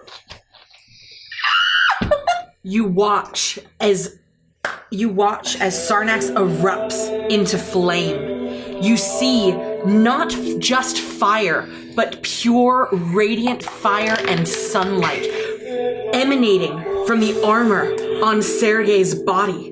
And you all watch as he begins to channel. The avatar of Garrix whips out from his lantern as it bursts forward in an eruption. As he swirls around him, his wings getting larger and larger, he begins to beat, and it looks almost as if Sarnax is going to burn the body into dust, disintegrate it where it stands. But you watch as the armor itself, the pale silver, begins to glow with an eerie yellow sunlight. And Sergey's eyes open before you. He grabs onto your hand, Sarnax. Thank you for what you have done for Irena. He smiles as he looks around at all of you. He stands up. He is 6'4", tall, as he looks over you, standing in what had previously been his crypt. He looks down at you, Kana, and the smile on his face is so beautiful, so achingly beautiful and charming, as he reaches down for your hand. I immediately take the sword out and I'm just offering it back to him. I'm not even making eye contact. I'm in full knees on the ground, sword up in the air, just in complete shock. He avoids touching the sword and instead moves his hand to yours and clasps it. There is no one better to wield my blade. I would have spoken to you through it, but now I can speak to you myself. There is a lot of work to do. My sister will either die at my hand or be redeemed. And that is where we'll end the session. Oh my god! Unbelievable! Wow. Holy shit, I'm so happy right now. Like, what? A natural fucking 20. Oh my god. When I rolled that, I'm like, God, I hope there's a good reason to use this. Definitely not on an Who attack. wants to take a bet that Nikki planned for Sergey to be resurrected in this Curse of Strahd campaign? I'm gonna assume just because of our shenanigans that maybe yes. Yes? Like, yes?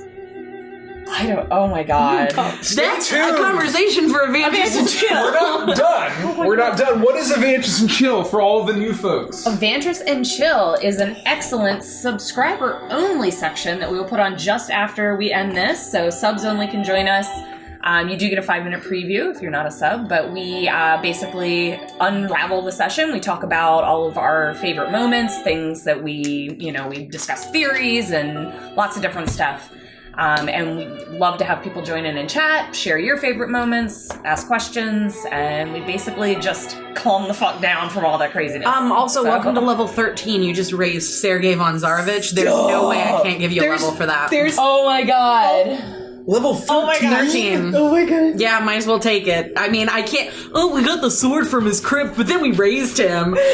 So, we don't get a level for that. Levels in a session. Well, I mean... 3 levels in one session. Yeah, well, you did a lot, so...